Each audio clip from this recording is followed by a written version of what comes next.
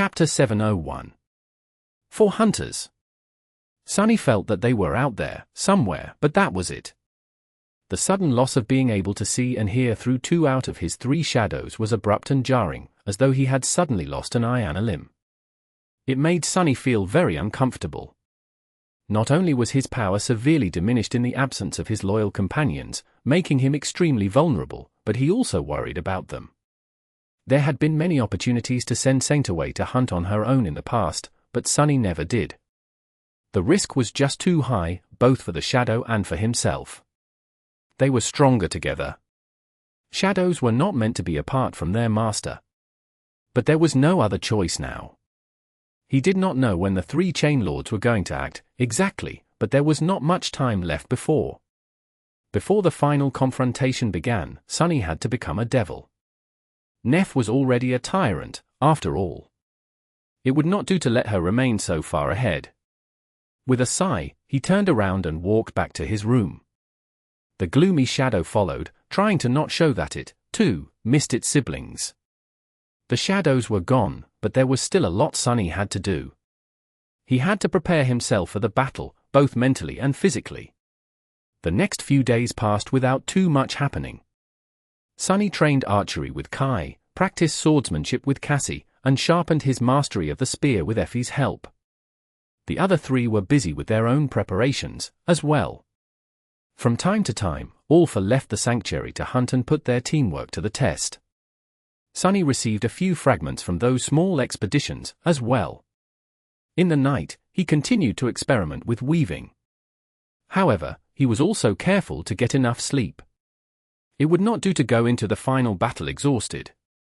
After several days of this, while Sunny was laying in bed, the spell suddenly whispered into his ear. "You have slain a fallen monster, Veiled Slayer. Your shadow grows stronger." Sunny sat up and stared into the darkness, tense. So, one of them had found a prey. He did not know which one it was, Saint, Serpent, or Nightmare, or even if they were wounded in the fight. All he knew was that one of his shadows had emerged victorious, and was not destroyed. After that first kill, the shadow fragment started to pour into his soul frequently, making the goal of forming a new core before the fateful clash seem less hopeless. In the meantime, all Sunny could do was carry on. 2 weeks of practicing weaving later, he could proudly say that he had successfully managed to destroy 38 out of the 39 memories received in the Red Colosseum. The only one remaining was the Emerald Bone Flute. However, that saved him from damaging his actual memories, at least. After the initial success of transplanting enchantments, Sunny found out that it was not as easy as he had thought. Well, it had never really been easy, but now, he realized that there were more things he had to consider than simply the pattern of the weave itself. Each memory had a certain capacity when it came to accommodating enchantments. The more powerful an enchantment was, the more burden it put on the weave. To withstand it, weaves needed to be moored to anchors, each serving as a nexus for the strings of essence. Sunny created those anchors from soul shards. The more he used, the higher the tier of the memory was, and the higher its capacity. However, the rank of the shards also played a role, albeit in a slightly different manner. Apart from capacity, weaves also had a threshold of intensity they could withstand. More powerful enchantments put too much strain on the strings and the anchors, and so, both the strings and the anchors had to be of a high enough rank to endure it. Additionally, only the weakest of enchantments could be activated passively, relying on the memory's own ambient soul energy. Everything else would only function when saturated by the flow of essence from the wielder's soul. But that was not all. Sunny had found out the hard way that not all memories could accommodate all enchantments, regardless of whether they had enough capacity and tolerance. Some were simply not meant for each other. He suspected that the name of the memory, and therefore its nature, played a role in that. He had transferred the sonorous enchantments to the Silver Bell and the Ordinary Rock, and also made the Ordinary Rock, which had been able to repeat the sounds it heard, repeat the words Sunny thought of as well. Both of these changes improved upon the original qualities of the memories, instead of introducing something entirely new. They were not in conflict with their natures. However, when he tried to do something more radical, the results were disastrous. He could not add an enchantment meant to destroy to a memory that was meant to protect, unless he wanted the whole weave to break apart. It was not easy to understand the true nature of memories. However, the Patient Avenger, for example, was a shield, and its purpose was to protect its master. And yet, that shield possessed enchantments capable of sowing utter devastation on the battlefield. So, it took Sunny a lot of time, and a lot of wasted memories, to get an initial grasp on the nuances of what enchantments he could transfer, and where. The hint was under his nose the whole time. The name of the memory hid the secret of its nature. He was still unable to fully grasp it, but after destroying dozens of memories, Sunny managed to develop an intuitive sense that allowed him to glean the general direction of things, at least. It was not much, but it was something. Asterisk asterisk asterisk. At the start of their 5th month in the nightmare, Sunny found himself on a somewhat familiar island. Some distance away from him, a forest of tall trees stood, darkness nesting between their trunks. The forest looked different from how it had been in the future. There, the trees were twisted and bent, their bark turned dark and rough. But here, they had no need to change and adapt to the devastating burden of the crushing yet. And so, the forest stood tall. The wolves, however, were more or less the same. The nightmare creature lunging at him was the size of a small truck, with fur as tough as steel wire and a long, terrifying muzzle. Its jaws were wide enough to bite a human in half, and strong enough to crush both bones and armor into dust. As the giant beast jumped at him, Sunny dodged left and allowed Effie to barrel into the creature, her fist sending it flying to the ground with a whimper. A second later, an arrow landed from above, piercing one of the wolf's paws and nailing it to the ground. A slender rapier flashed through the air, doing the same with another. Effie appeared near the wolf, pressing it down with all her inhuman strength, and shouted, "Come on! The bastard is strong. Really strong." Sunny did not make them wait. Jumping forward, he brandished the cruel sight and buried it between the abomination's 6 glowing eyes. Almost instantly, the flame of madness burning in them dimmed, and then was extinguished. Sunny sighed as the spell whispered, "You have slain a fallen monster, Dread Wolf. Your shadow grows stronger." He did not need the help of the cohort to slay a Dread Wolf, of course. These vile beasts were easy prey for someone like him. He did, however, require their assistance for what was about to happen next. Summoning the runes, Sunny found the familiar string of them. The runes read, "Shadow Fragments, 3000-3000. He prepared himself, and a moment later, the voice of the spell resounded once again. "Your shadow is overflowing with power." It was time for him to become a devil. Chapter 702. Devil. Effie and Kai looked at him, curiosity and concern mixing in their eyes. Cassie silently retrieved the quiet dancer and turned away, listening to the dark forest that surrounded them.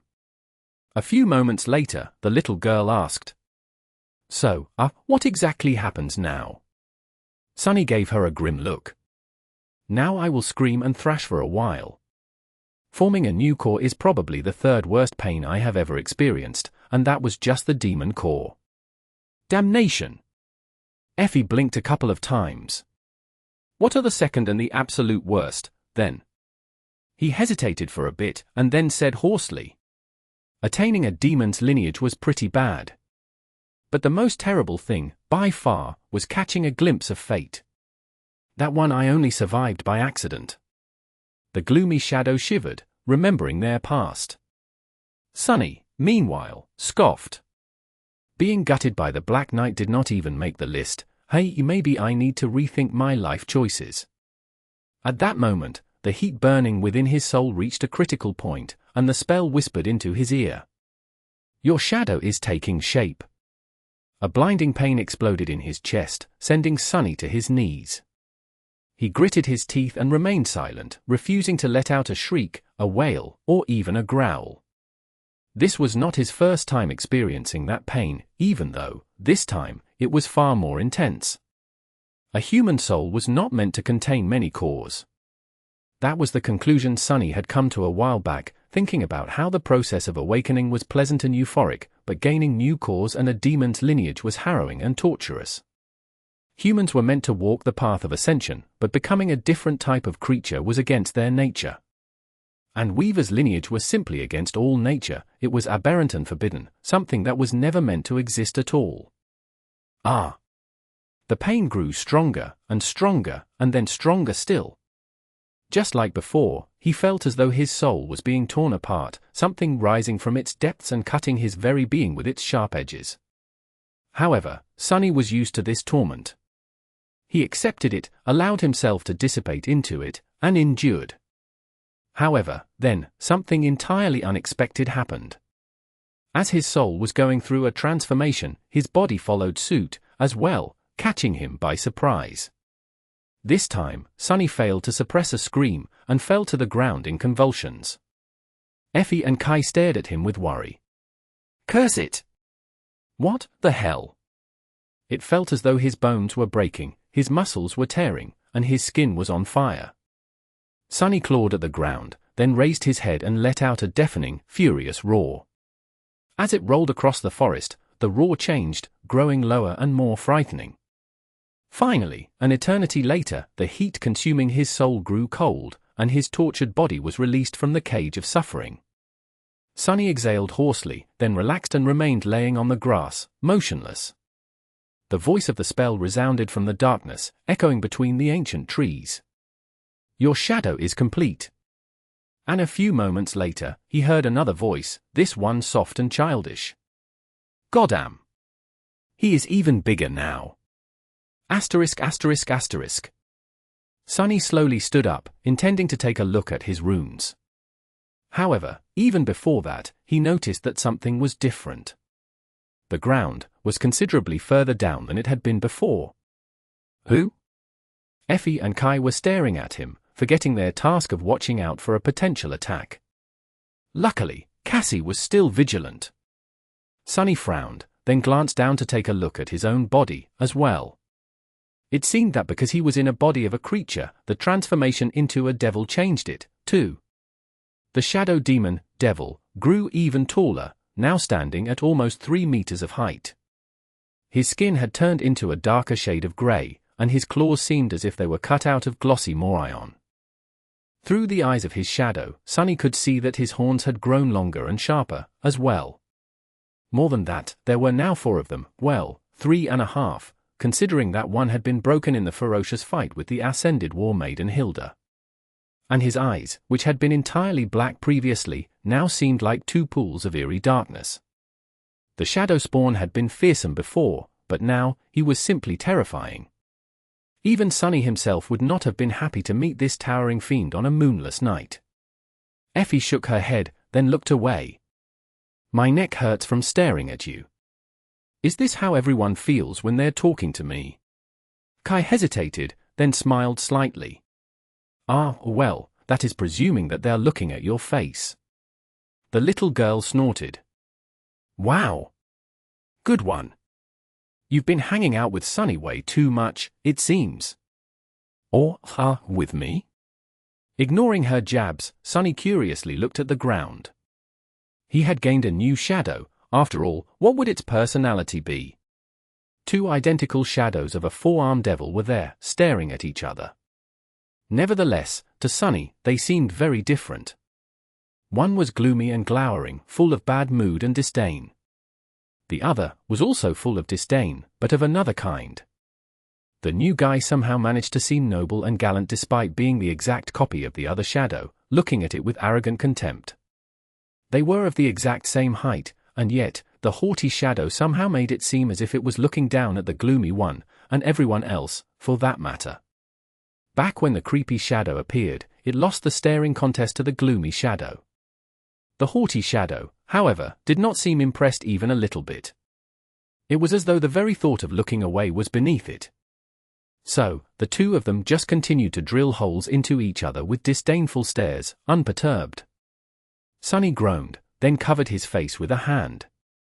"Oh, gods, there's 2 of them now." ****. Observing the staring contest, Sonny sighed. He was beginning to miss the happy shadow, that hopeless fool, something that had never thought he would ever feel. Shaking his head, Sonny looked away from the shadows and summoned the runes. The familiar symbols shimmered in the air in front of him. Name, Sunless. True name, Lost from Light. Rank, Awakened. Class, Devil. Shadow Cores, 4/7. Shadow Fragments, 0-4000. A tired but satisfied smile appeared on his lips. With a fourth core, his power would increase significantly, his essence reserves had grown, the range of shadow control had expanded, and most importantly, he now had an additional shadow to augment either himself, his memories, or his shadows. He could increase his physical prowess fivefold, or send one each to Saint, Serpent, and Nightmare while leaving one for himself. And that was not all. The Soul Serpent evolved its class when Sunny did, so it should have become a devil as well. That would make it the most powerful, at least in terms of pure status, shadow of his. Not wasting any time, Sunny summoned the Serpent's runes. Somewhat tense, he read. Shadow, Soul Serpent. Shadow rank, Ascended. Shadow class, Devil. Shadow attributes, Shadow Guide, Soul Weapon, Soul Beast. Sunny was both glad and worried. Glad because his shadow had attained a new class, but worried because he did not see any new attributes. The transformation to a devil was supposed to gift creatures terrible and unnatural powers, however, the serpent was a bit strange in that regard. It had received a new ability out of order when rising to a new rank, so would it receive anything now?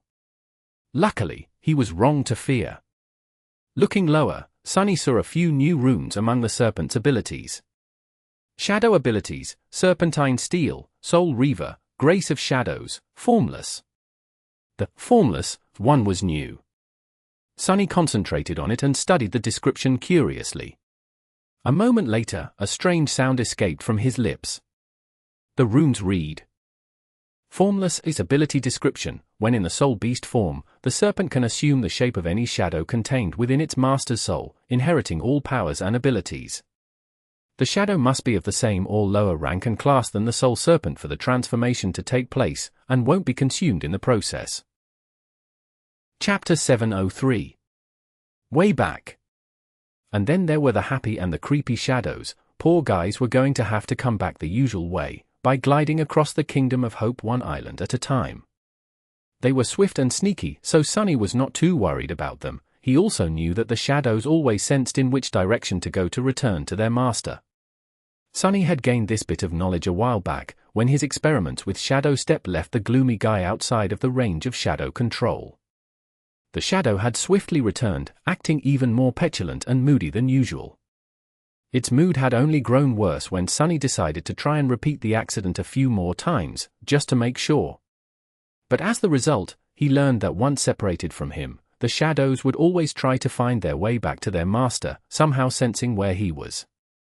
And speaking of shadows, the haughty newcomer was still acting cavalier, radiating a disdainful certainty that it was, without a doubt, better and more distinguished than everyone, and everything, in every way imaginable.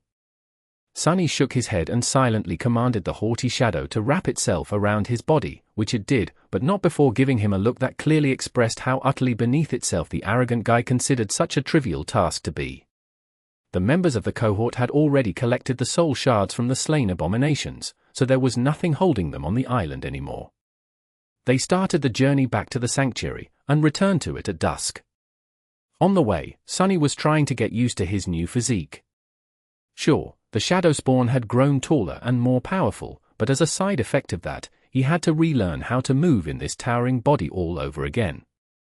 The shock was not as dire as when he had first appeared in the nightmare, but it would still require some time for Sunny to be able to adjust his mindset and battle technique for this new circumstance. Tired after the day of hunting nightmare creatures and traversing the heavenly chains, the four of them separated to go to their rooms. Reaching his own, Sunny fell on the bed, which was now a bit too short for him, and stared at the ceiling for some time, feeling restless and grim. Today, he had accomplished something that he never thought would be possible in such a short span of time. He had formed the fourth shadow core and become a devil. He was now more powerful than he had ever been, with 3 mighty shadows by his side, an arsenal of powerful memories at his disposal, and even possessing a nascent knowledge of sorcery and weaving. In fact, Sunny suspected that there had never been an awakened as powerful as him, except, of course, for Mordred. At least until Nephis returned from being lost in the dream realm and awakened herself. And yet, he couldn't help but wonder, would that be enough for what was about to come? And if he survives the nightmare, would it still be possible for him to hide his strength and avoid the gaze of sovereigns? Tormented by these questions, Sunny remained awake for a long time, and then finally fell into the embrace of shallow sleep. When the morning came, he opened his eyes and instantly sensed a difference. His heart felt at ease, somehow. Complete. His shadows had returned while he slept. Asterisk, asterisk, asterisk. Luckily, all three had survived their task. However, they were not unscathed. Both Nightmare and the Soul Serpent bore many wounds, and nestled in the nurturing black flames of his cores, slumbering as their bodies restored themselves. Saint was banged up, too, but to a much lesser extent. Even though she had not had the company of a shadow, the taciturn knight fared much better than the other two. Well, that was not a surprise. She possessed attributes that specifically made her tremendously stalwart and durable, after all. Plus, Saint was Saint. In any case, she was going to heal and recover much faster.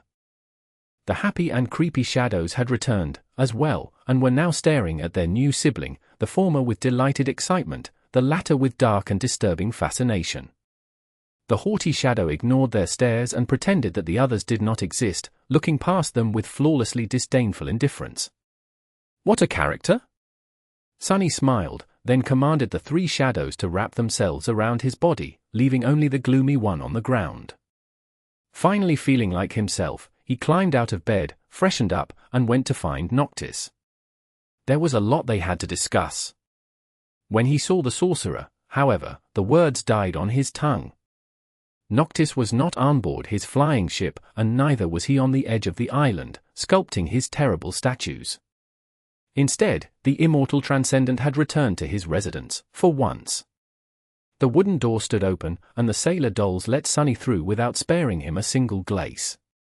The interior of the sorcerer's quarters had changed once again. The floor stood cracked and broken, mounds of stone shards arching upward, as if displaced by something rising from below. The circle of runes was broken, as well, devoid of any essence and utterly empty. That, however, was not what scared Sunny. What made him stumble, instead, was that Noctis was not holding a glass of wine, as had been his habit. Instead, the sorcerer was whistling a carefree tune, and brewing himself tea. Sunny froze.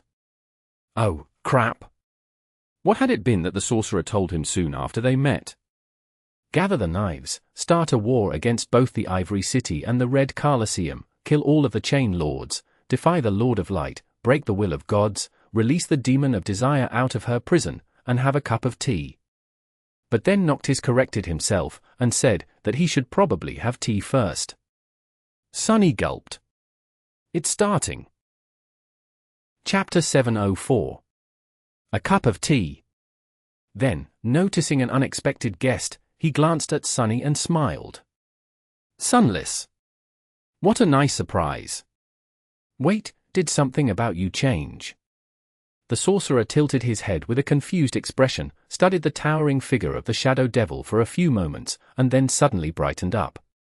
Oh. It's your horn. When did you break it? Really? That is what he noticed. Sunny stared at the cup in the immortal's hands, then grasped the extraordinary rock. He didn't really have to hold the memory to make use of it, but at the moment, Sunny was experiencing a desperate need to hold on to something, anything. Taking a careful breath, he gripped the rock and said hoarsely. Back in the Temple of the Chalice. You are drinking tea. Noctis lingered for a bit, glanced at his cup, and then smiled. What a prudent observation. Come, let's not let this nice tea get cold. With that, the sorcerer turned around and headed deeper into his residence, gesturing for Sunny to follow. The teapot flew into the air and hovered above the immortal's shoulder, as well. As soon as Sunny made a step forward, however, Noctis suddenly turned, looked at him with a strange expression, and said, try not to step on anything that seems to be, actually, just don't move at all. We don't want for anything to happen, right? At that moment, the chamber trembled again, and more cracks appeared on its stone floor. Sunny stared down with a somber expression, then sighed and used Shadow Step to appear near the sorcerer. Why? What's under there? Noctis smiled. Oh, nothing. Just a memento from an old friend. Don't worry about it. Sunny, however, did worry.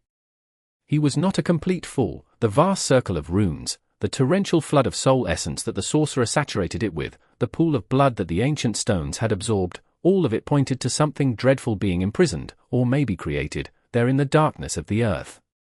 However, he thought better of asking any questions and simply followed Noctis to the stone stairs situated on the other side of the chamber. Using them, they ascended to the top of the ring of giant menhirs and sat down at an elegant wooden table. The sorcerer leaned back in his chair, gazed upon the breathtaking vista of the Kingdom of Hope, and took a sip of tea with an expression of deep satisfaction on his face. Sunny lingered for a few moments, giving Noctis time to enjoy himself, and then asked, "It has begun, hasn't it? The other chain lords, they are ready to make their move." The sorcerer took another sip, sighed, and then said in a relaxed tone, "Oh, indeed. I suspect that their herald will arrive in a few days. So, you might want to relax for a bit. Enjoy the tea. This will probably be the last moment of peace you will have for a while, Sunless. Or maybe even the very last." Sunny remained silent for a long time, a myriad of important questions pressing on his mind. But then, he simply shook his head, chased them away, and poured some tea into a delicate cup that stood on the table, as if waiting for him. Neither of them spoke for a while, enjoying the fragrant drink and the beautiful sight of the flying islands in peace. Despite the approaching doom, the world felt tranquil and warm here, on the parapet of the sanctuary. After a while, Noctis sighed and said in a wistful tone, "I am going to miss this, I think." Then, he glanced at Sunny and asked with a hint of curiosity in his voice, "Tell me, Sunless, why are you here? It is no surprise that someone like me would want to free Hope. But what would compel a shadow like you to attempt it, as well? You must know the risk." Sunny remained silent for a few moments, then sighed. "To tell you the truth, I don't really know. I used to know, or at least think that I knew. I had lofty desires. To grow stronger than others, to break free from the chains of fate. And maybe I harbor those desires still. But after coming to this cursed land and being ground into dust by it, now, everything is so unclear. And my ardent desires suddenly seem so lacking."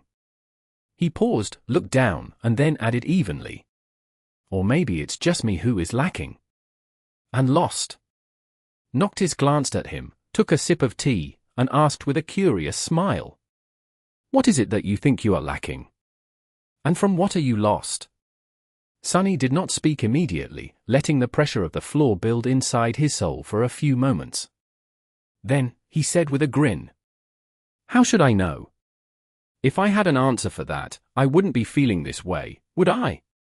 He chuckled, and then asked, "Have you heard the legend of a hero named Odysseus?" Noctis blinked a couple of times, then shook his head. "Never heard of that guy." "A legend, really? Who?" "Strange that some third-rate hero I don't even know got to have a whole legend to himself."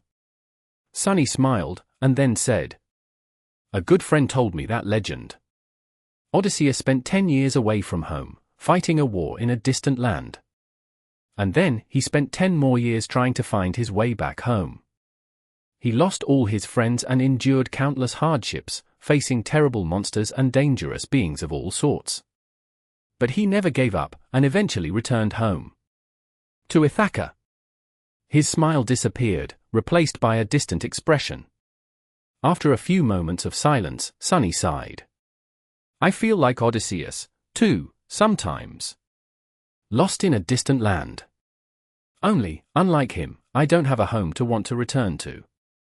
I have nothing to strive for, apart from saving my skin, keeping my friends alive, and maybe living a little bit better than a wild beast. Can someone really be lost if they don't belong anywhere?" Noctis took a sip of his tea, solemnly pondered on it for a bit, and then said thoughtfully, "I see. I understand, so what you lack is a house. That is why you are trying to free Hope? To get a house? Wait. Sunless, are you trying to say that you want to repossess the ivory tower? Sunny choked on his tea, then glared at the sorcerer with outrage. What even? No, that is not what I am saying. Home is just a metaphor, you immortal fool. Noctis blinked a couple of times, then asked with a deadpan expression. What's a metaphor?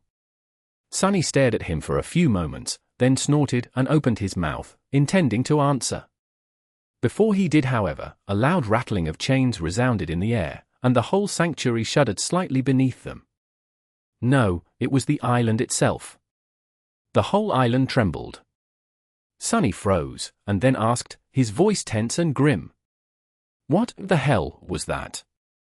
Noctis calmly finished his tea, closed his eyes in delight for a moment, and then looked west. It's their Herald, I guess. He seems to have arrived sooner than I expected. What a bother. We didn't even get to drink the whole pot. Chapter 705. Herald of the Sun. Sunny scrambled to catch up to him, full of apprehension. The first thing he said to the sorcerer, however, had nothing to do with the messenger of the Chain Lords.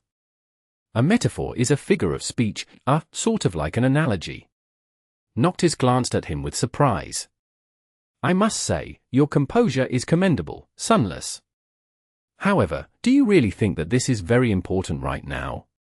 Come now, we need to meet our visitor before he reaches the sanctuary. The sorcerer gestured at the silhouette of the flying ship that hovered some distance away, almost at the same height as them. Sunny summoned the Dark Wing, and then said, no. I don't. Why can't we meet the Herald here, though? No, wait, if he did not even reach the sanctuary yet, why is the island shaking?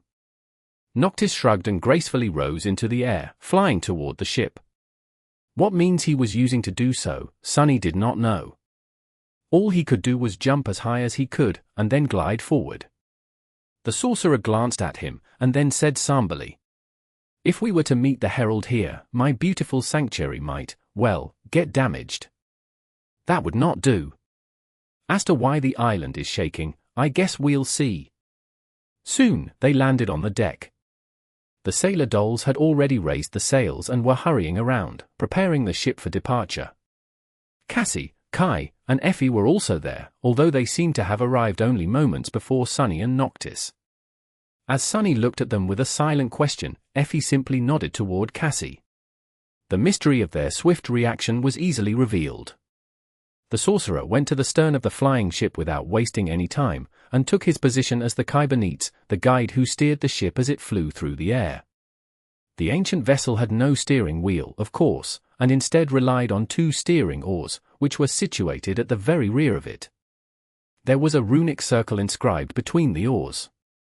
Noctis stepped inside, turned, leaned comfortably on the bending inner surface of the taller plaster, and placed his hands on the oars with a relaxed expression on his face. A moment later, the circle shimmered with ethereal light. The flying ship had to be controlled both physically and with soul essence. There were invisible energy pathways spanning the whole length of it, all leading to the roots of the beautiful tree growing around the main mast. Luckily, it was the tree that produced the tremendous flow of essence required to propel the vessel through the air, and not the Kybernetes. Otherwise, Cassie would have never been able to fly it in the future. However, the pilot still needed to control that flow and serve as its nexus, and so, only an awakened could do it. Or a transcendent. Noctis sent his own essence into the runic circle, connecting his soul to the ship, and the ancient vessel slowly started to move, gaining speed as the wind filled its sails.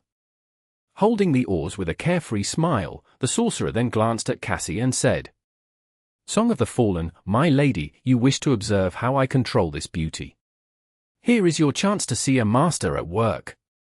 Truly, there is no helmsman more skilled and distinguished than me in the whole of the Kingdom of Hope. Granted, this flight won't be too long. He suddenly grew silent, glanced at the blind girl with a guilty expression on his face, and then awkwardly cleared his throat. Well, I guess see was the wrong word to use, Cassie remained silent for a few moments, then said neutrally, I am used to it. Do not worry. Knowing that the young woman had been interested in the flying ship and its mysteries, Sunny left the two of them alone and walked to the side, staring into the distance with a tense look on his face. Noctis had failed to explain why the approach of the Herald caused the sanctuary to tremble, but Sunny had an idea. The islands were all connected to each other by the heavenly chains, and so, any strong tremor was bound to spread outward like a wave.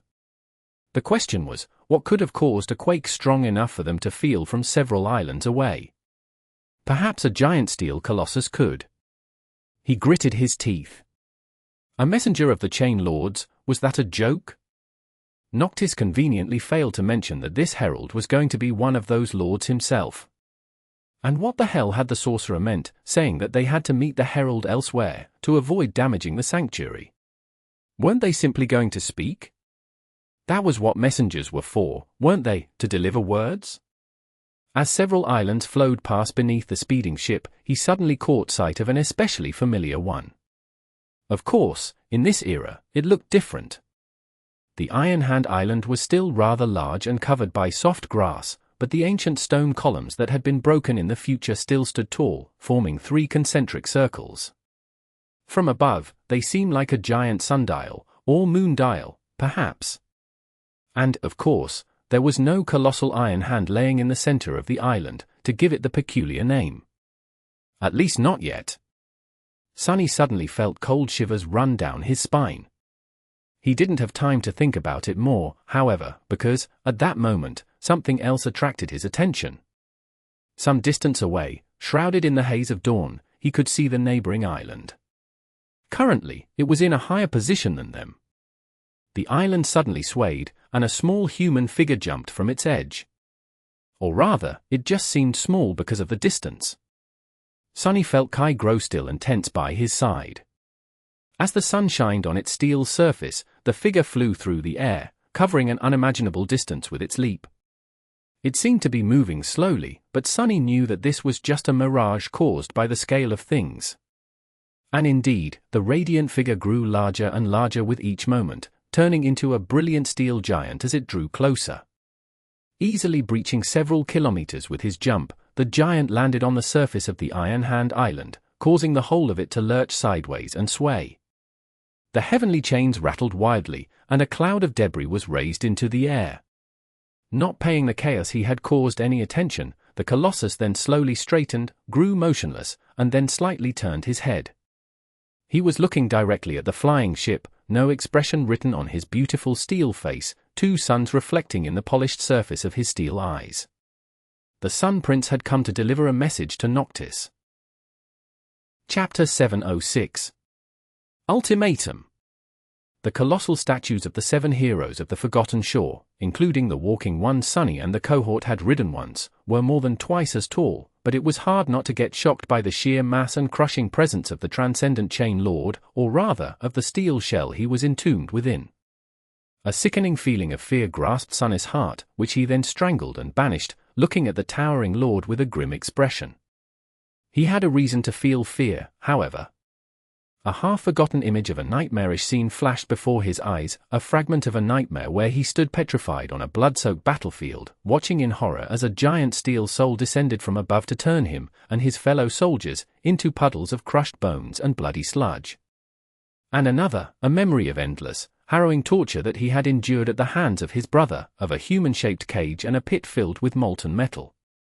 And finally, the last one, the vision of a giant steel corpse swinging forlornly in torn chains, upside down, its chest shattered by some devastating strike. So, this was Sun Prince. Sunny had never met him, and yet, it felt as though they were old acquaintances. For better or worse? As the giant stared at the flying ship with the motionless face of a statue, Sunny turned to Noctis and scowled. Now what? The sorcerer sighed, then moved one of the oars, sending the vessel into a descent. His carefree smile was starting to look a little forced. Now, well, we go and talk to him, I guess? Have a civilized discussion.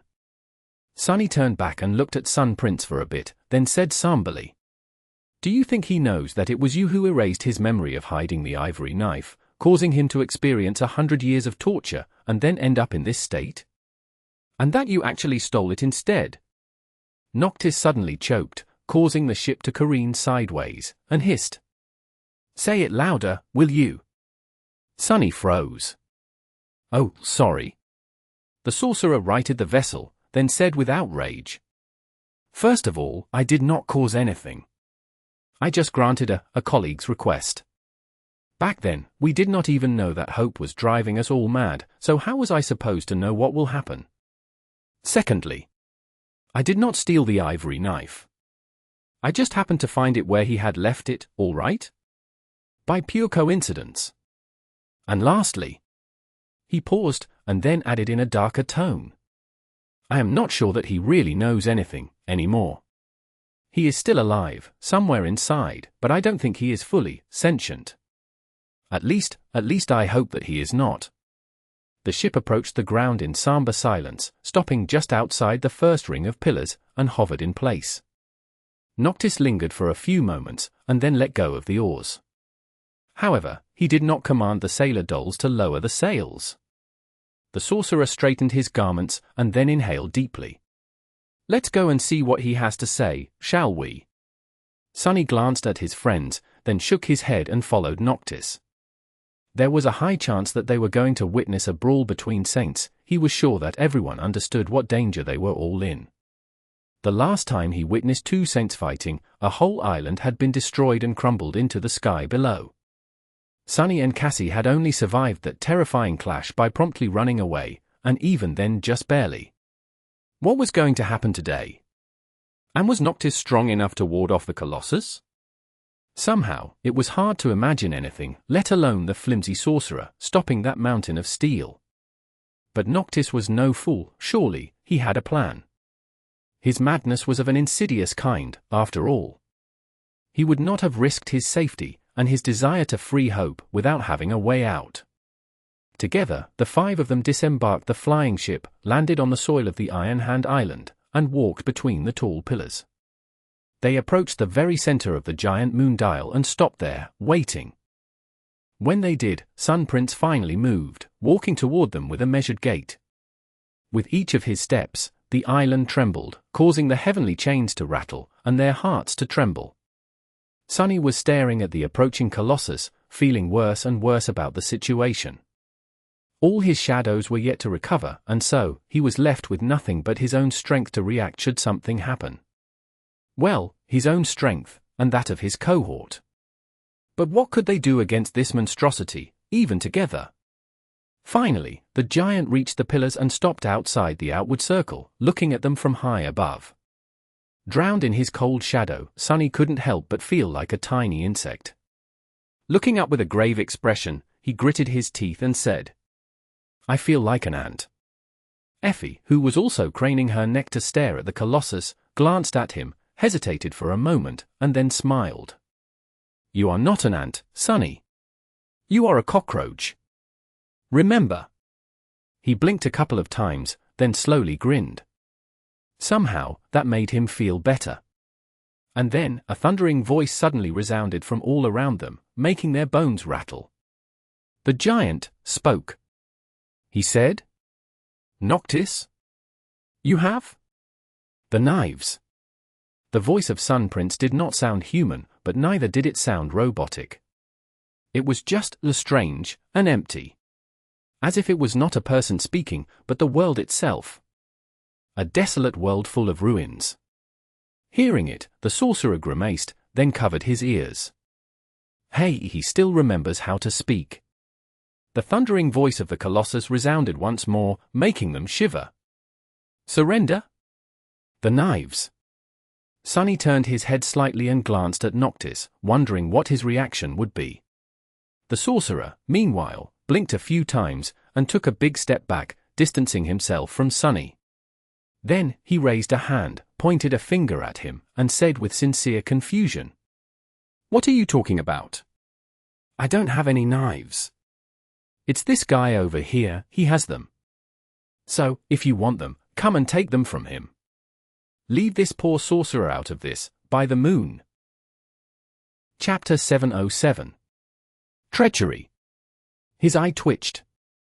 No way the bastard just did this to me. As all four of his shadows wrapped themselves around his body, Sunny turned his head slightly and stared at the sorcerer's finger, which was, without a shadow of a doubt, pointing straight at his broad back. His mouth turned dry. He did.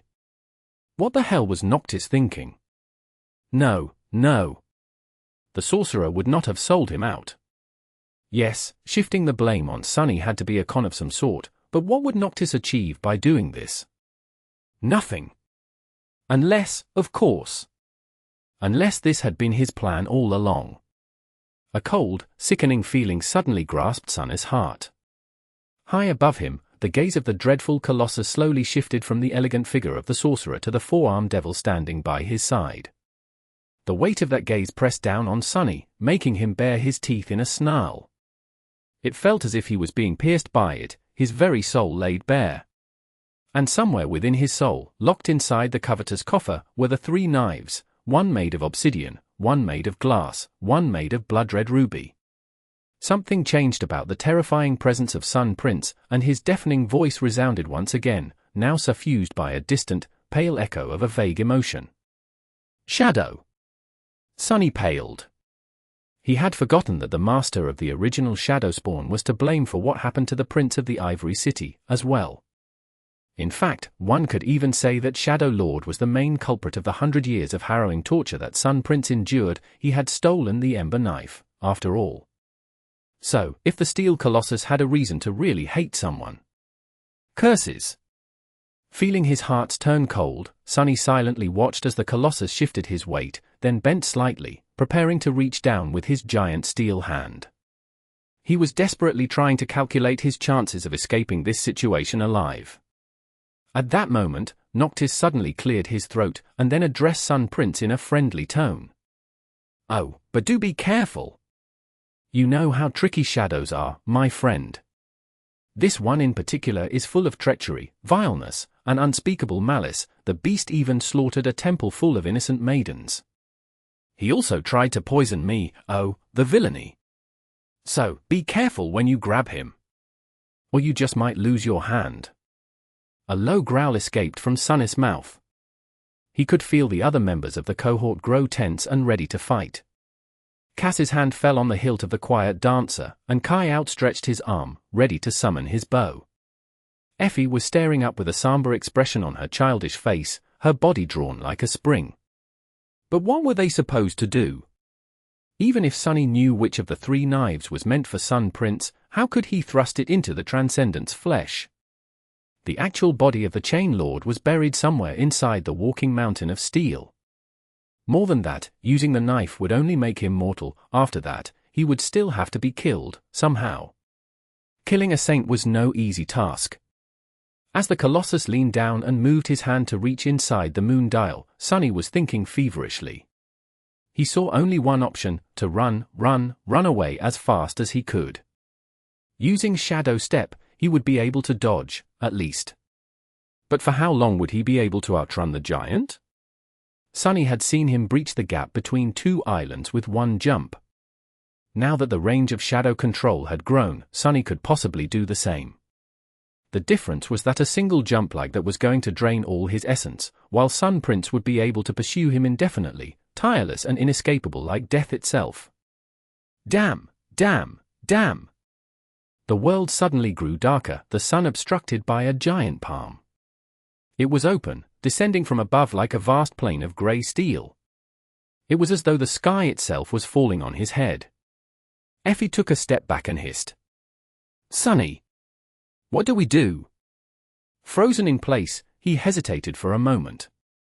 And then said, "Nothing. Don't do anything, don't move." There was no point in trying to fight Sun Prince, or even running away. Because? As the steel Colossus leaned over the outer ring of the ancient moon dial, the tall pillars shone with ethereal light, suddenly flooded with a mind-boggling amount of soul essence. A myriad of runes revealed themselves, carved in a vast circle that encompassed the whole structure. And then, everything around them turned to light, cold, pale light of the moon. Blinded by it, Sunny didn't see what happened next, and just felt something vast and chilling, and yet intangible, move past him with stunning speed. Then, he heard the thunder of a deafening impact, and the groan of steel that was being torn apart. The whole island shook, the quake throwing him to the ground. Sunny hit the cold stones, and sensed the shadow of Sun Prince, changing. As the pale moonlight dimmed and was extinguished, he saw a shocking sight. The moon dial lay broken, the pillars shattered and toppled over. Not too far away from him, a giant steel hand rested on the ground. However, it was not attached to the body of the Colossus anymore. The giant was staggering back, his right arm torn at the shoulder. A river of molten metal was flowing from the terrible wound, falling down like blood.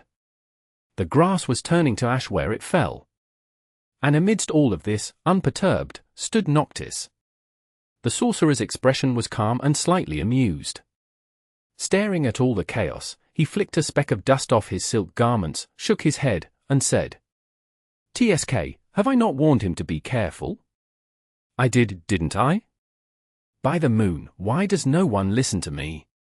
I am the wisest man in all of Kingdom of Hope, after all." Chapter 708. Crimson Beast of Twilight. However, his polished steel eyes, which had been burning with the blinding reflections of the sun, became submerged in deep shadow. For a moment, there was silence. Sunny gritted his teeth, then slowly exhaled and raised a hand to wipe the sweat off his brow. After the initial panic of being sold out by Noctis, he had forced himself to calm down and think. It was then that Sunny had realized that they were not in real danger and told his friends to stand down. The immortal sorcerer was many things, including a liar and a cheat.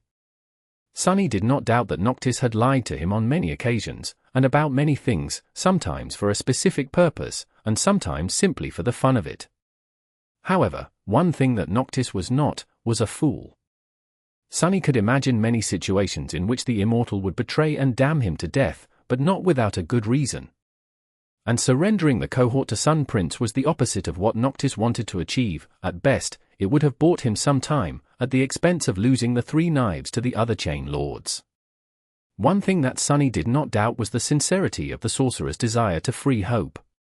And so, he had understood that the immortal's sudden betrayal was just another deception. It had not been hard to guess what the purpose of the deception was, as well. After all, Sunny had already guessed how the fateful meeting between rebellious Noctis and the Herald of the Chain Lords was going to end, and how the Iron Hand Island would get its name. Sun Prince had walked right into the sorcerer's trap, and Sunny had been used as bait. Not for the first time, and probably not for the last. So, he wasn't very shocked by the sight of the giant's missing arm and of the streams of molten steel that flowed out of it, slowly cooling on the broken stones, or at least he wasn't supposed to be. In reality, the scene in front of him was so striking, so tremendous that it was simply impossible to remain untouched by the vast and poignant scale of it. Still, he turned to Noctis, remained silent for a moment, and then let out a low growl. "You could have warned me, you know." The sorcerer looked at him with sincere confusion. Then, he smiled and said, But what if I changed my mind at the last moment? Then, warning you would have made me a liar. I have a reputation to uphold, don't I?" With that, Noctis winked at him, then turned to face the motionless Colossus. As Sunny stared at him darkly, the smile slowly disappeared from the sorcerer's face, making way for something cold and frightening. His grey eyes shone with distant moonlight. And in that moonlight, there was madness. Taking a step forward, Noctis suddenly appeared to be taller than he had been, his previously contained presence spreading over the world like a flood. Sunny shivered, feeling like prey being stalked by a hungry predator.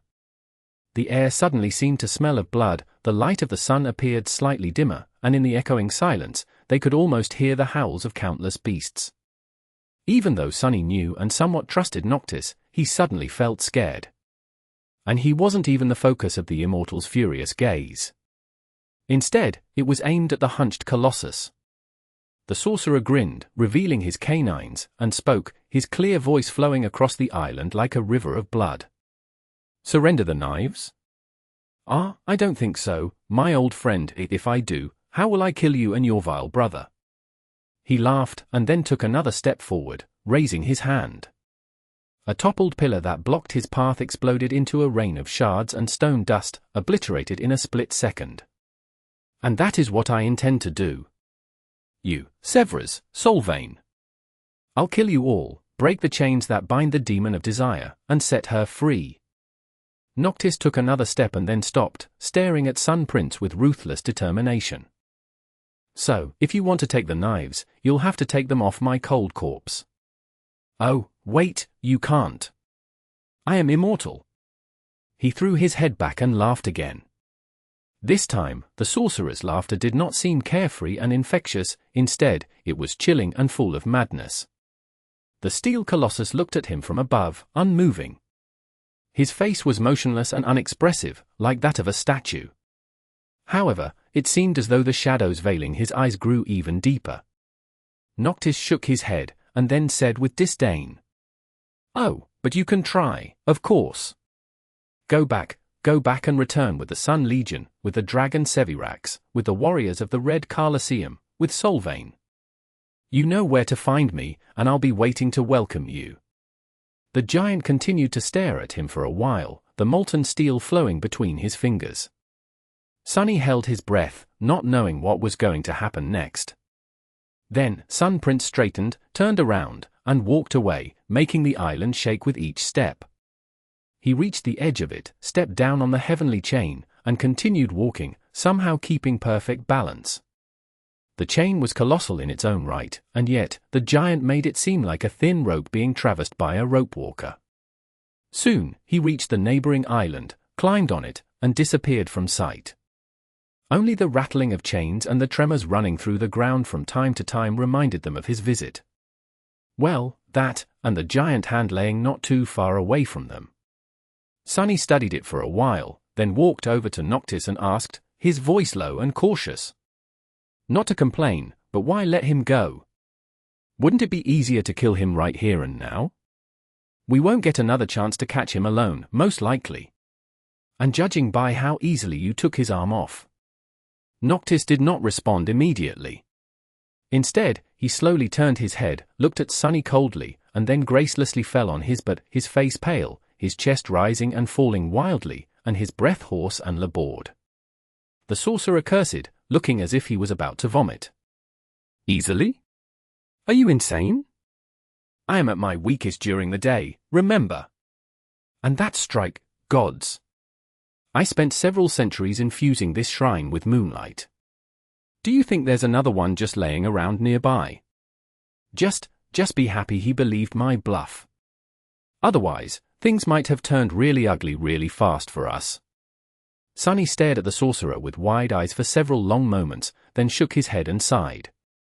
Lunatic, you damned lunatic, by the moon, I take it back. You are a fool. Chapter 709. Nature of the Beast.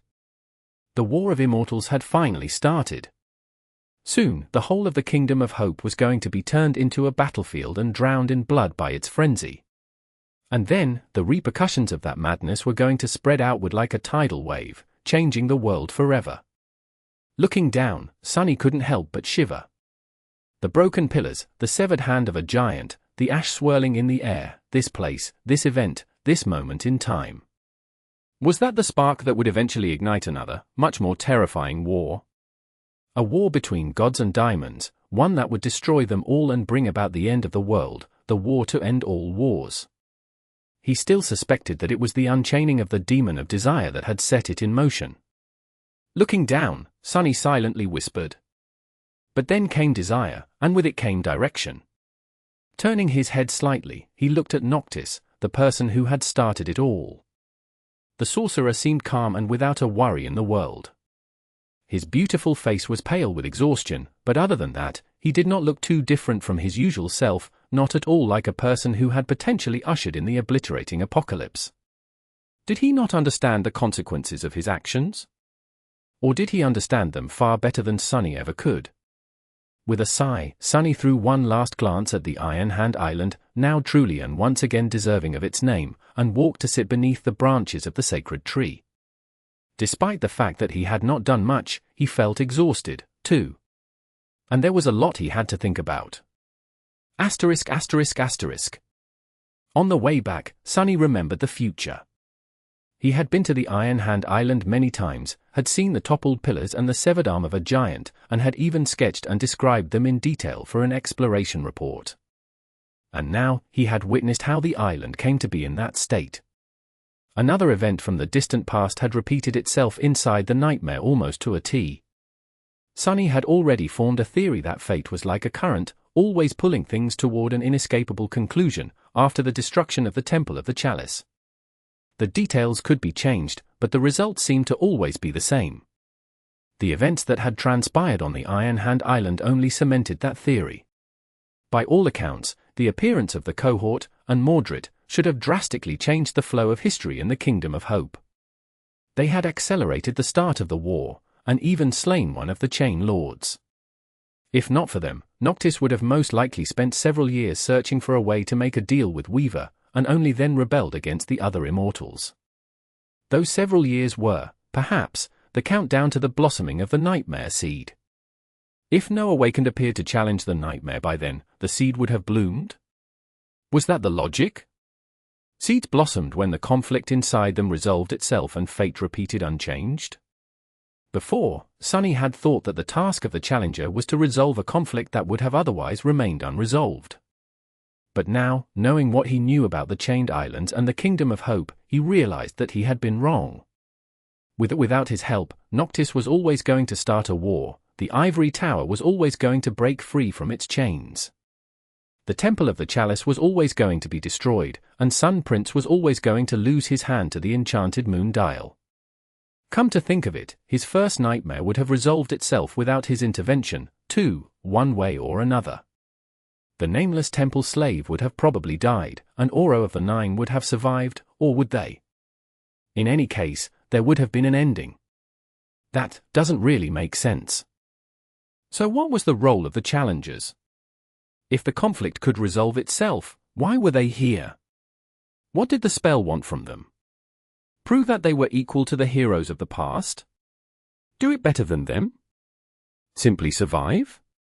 The spell did not care what one did inside the nightmare and how they went about solving the conflict. The reward was going to be the same, either way, the challenger would ascend to a new rank. They could receive a true name, or even, in extremely rare cases, an evolution of their aspect, but those things could be done outside a nightmare, as well. The only thing the spell cared about was that the challenger survived until the end. But that was not entirely true. The spell would not give additional rewards, or deny the survivor their ascension. However, it did care a little, at least enough to appraise the challenger's performance.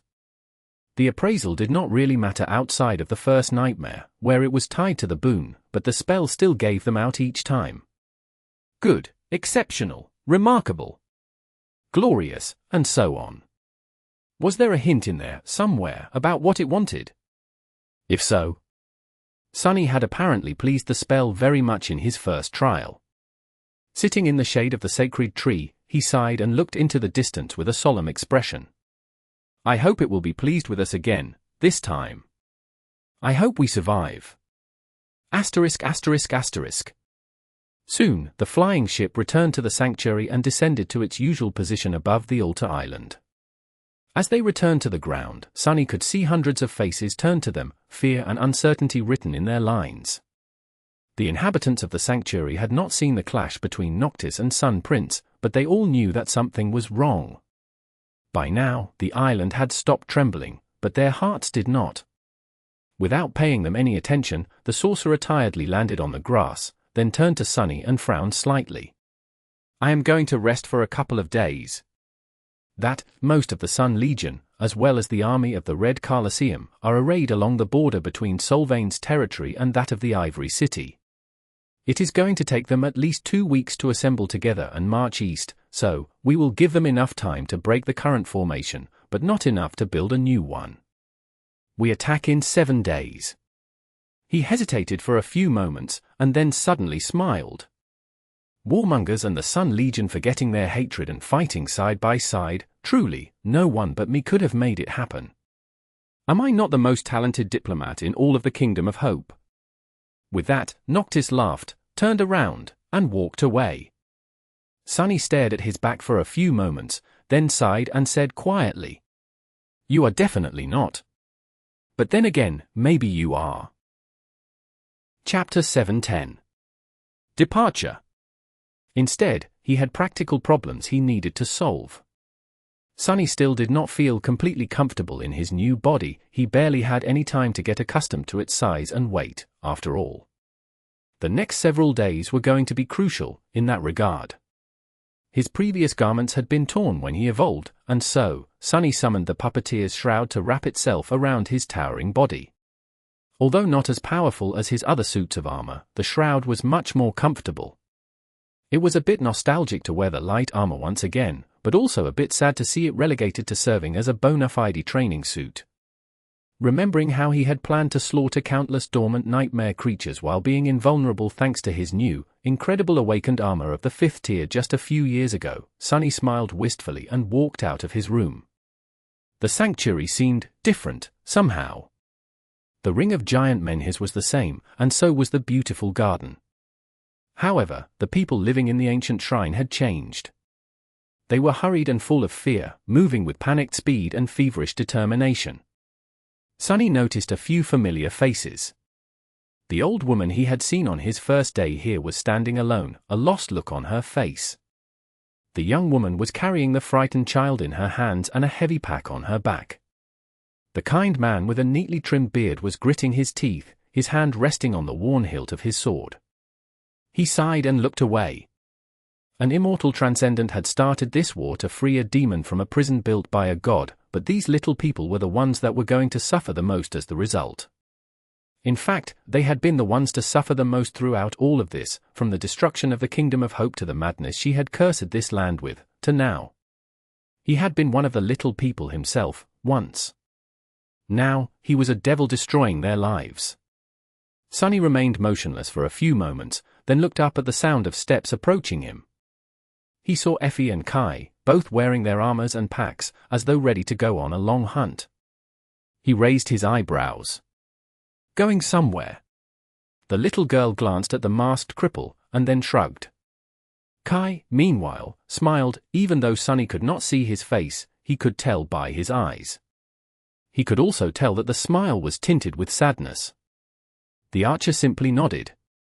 "Yes, we are leaving." He hesitated for a moment, then added, "Not for long, of course. We will be back before the week is over."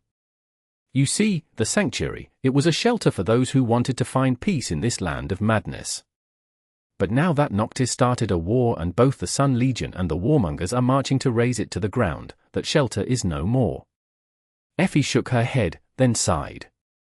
The West belongs to the warring cults of War and Sun, the South is abandoned and overtaken by nightmare creatures, the North, well, you know.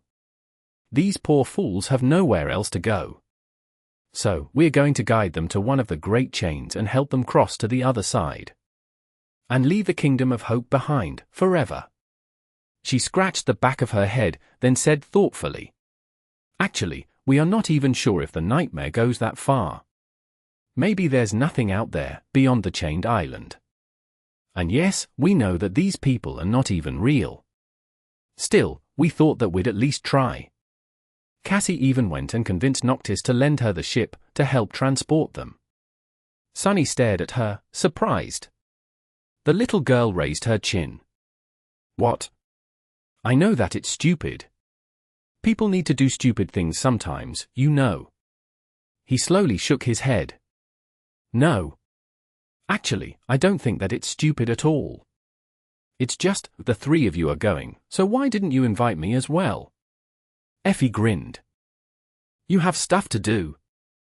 How are you going to get used to that lanky body of yours while babysitting a bunch of refugees? So, don't be lazy and get that stone girlfriend of yours to beat you black and blue while we are gone. We have a date with 2 whole armies in a week's time, remember?" Sunny made a sour face, then looked away. "Believe me, I remember. I am going to train hard." Kai gripped his shoulder for a moment, well, the top of one of his lower arms that were in reach, anyway, and then, the two walked away without saying anything else. There was no need to say goodbye. With them gone, Sunny suddenly felt a bit lost. Shaking his head, he threw stupid thoughts out of his head and walked to the center of the garden, intending to spend the rest of the day practicing with the cruel sight. Saint would have probably healed enough to be summoned, too, so he had his work cut out for him. Finding a secluded spot near the clear lake, Sunny went through the intense set of steps and exercises that he had developed to condition his body for the shadow dance. Of course, that had been in his human body. The shadow spawn, meanwhile, was a very different beast, or rather, devil. Despite its size, the gaunt body of the devil was incredibly nimble and swift. It was also capable of bursts of monstrous, explosive strength that would leave many people stunned. In addition, it was itself a weapon. With his talons, claws, fangs, and horns, Sunny was capable of delivering a lot of damage even unarmed. He could even kill things with the spike at the end of his tail. After that initial practice session, he summoned Saint and started the real training. As they sparred, Sunny observed the departure of the inhabitants of the sanctuary. They left in a column, with Kai in the front, and Effie walking behind. Some were carrying their meager belongings, while some were empty-handed. Some cried, while some remained silent and stoic. Some even smiled. Above them, the flying ship moved, carrying those who could not walk. Sunny could not see, but knew that Cassie was controlling it. For a moment, he was curious about how she was able to communicate with the sailor dolls. However, that short distraction cost him dearly when Saint delivered a painful blow to his abdomen, and so, Sunny decided to concentrate on himself. Turning his full attention back to the training fight, he thought, I wish them well, even if they're not real, I wish them all the best. Long hours passed in arduous training. Slowly but surely, he was growing accustomed to the new proportions of his strange and powerful body.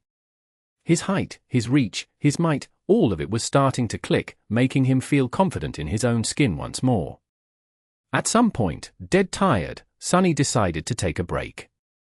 Commanding Saint to stand down, he crouched near the lake and drew some water to wash the sweat off his face.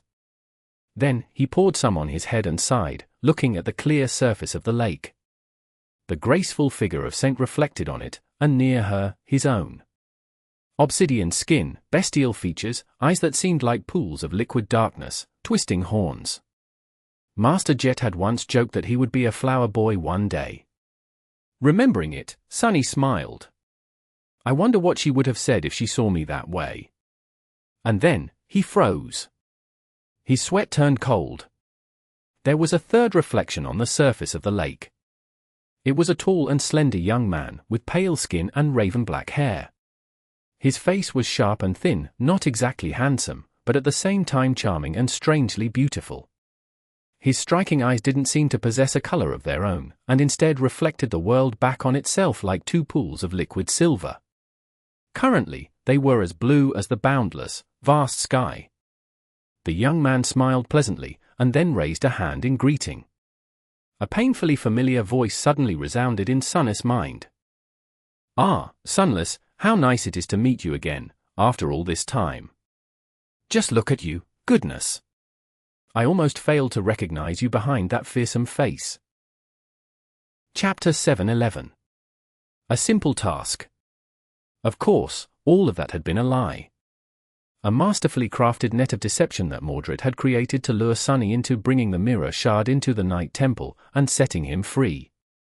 The memory of the dark conclusion of that story, the fear, the pain, the shame of having been led astray and betrayed, the slaughter, gripped his heart with icy claws.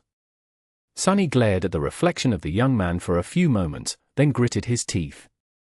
He hated to admit it, but there was no escaping the fact that he feared Mordred.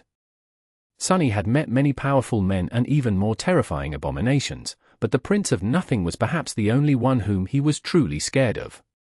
Not because of the divine aspect or the lineage of war, but precisely because of how insidiously cunning and inexplicable the Prince of Nothing was. It was like what teacher Julius had said, what humans feared the most was the unknown. And no matter how many times Sunny tried, he simply could not understand how Mordred thought, what his motives were, and what was he scheming behind that friendly smile. Because of the eerie wrongness hiding in the depths of his eyes, the Prince of Nothing was impossible to predict. Hell, he was even impossible to kill. The whole of the great clan Vela had tried, and failed. Grasping the extraordinary rock, Sunny made sure that there was no one really standing behind him, and addressed the reflection in a gruff voice. "Oh. It's you.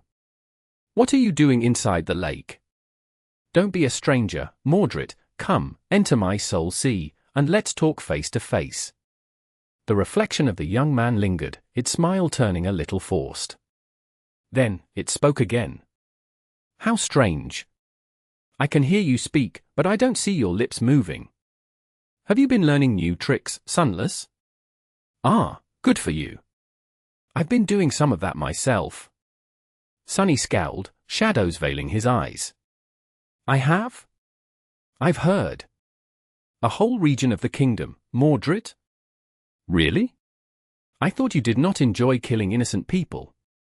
Or did you tell yourself that it was all right because they were not real?" Mordred tilted his head a little. Then, he said with the same pleasant smile, "What would have been the point of killing them if they were not real?" Hearing that, Sunny shivered. The reflection, meanwhile, shook its head.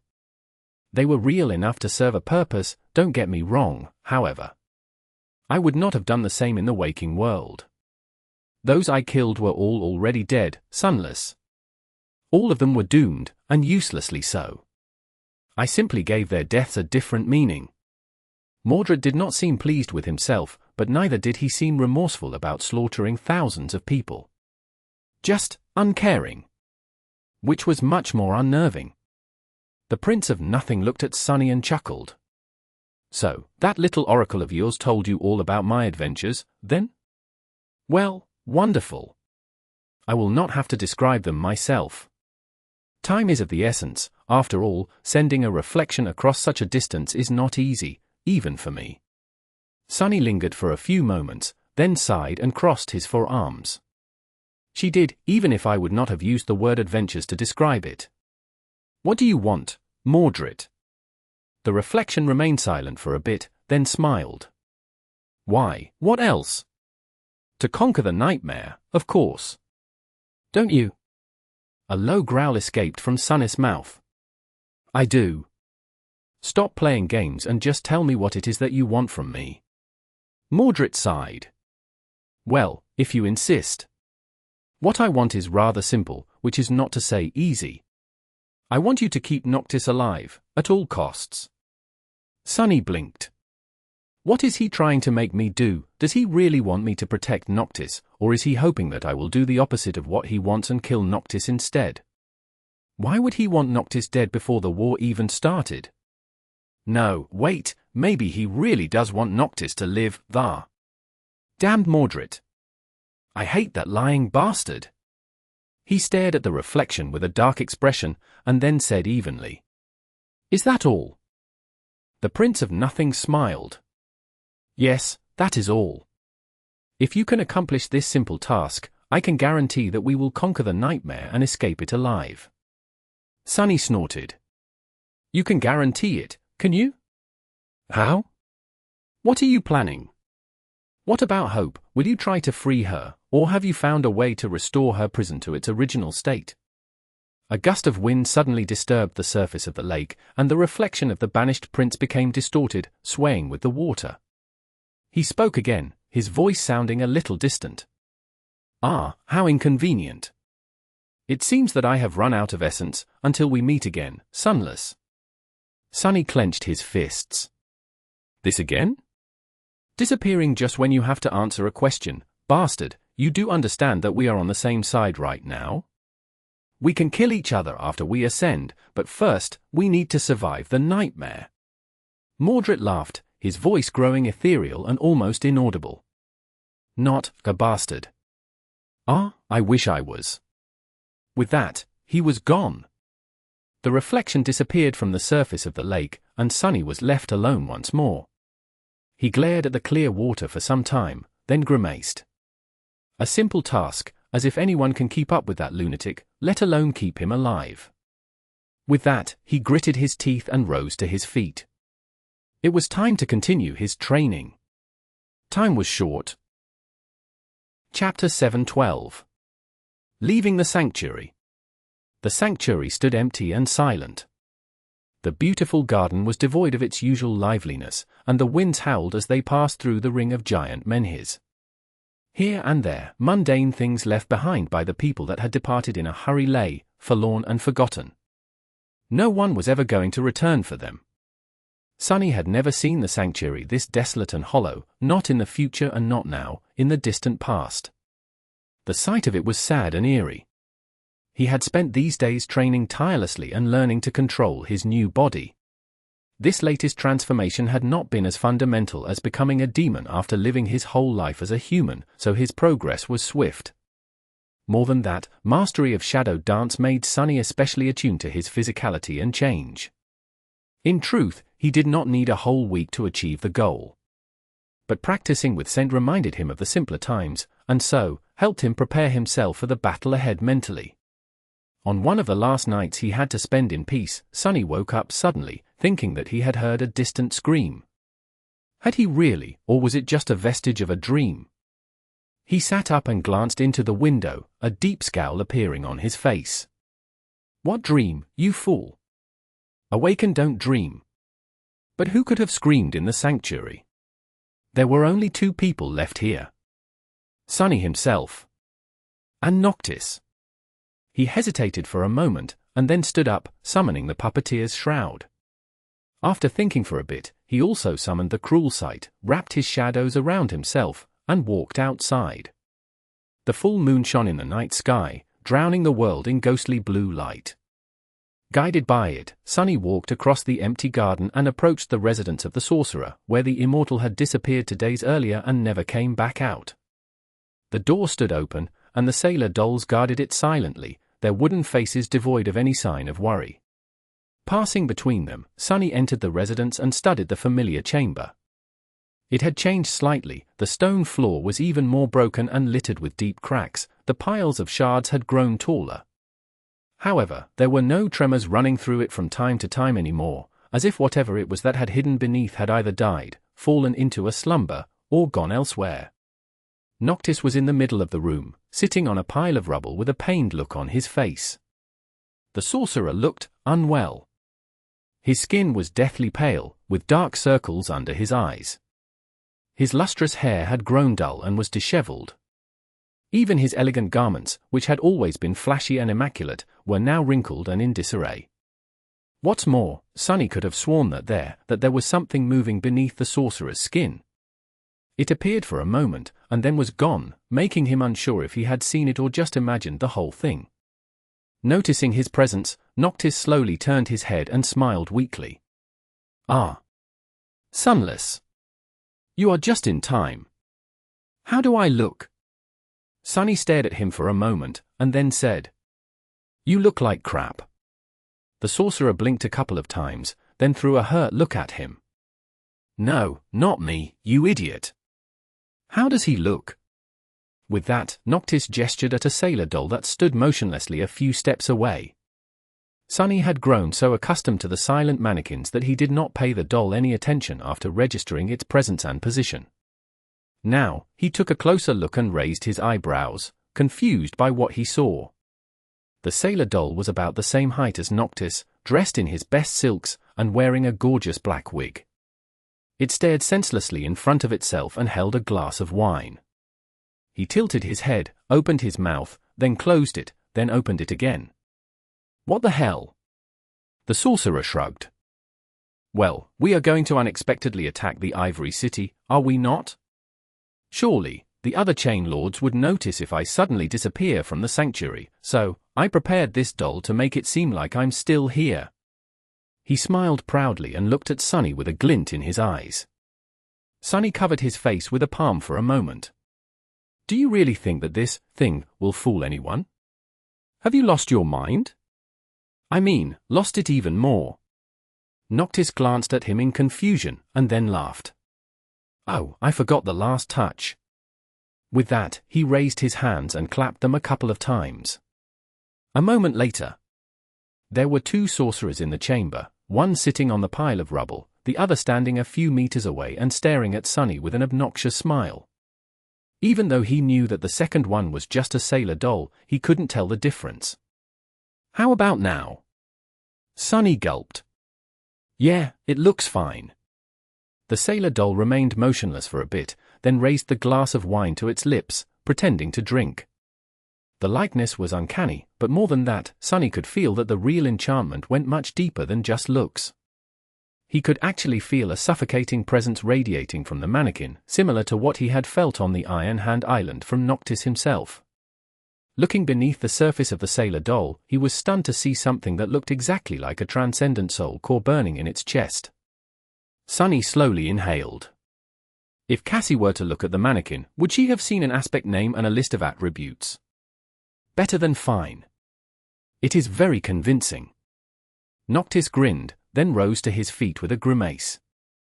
Once again, it seemed as if something moved under his skin, but a second later, he seemed fine. Good. Well then, one last thing left to do before we leave. Follow me. Sunny threw one last look at the broken floor of the stone chamber, and then turned around. He knew that he would never return here again. Together, the two of them entered the garden and walked across it. Sunny did not know where Noctis was leading him, but felt that it was important.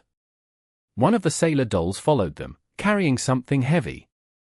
As they walked, the sorcerer suddenly spoke. I thought a lot about what you have told me, Sunless. About wanting to return home. Sunny glanced at him with surprise, but did not say anything. Noctis remained silent for a few moments, and then said in a wistful tone. I used to have a home too, you know?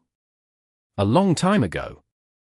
There was a beautiful temple where my siblings and I grew up, being taught by priests and priestesses. It was surrounded by a vast forest where we played and hunted. There was a lake where we caught fish and swam to escape the summer's heat, without a care in the world. The smile slowly disappeared from his face, and his eyes shone softly, reflecting the pale moonlight. I returned to that place some time ago.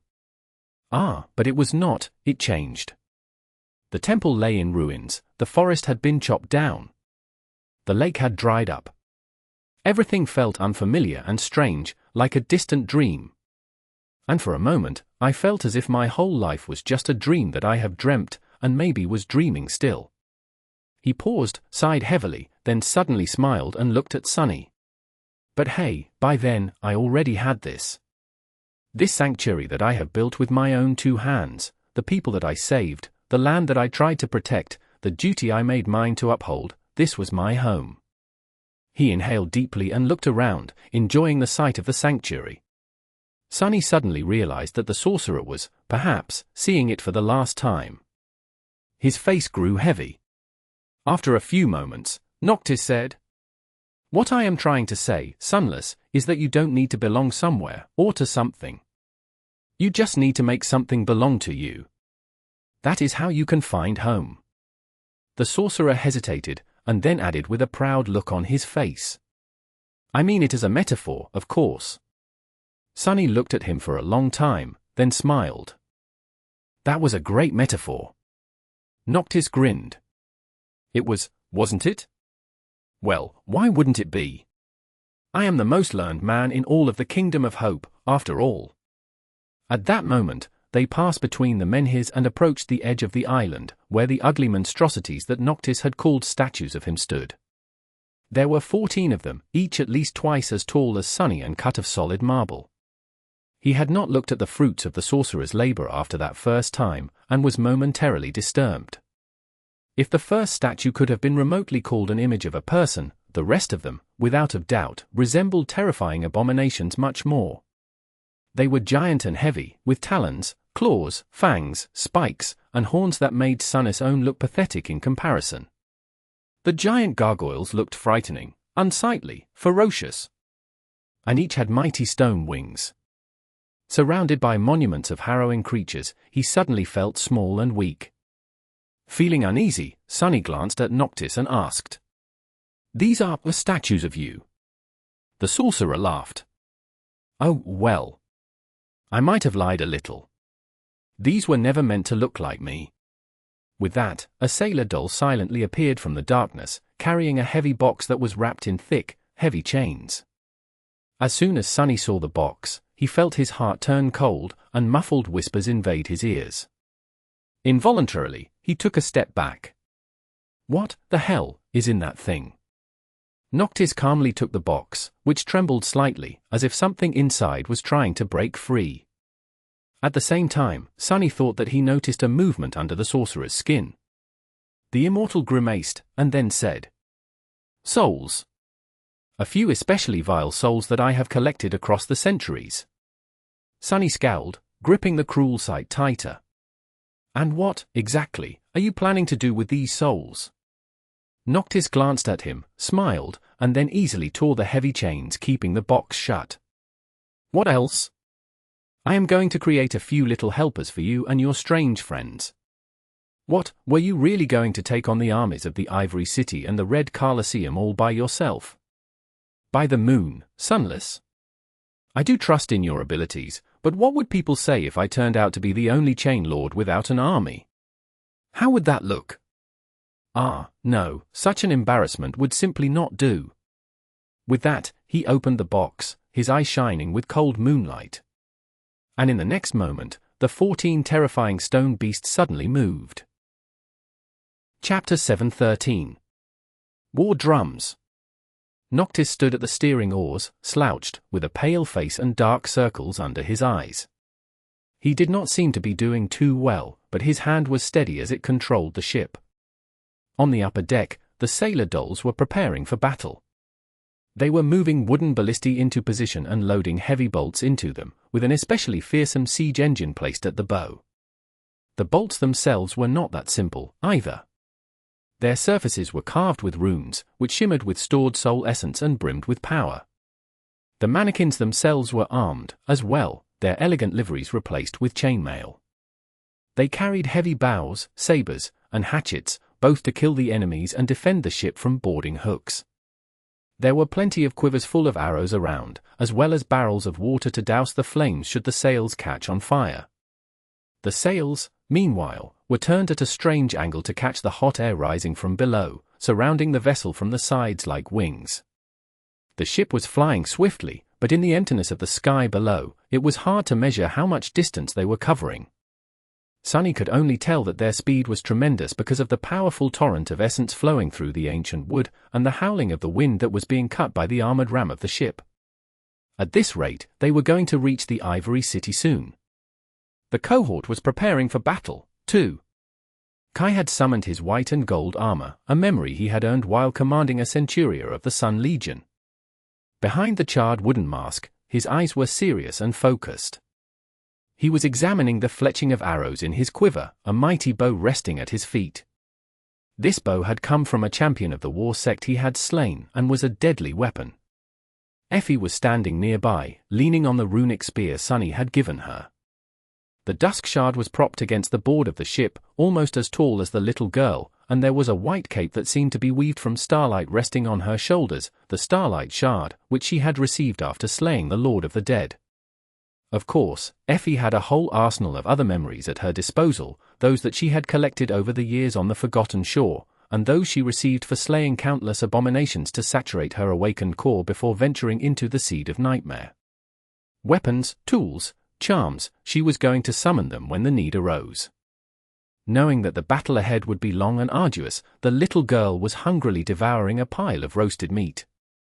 Cassie was quietly observing Noctis, her hand resting on the hilt of the quiet dancer. Her role in the approaching battle was going to be especially important. When the sorcerer clashed with Solvane and Sun Prince, she would have to control the flying ship and command the sailor dolls, drawing the bulk of the enemy's ire. Sunny was getting ready, too. He had summoned the mantle of the underworld, which covered his demonic body like an onyx carapace. Since this battle was going to be against humans, and not mighty nightmare creatures, he had judged that its utility would be more valuable than the impregnable defense of the undying chain. There was no Elias around to heal a mortal wound should he receive one, as well, so its incredible enchantment was less useful. The blood blossom rested in the onyx armor's breastplate, ready to grant him its strength. In his 4 hands, he held the cruel sight, the midnight shard, and Morgan's warbow. 3 shadows rested in his soul, ready to be sent forth to destroy and slaughter. He was ready. Well, as ready as he could be. Just as Sunny thought it, Noctis suddenly moved, and then looked up, a wild smile slowly appearing on his lips. His voice sounded hoarse, but clear. "Ah. They finally sensed us." The members of the cohort turned to him, their faces calm and collected. The sorcerer grinned, and then moved one of the oars, sending the ship flying up. His eyes glinted with distant moonlight. "No point in hiding anymore. We are close enough, anyway. Oh, what a night to be alive, my friends." His laughter rolled across the deck as the ancient vessel climbed higher and higher, swiftly approaching the dark side of the chained island. Sunny stared up, knowing that just in a few minutes, the end of this nightmare was going to begin. As he did, Cassie silently approached him and stood nearby for a few moments, silent. Then, she said, "No matter what happens, don't let him enter the tower." Sunny frowned, looking at her with a somber expression. "Who? Noctis?" She lingered for a second, and then shook her head. "No. Mordred." Sunny smiled and turned away. Why? Was his guarantee of conquering the nightmare if we do as he says a lie? The young woman did not speak for a while, then said simply, "No. I don't think so." Sunny glanced at her and raised an eyebrow. "Why should I try to stop him, then?" She hesitated for a moment. Then, Cassie asked, "What happens after the nightmare?" Sunny sighed, then chuckled wryly. "All right. I'll take your request into consideration." He could already see the dark underbelly of the Kingdom of Hope above them and hear the distant whisper of war drums. Caught by surprise, the two armies were hurriedly preparing to meet them. Looking at his friends, Sunny sighed, and then said in a neutral voice, "I guess this is it. Good luck, guys. Don't die out there." Kai and Effie looked at him, and then nodded. The little girl smiled crookedly. "Why would we die? It's just a couple of armies and 3 transcendents. No big deal." She hesitated for a bit, and then added in a somber tone, "However, let's make a promise to not do suicidal battles beneath giant towers again, okay? I mean, at this rate, it might become a habit." Sunny looked at her and grinned. "So, what next time, we should do battle on top of a giant tower?" Effie sighed. No towers. Let's try to avoid giant towers in the future entirely. How does that sound?" Sunny laughed, then turned away and stared at the approaching islands. "Sounds fine to me, can't promise anything, though." Chapter 7:14. Dreadnought. The ships rushed forward, seeming like a river of lights.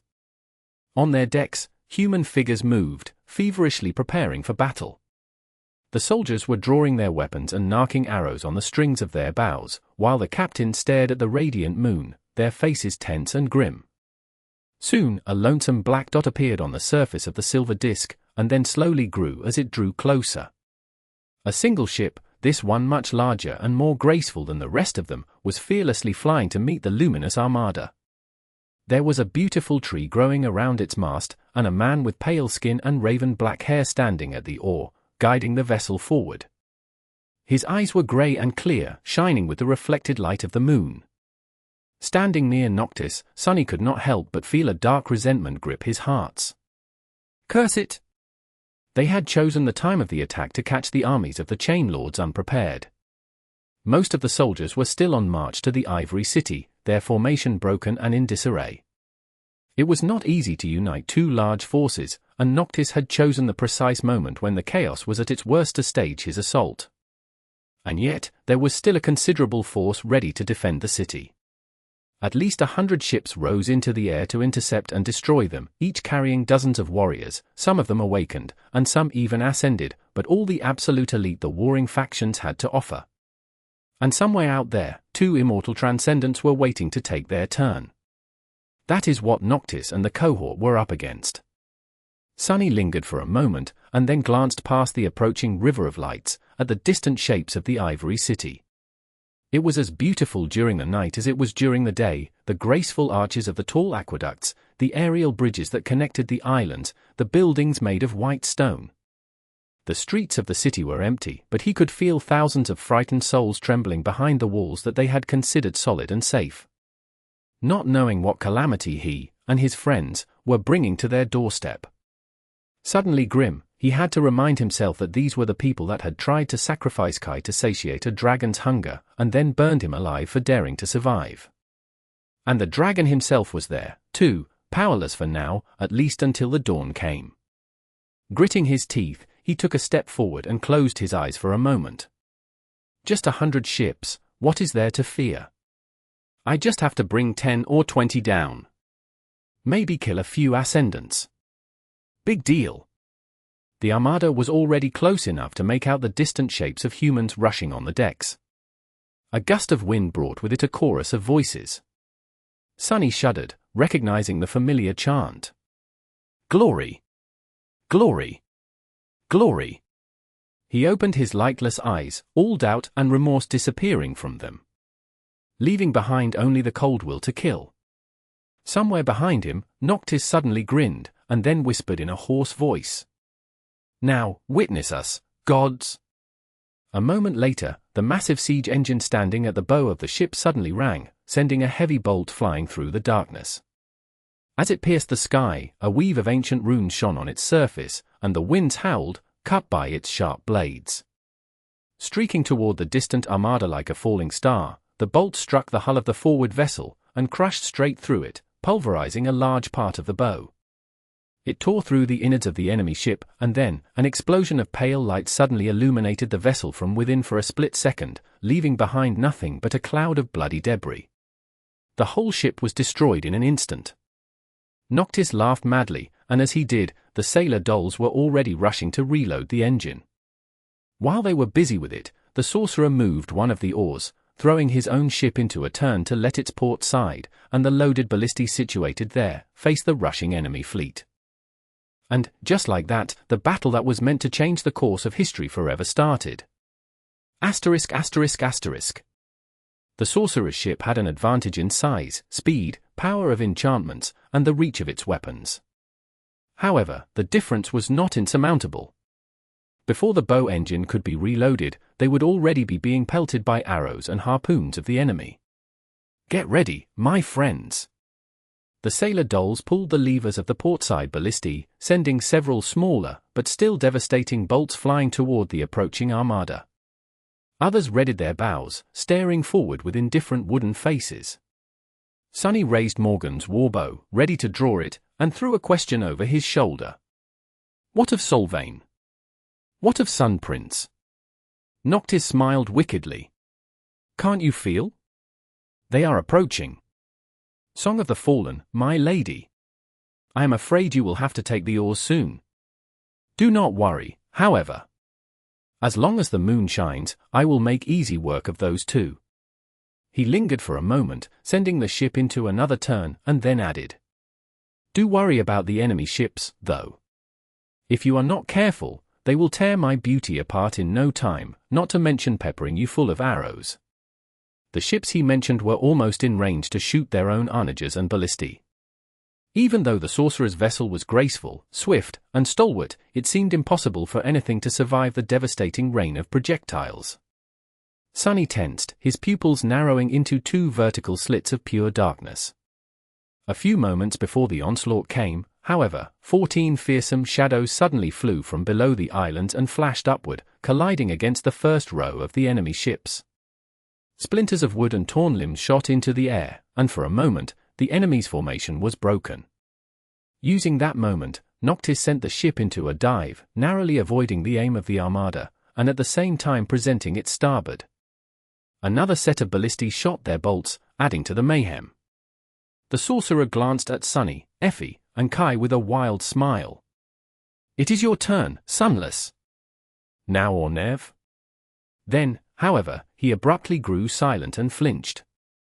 Noctis's face, which had already been pale, turned white as a sheet. He groaned, and then slowly turned his head, looking up with a stunned expression. A moment later, Sunny heard the immortal let out an ominous whisper. Oh, this is not good at all. Feeling a cold shiver run down his spine, Sunny turned and followed the sorcerer's gaze, up and up, into the night sky. Then, he froze. What? The moon. The moon was disappearing. Chapter 7:15. Boarding Party. Like an eclipse. Noctis paled, and at the same time, Sunny suddenly felt reinvigorated. It was as though every shadow in the world had just become deeper and darker, and as one of them, he did, too. The feeling was strange and euphoric. But Sunny knew that this eclipse was an ill omen for all of them. Turning to the sorcerer, he asked, "What is going on?" Noctis stared at the disappearing moon with a dark expression, and then shivered. I guess Sevras had a trick of his own up his sleeve. I did not expect him to get his hands on a piece of Shadow's domain, though how is this even possible? Seeing a lost expression on the sorcerer's face, Sunny growled. How severe is your flaw? How weak are you going to be when the moon is fully gone? What do we do now? The fleet of the Ivory City was still closing the distance to obliterate them, so there was no time to waste. They had a few moments before the clash, at best. He had to know what was going on. Noctis glanced at the dimming moon for one more second, then turned away and sighed. Well. A pale smile appeared on his lips. Do you guys remember how I told you that I will take care of both Solvane and Sun Prince while you distract their armies? The sorcerer's smile grew wider, a mad glint appearing in his eyes. Change of plans. You will have to keep the prince busy for a bit, too. I will try to deal with Solvane.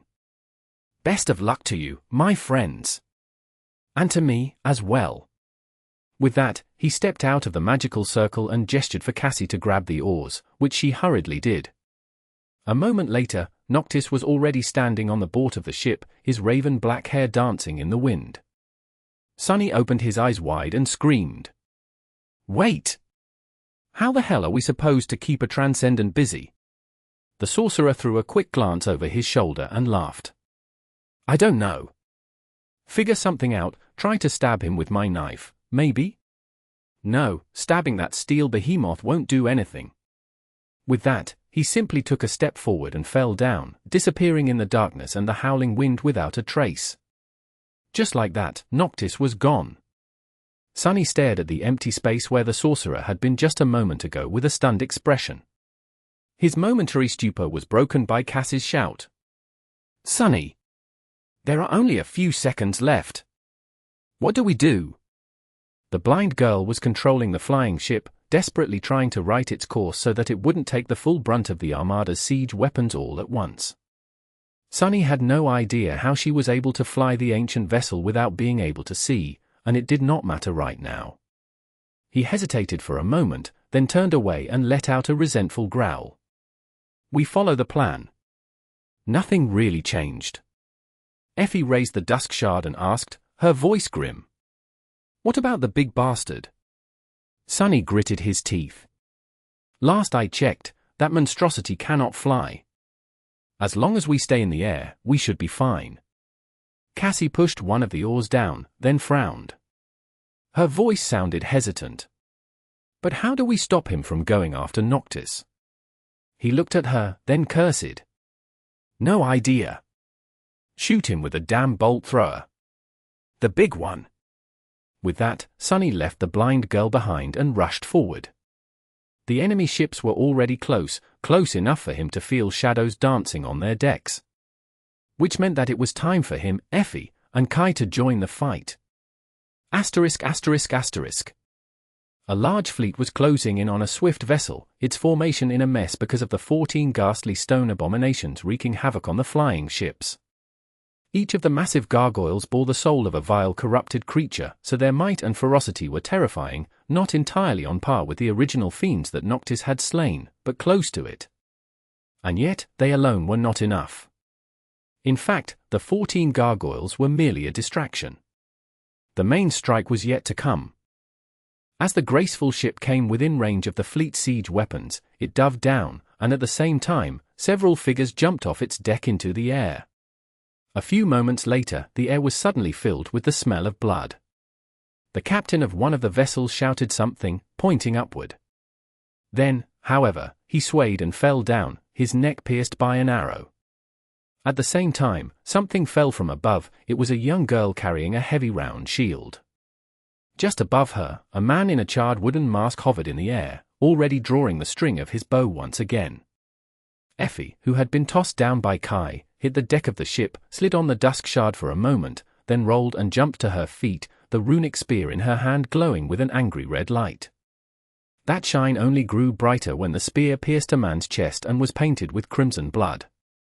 As another awakened toppled over with a scream, struck down by an arrow. Effie twisted and shook her spear, throwing the corpse of her first victim at the rushing enemies. Her shield flashed, its rim crushing someone's chest.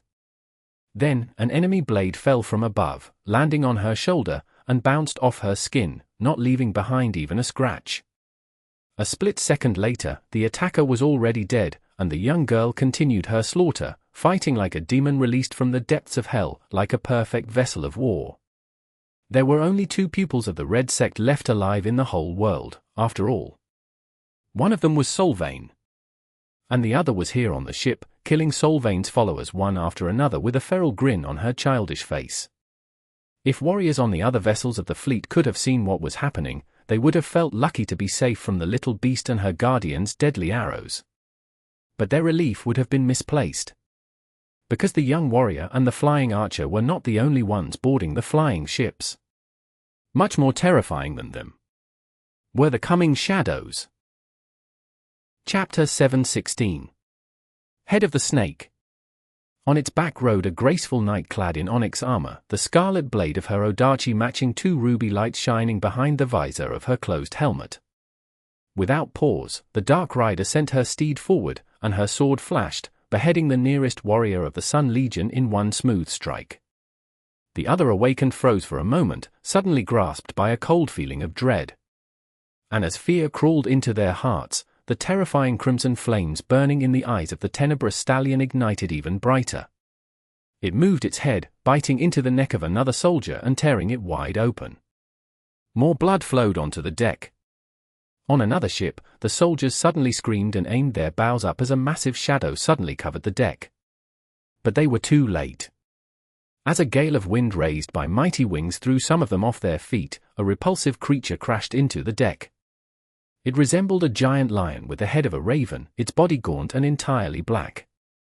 The creature had 2 powerful hind legs and 6 limbs protruding from its wide chest, each ending with a set of long talons. Lean muscles were rolling under its skin like worms, and its terrifying beak was open, revealing rows of sharp, needle-like fangs and a long tongue. Both the fangs and the tongue were of the same black color as the rest of the abominable monstrosity. Using the momentary shock of the warriors, the Soul Serpent, who had assumed the form of a spire messenger, reached out with its 6 arms and sliced 6 bodies apart with its talons. Blood sprayed into the air, and a chilling, ghastly wail escaped from its beak. And lastly, on the stern of yet another ship, a towering devil wearing black armor simply appeared out of the shadow, silently and without anyone noticing him for a split second. That 1 second was enough for a bolt of lightning to fly off his bow and hit a warrior in red armor that had been preparing to pull the lever of a ballista on the bow of the ship. Instantly, arcs of furious radiance chained to a dozen nearest soldiers, killing several, burning a few, and stunning the rest. Dismissing Morgan's warbow, Sunny dashed forward and brandished the cruel sight, as well as the austere tachi he held in the other 2 of his 4 hands. He knew that his time was short. Yes, Sunny was powerful, and so were his shadows. But when the defenders of the Ivory City recovered from the initial shock, they were going to show that each of them was an awakened, too. And then, who knew how long he would be able to survive? The first thing to do was to cut off the head of the snake. Ramming into a tall soldier with his shoulder, Sunny sent him flying away and raised the Midnight Shard for a devastating downward slash. The captain of the ship, a grey-haired man with a noble face and a thick beard, reacted too fast, throwing his own sword up to block the attack. However, the tachi never came down. If Sunny really wanted to attack it with it, he would have never telegraphed his strike so clearly. Instead, the cruel sight shot forward from below, piercing the captain through the chest. Infused with divine flame, it easily went through his armor and flesh, killing the man on the spot.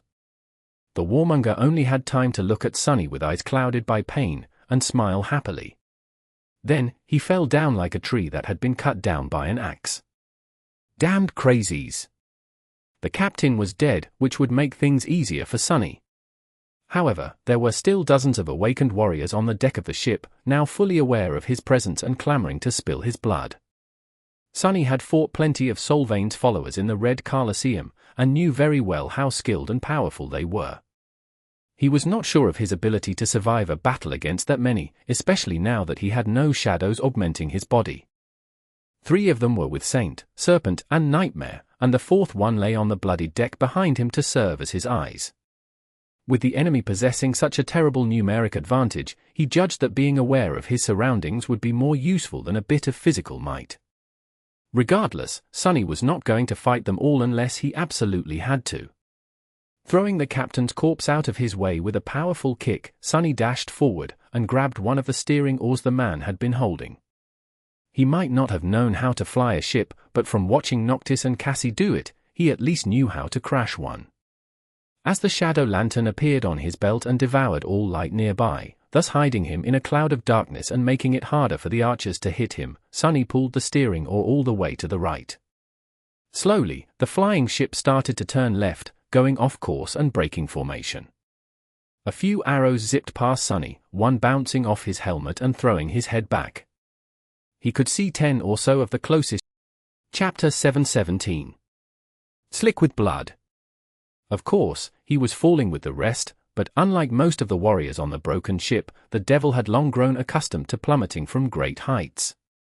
After all, he had once spent a whole month falling into the endless darkness of the sky below. Dissolving into the shadows, Sunny appeared on the deck of the nearest ship. His sword flashed, ending the life of a Sun Legion soldier that stood in his way and sending blood spraying into the night air. There was only a moment before the enemies would shrug off the shock of his sudden arrival, and so, he did not waste any time. Lunging forward, Sunny struck another warrior in the back with the cruel sight, slashed the midnight shard across the throat of an enemy archer, and wrapped his tail around the neck of a 3rd soldier. Sending the last one overboard with a powerful throw, he bared his teeth and briefly glanced into the night sky. Out there in the lightless void, Effie and Kai had managed to slaughter the entire crew of one of the ships and sent the vessel crashing into the rest of the formation. The little girl jumped off the rails at the last moment, and the swift archer caught her, carrying both of them away, toward the next target. The ship where Saint and Nightmare landed was silent and dark, with not a soul moving on it. Everyone was already dead, and the vessel was careening to the side, ready to plummet down. The black courser galloped across the bloody deck and soared into the sky, breaching a gap of 100 meters with a single jump and landing among Fearful awakened on a different ship. Saint Scarlet Odachi flashed. The Soul Serpent crashed on the deck of another flying vessel, the previous one he had visited breaking apart as it fell into the darkness. Before the warriors could react to the appearance of the ghastly abomination, its shape suddenly shifted, turning into a mass of liquid darkness. Then, the darkness flowed into a figure of a menacing knight, his black armor forged from a lusterless, anthracite steel and decorated with intricate engravings. The great sword of the knight rose and fell like a guillotine, severing flesh and bone. Sunny grinned. Not bad. Effie and Kai had taken out 2 ships, while he and his shadows took out 4. The gargoyles had destroyed even more. At this rate, obliterating the entire fleet was not going to be as impossible as it had seemed. But, of course, that was just an illusion. The main reason for that was a simple but inescapable fact, that their reserves of essence were not going to last that long. Every time Sunny used Shadow Step to travel between ships, he wasted a big chunk of his, not to mention the fact that using multiple active enchantments at the same time was constantly draining it, as well. The Shadow Lantern was especially gluttonous. Every time Serpent killed an enemy, a small amount of essence flowed into Sunny's cores. However, the formless shadow was consuming its own essence at a terrible speed. Not only did it have to expend it to maintain the form of other creatures, but using their abilities had a cost, too. The Soul Serpent was not going to be able to keep it up for long. The second reason was that for now, the cohort had the element of surprise on their side. As soon as the fleet realized what was happening, taking down the ships were going to grow much, much harder. So, all Sunny could do was deliver as much damage as he could, as fast as he could, and then hope for a miracle. Of course, with his luck, chances were that he would have to create that miracle himself. Killing another enemy, Sunny threw his corpse aside and dashed toward the captain of the ship, hoping to slay him and sow discord in the coordination of the vessel's crew. However, this time, he failed to behead the snake with one swift strike. The officer of the Sun Legion that commanded the ship deflected his attack with frightening ease, and then delivered a blow of his own, throwing Sunny back. An angry hiss escaped from his lips. Damnation! The captain was an Ascended, and one of remarkable might, as well. Throwing a quick glance at the dozens of warriors surrounding him, Sunny gritted his teeth. And fought. He fought, as he had in front of the gate in the waking world, surrounded from all sides by nightmare creatures, using everything he had, every trick and deception he could muster, and every little bit of skill and experience he had earned in the past years. Soon, the deck of the ship grew slick with blood, most of it human, but not all. There were a few drops of his own mixed into it, as well, shining with the invisible light of divinity. Sunny killed as many enemies as he could, and then killed even more. The mantle of the underworld rang as a rain of blows landed on it, a few blades finding their way through the thin cracks and biting into his flesh. He spun and danced, reaping lives and jumping through shadows to avoid being entirely surrounded. The awakened warriors were bad enough. But their Ascended captain was simply a menace. No matter what Sunny did, the man simply shrugged off all the attacks and pursued, closing distance in a split second no matter how far away from him Sunny jumped. This could not go on any longer. I need to kill this bastard, now. Once again forced to cross blades with the Ascended and struggling to withstand the blow, Sunny activated the Gates of Shadow enchantment, drowning his immediate surrounding in darkness. The soldiers stumbled, failing to adjust in time. The Ascended, however, had already learned of this ability of his and continued to attack, as though his eyes could adapt to the lack of light. This would have been very bad for Sunny if he had not counted on exactly that fact. Deactivating the enchantment abruptly, he poured his essence into the cruel sight instead. Instantly, the darkness was replaced by a flash of brilliant sunlight. The captain might have been able to adjust his eyes to see in the dark, but could he do the reverse in an instant? Surprised by the sudden burst of radiant light, the Ascended was blinded for a second. And a second was all Sunny needed. Guided by shadow sense, his spear shot forward and pierced the man's heart. A pulse of divine flame was all it took to make the terrible wound inescapably lethal. The rest was if not easy, then at least simple. Sunny faced the remaining soldiers of the crew and slaughtered them one after another. He was this close to victory when his shadow noticed something streaking through the air, aimed at his back. Sunny flinched, then fell sideways. In the next moment, a massive bolt flew past and struck one of the warriors in the abdomen, throwing the man back like a rag doll and pinning him to the mast, which then exploded into splinters and toppled. Sunny's eyes grew wider. It seemed that the defenders of the Ivory City had finally understood the nature of the threat facing them and responded to it. 2 more ships were hovering some distance away, both aiming their ballistae, as well as numerous arrows, at one spot. Him. Sunny gritted his teeth, and then dashed forward as fast as he could. Crap! Chapter 7:18. Heavenly Carnage. And yet, Sunny was extremely apprehensive of the threat posed by archers.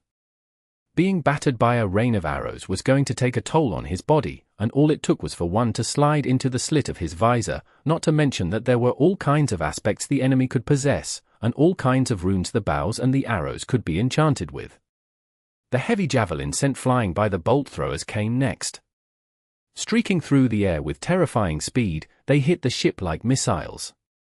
Each possessed enough momentum to tear a hole in the deck, sending an explosion of splinters into the air. Sunny was not sure if he would be able to survive being hit by something like that, so he took no risks, diving into the shadows and turning into one of them. The wisest move right now would have been to step onto the deck of a different ship. However, only the 2 attacking vessels were close enough to not require a truly vast expenditure of essence to perform a jump, and their crews were undoubtedly already prepared to resist an assault. Plus, Sunny was reluctant to leave without killing the remaining soldiers and destroying the ship completely. He had a very good reason for that. While the gargoyles and the 4 boarding parties were harassing the formation and slowly whittling down the number of enemy vessels, the fleet's main target still remained the same.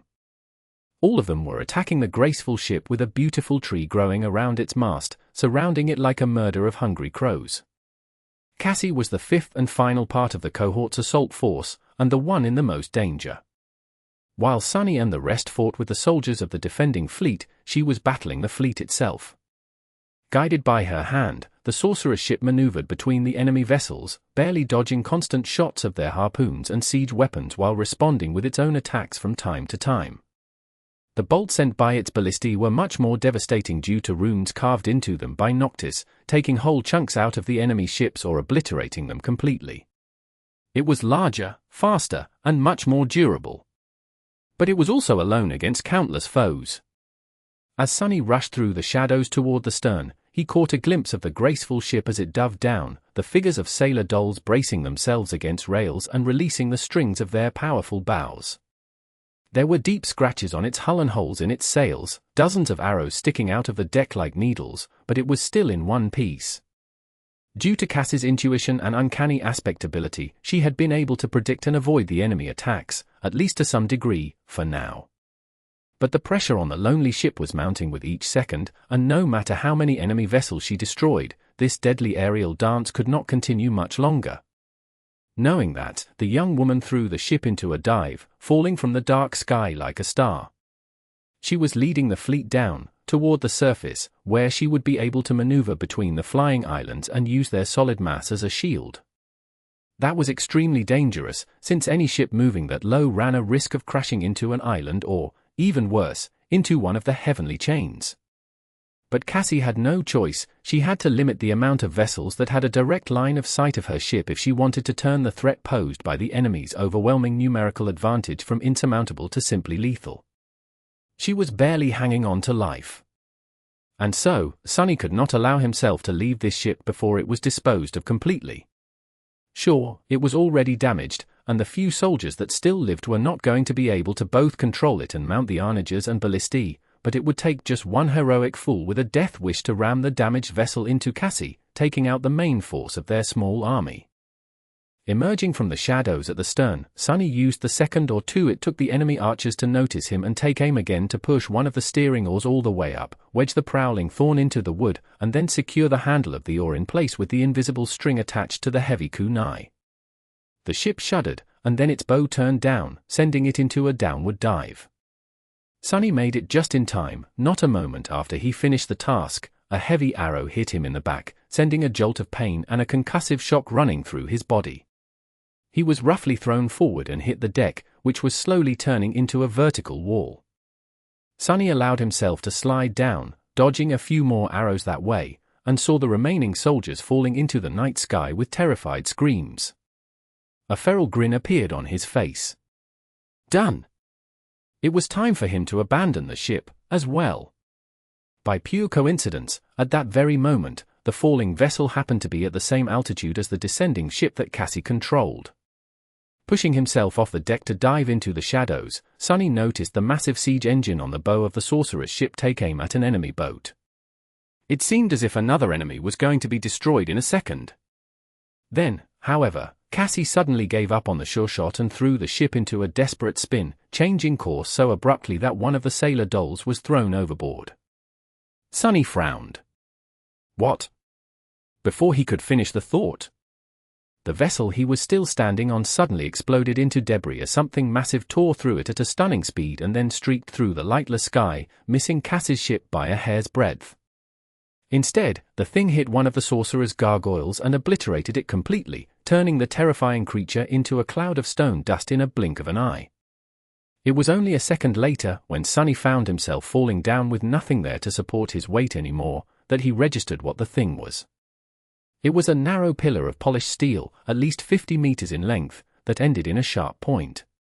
That pillar, it looked like a javelin worthy of a giant. Stunned, Sunny turned his head and looked in the direction of the Ivory City as he fell. His eyes widened. He did not like what he saw. He did not like it at all. Chapter 719. Dark Moon. The face of the giant was stoic and unmoving, and his eyes drowned in deep shadows. In front of him, dozens of enormous javelins were thrust into the soil, each tall enough to dwarf a siege tower. As Sunny looked, Sun Prince calmly grabbed one of them, then pulled it out of the ground and moved his hand up, preparing to make another throw. Crap! Plummeting down, Sunny balanced himself in the air and then dove in a certain direction. A few moments later, he crashed into a large fragment of the destroyed ship's hull and disappeared, diving into the shadows on its surface. In a blink of an eye, Sunny rolled onto the deck of one of the two attacking vessels and jumped to his feet, ready to fight. He could not do anything to the steel colossus. All he could do was continue playing his part and pray that Cassie manages to survive. If she failed to draw the giant's attention away from Noctis, all of them were going to die, but he could not do anything about that, either. Sunny could make sure that there were fewer enemy ships pursuing her, however, and that was what he intended to do. Killing things was one of his greatest talents, after all. With a loud roar, he dashed forward, toward a battle formation of awakened soldiers. Unlike the crews of the ships he had destroyed already, these warriors had been waiting for an attack, and so were prepared, but it would not save them. They were still going to die. Just a split second before the four-armed devil collided against the front row of the enemy, a sickening feeling suddenly permeated their souls, sapping their hands of strength and filling them with insidious pain. Augmented by the underworld armament, enchantment of the onyx armor, the broken oath spread its eroding influence, slowly destroying the very souls of everyone around Sunny. Of course, his own soul was being damaged as well. But it was much stronger than that of mere beasts, and protected by the mantle of the underworld on top of that. He was not going to be able to endure the effect of the vile charm for long, but that did not matter. He just needed to last longer than his enemies. Turning the cruel sight into a sword and summoning the patient avenger into a free hand, Sunny crashed into the formation of weakened enemies and spun, dancing as he sowed death among them. His two blades and his tail moved as if possessing their own lives, and the charred kite shield soon started to emanate an angry orange glow as a rain of strikes fell on it. As it did, the blade of the cruel sight suddenly shone with incandescent white light, and the austere tachi with dim orange one. Infused with flames, one divine, the other mundane, both blades cut through steel armor as if it was made of paper. Screams of terror and agony rose above the deck of the flying ship, disappearing into the moonless night. Similar slaughter was happening on other ships of the fleet, as well. Effie was rampaging on a slippery deck, moving like a wrecking ball across its blood-soaked surface.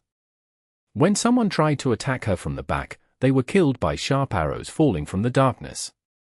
Kai moved swiftly above the ship, dodging enemy archers and never missing a kill shot. He was dealing almost as much damage as the feral girl. Just like what had happened to Sunny, other vessels moved to assist the one where the two were fighting. But as they did, a black steed landed on the deck of one, while a dark abomination with the head of a raven landed on another. For a few minutes, the defensive formation was in chaos, and then, even more ships had to abandon the hunt for the graceful vessel of the traitorous sorcerer to come to their rescue. When they did, however, the stone gargoyles attacked them, causing even more mayhem.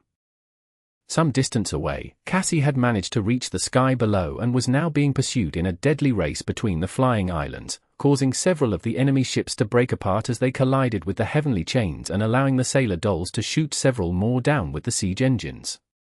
Down there, she was protected both from the unobstructed attacks of the fleet and from the steel giant's javelins.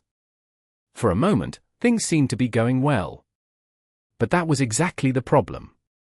Left without a target, the steel colossus threw two more javelins, destroying one or two gargoyles with each of throw, and then paused, his gaze traveling across the lightless islands. Just as it did, one of them quaked viciously, and a large chunk of it suddenly crumbled, falling into the abyss of the sky below in a cloud of stone debris. The heavenly chain attached to it was released and whipped across the sky, pulverizing a couple of unfortunate ships that happened to be in its way. Then, something strange happened. The shadow devouring the moon finally spread across all of it, leaving nothing but an empty circle of darkness on the surface of the night sky. But then, that circle suddenly became infused with a dim red glow, and the moon slowly revealed itself once again. Only now, it was not silver anymore. Instead, the moon was red as blood and drowned the whole world in an eerie crimson radiance. Still fighting on the deck of the ship and being poisoned by the soul erasure of the broken oath, Sunny spared a moment to glance at the sky, and then pulled his attention back to the battle. Moving through the dim crimson light, he killed another human, gritted his teeth, and then thought, "I wonder if this is good news for us, or bad." A distance away, Sun Prince stared at the crimson moon for a few moments as well. Then, he shifted his gaze back to the broken island and raised his hand, aiming a javelin at something only he could see on its dark, shattered surface. Chapter 720. Crimson Sky. After being devoured by the shadows, the moon had turned red, which seemed like a sign of its return. However, in reality, it just meant that the moon was now fully submerged in the deepest, darkest part of the planet's shadow. So, did Noctis get his power back? Had he grown more powerful than ever, even? Or was he currently the weakest he had ever been? Was the damned dream realm even a planet? Sunny did not know, and had no time to wonder. He was being destroyed from the inside by the broken oath, and relentlessly attacked by the warriors of the Ivory City at the same time. No matter how many he killed, their tide did not seem to wane. Well, in that case, he just had to kill even more. Jumping back, Sunny braced himself, and then put his shoulder behind the patient Avenger. In the next moment, a fiery explosion boomed on the deck of the ship. Far away, on a desolate island bordering the Ivory City, Sun Prince raised his hand and aimed the gargantuan javelin, his gaze locked on the ferocious battle between Noctis and Solvayne that no one except for him was able to see. His emotionless face glistened with crimson light, reflecting the radiance of the blood moon. Damnation! Thrown down by the detonation of the flames contained within the kite shield and surrounded by a red haze, Sunny rose shakily and stared at the steel colossus, his heart growing cold. Noctis, the bastard had to be aiming at Noctis. If the sorcerer died, they were going to die with him. Powerless to change anything, Sunny just gritted his teeth and watched. That was why he saw a graceful ship suddenly emerging from the darkness of the sky below, its bow aimed at Sun Prince. Left with no other choice, Cassie had abandoned the safety of the treacherous gaps between the islands and threw her vessel up in a desperate attempt to stall the monstrous giant. The massive siege engine on the bow of the ship shuddered, and a heavy bolt streaked through the dark red sky, hitting the Colossus right in the chest. Then, it detonated, drowning the world in pale blue light for a moment. Sunny froze, his eyes opening wide. Crazy girl, she actually did it! When the flash of the explosion disappeared, he saw the towering figure of the prince sway slightly and take half a step back. Then, Sun Prince indifferently looked down, at a barely visible scratch left on the breastplate of his polished armor. He did not seem damaged by the devastating detonation of the enchanted bolt at all. However, he did forget about Noctis, at least for now. That had not come without a cost, though. Cass's desperate maneuver might have distracted the Colossus, but it left her in a vulnerable position. 4 of the pursuing enemy ships had managed to close distance and surrounded the graceful vessel, showering its deck with arrows. Several sailor dolls fell down, their wooden bodies damaged heavily or destroyed completely. The rest released their own arrows. There were 2 mannequins standing beside the blind young woman, each holding a heavy shield. By now, both shields were riddled with arrows, and this time, their protection turned out to be lacking. 2 arrows slid past Cass's defenders. She deflected one with a quiet dancer, but the second struck her in the shoulder, throwing the slender girl back. At the same time, the 4 enemy ships shot the heavy ballistae standing on their bows, and 4 wicked bolts hit the hull of the graceful vessel. 2 bounced off, but the other 2 must have possessed powerful enchantments. They lodged themselves deep into the ancient wood, but failed to deal any substantial damage. However, dealing damage was not their real purpose. Each bolt was connected to the ship that had shot it by a thick chain. Harpooned by them, Cass's vessel was severely slowed down and pulled into 2 different directions, its hull groaning, as if on the verge of being ripped apart. The 2 ships that failed to sink their harpoons into it were free to either close in to send a boarding party over, or simply ram it at high speed. And not too far away, Sun Prince was already readying his javelin again. However, Sunny did not see any of this. After a few moments of disorientation, those warriors who had survived the blast of fire from the patient Avenger had renewed their assault, thrown into a frenzy by the death of so many of their comrades. He was forced to fight without paying attention to anything else. In this battle, each of the members of the cohort had a role to play. He was powerless to help Cassie, even if he wanted to. Sunny had to survive his own ordeal, and the blind girl had to survive hers. That bitter feeling of powerlessness, he had not tasted it in a long, long time. Deflecting a deadly blow of the enemy sword and killing the man wielding it with a lightning-fast slash of the midnight shard, Sunny let out a hoarse, resentful growl. "Hate it! I hate this feeling." Far away, the sailor doll somehow managed to sever one of the harpoon chains, a few of them silently falling into the crimson darkness in the process. Cassie broke the shaft of the arrow lodged in her shoulder, gritted her teeth, and took the oars again. Now held by only one vessel, she did not try to escape by playing tug-of-war with it, and instead suddenly turned her ship in the direction of the enemy. Not expecting this, the enemy captain did not react in time. As the result, the metal beak of the sorceress ship's ram crashed into its side at full speed, piercing the hull and splitting the whole vessel in half. A moment later, the sailor dolls shot the portside ballista, several more bolts glancing ineffectively off the giant's impenetrable steel body without leaving even a scratch. It did get his attention, however. Another javelin flew at the graceful ship, missing it just by a meter or two.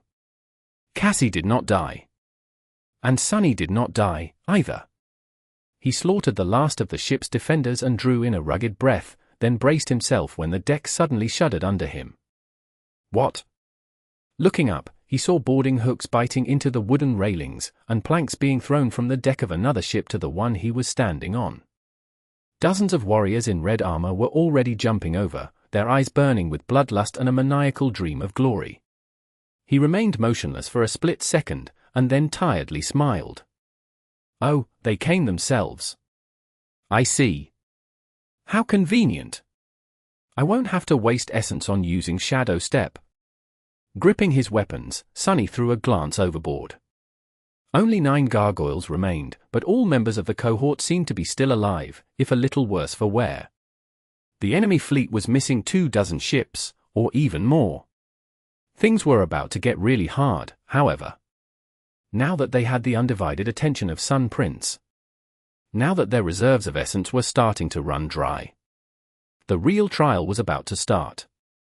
Illuminated by the dim crimson radiance, Sunny bared his fangs and dashed toward the rushing enemies. Chapter 721. Dreadful Threat.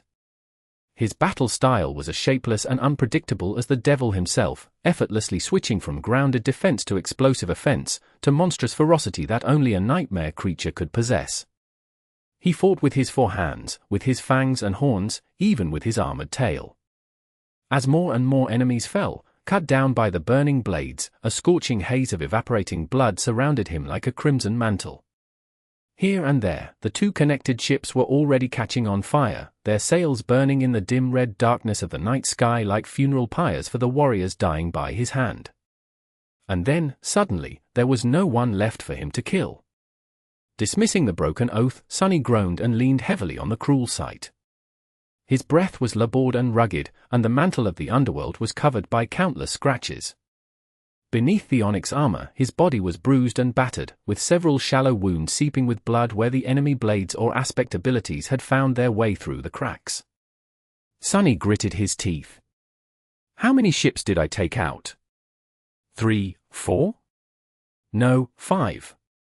He looked around, trying to ascertain the situation. The others had done well, too. Together with the gargoyles, the cohort had managed to destroy. His eyes widened. Almost half of the enemy fleet was gone. Dozens of ships were obliterated, thousands of brave warriors killed. A lion's share of that had been done by Cassie and the sailor dolls, as well as the gargoyles, but still. Sunny drew in a hoarse breath. When did we become so scary? The thought of being the big dreadful threat, for once, was refreshing, and yet, his excitement was short-lived. No matter how powerful the cohort had become and how well they had planned the battle, it was still not enough. By now, the tide of it was already shifting, their temporary success waning with each second. Sunny, Effie, and Kai had exhausted most of their essence. The Soul Serpent was mere moments away from losing its ability to assume the form of other shadows. Saint and Nightmare were faring better than the rest of them, but they, too, seemed to be slowing down, more and more injuries accumulating on the black body of the fearsome steed, its taciturn rider moving with visible strain. Much worse than that, the sorcerer's ship was playing a deadly game of cat and mouse with Sun Prince. Guided by Cass's hand, the vessel was still in one piece, but it was unclear how long she would be able to outrun death. Without her presence on the battlefield, the rate at which the enemy ships were being destroyed diminished drastically, and each had more freedom to move and attack. And the gargoyles were no more. Most of them were destroyed by the steel colossus, some were overpowered and shattered by the ascended warriors of the defending fleet. The few that remained were struggling, caught in enchanted chain nets and moments from being obliterated. The blood moon still shone with crimson radiance, as though the eclipse had no intention of ever ending, and there was no sign of Noctis. There was no sign of Solvane either, which meant that the sorcerer was still alive, at least. The only indication that the two immortal transcendents were out there, somewhere, locked in a vicious fight, were the loud rattling of the heavenly chains and sudden quakes that run through one island after another. The island swayed as pieces of them crumbled into the sky below. Hoping that Noctis would arrive and save them all like a god out of the machine was pointless. Hoping for anything was pointless, they were here to release hope from her shackles, after all, and not the other way around.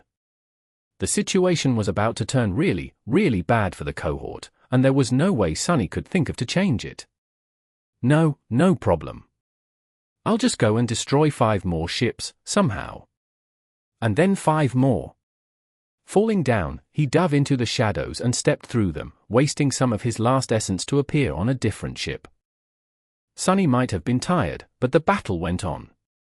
The world did not care about his exhaustion. It only cared about one thing. Sunny had to fight, or die. Asterisk. On a different vessel, Effie stared at the broken remains of the runic spear in her hand for a short moment, then let out an infuriated shout and bashed the attacking enemy with what was left of its shaft, using it as a club to shatter his leg.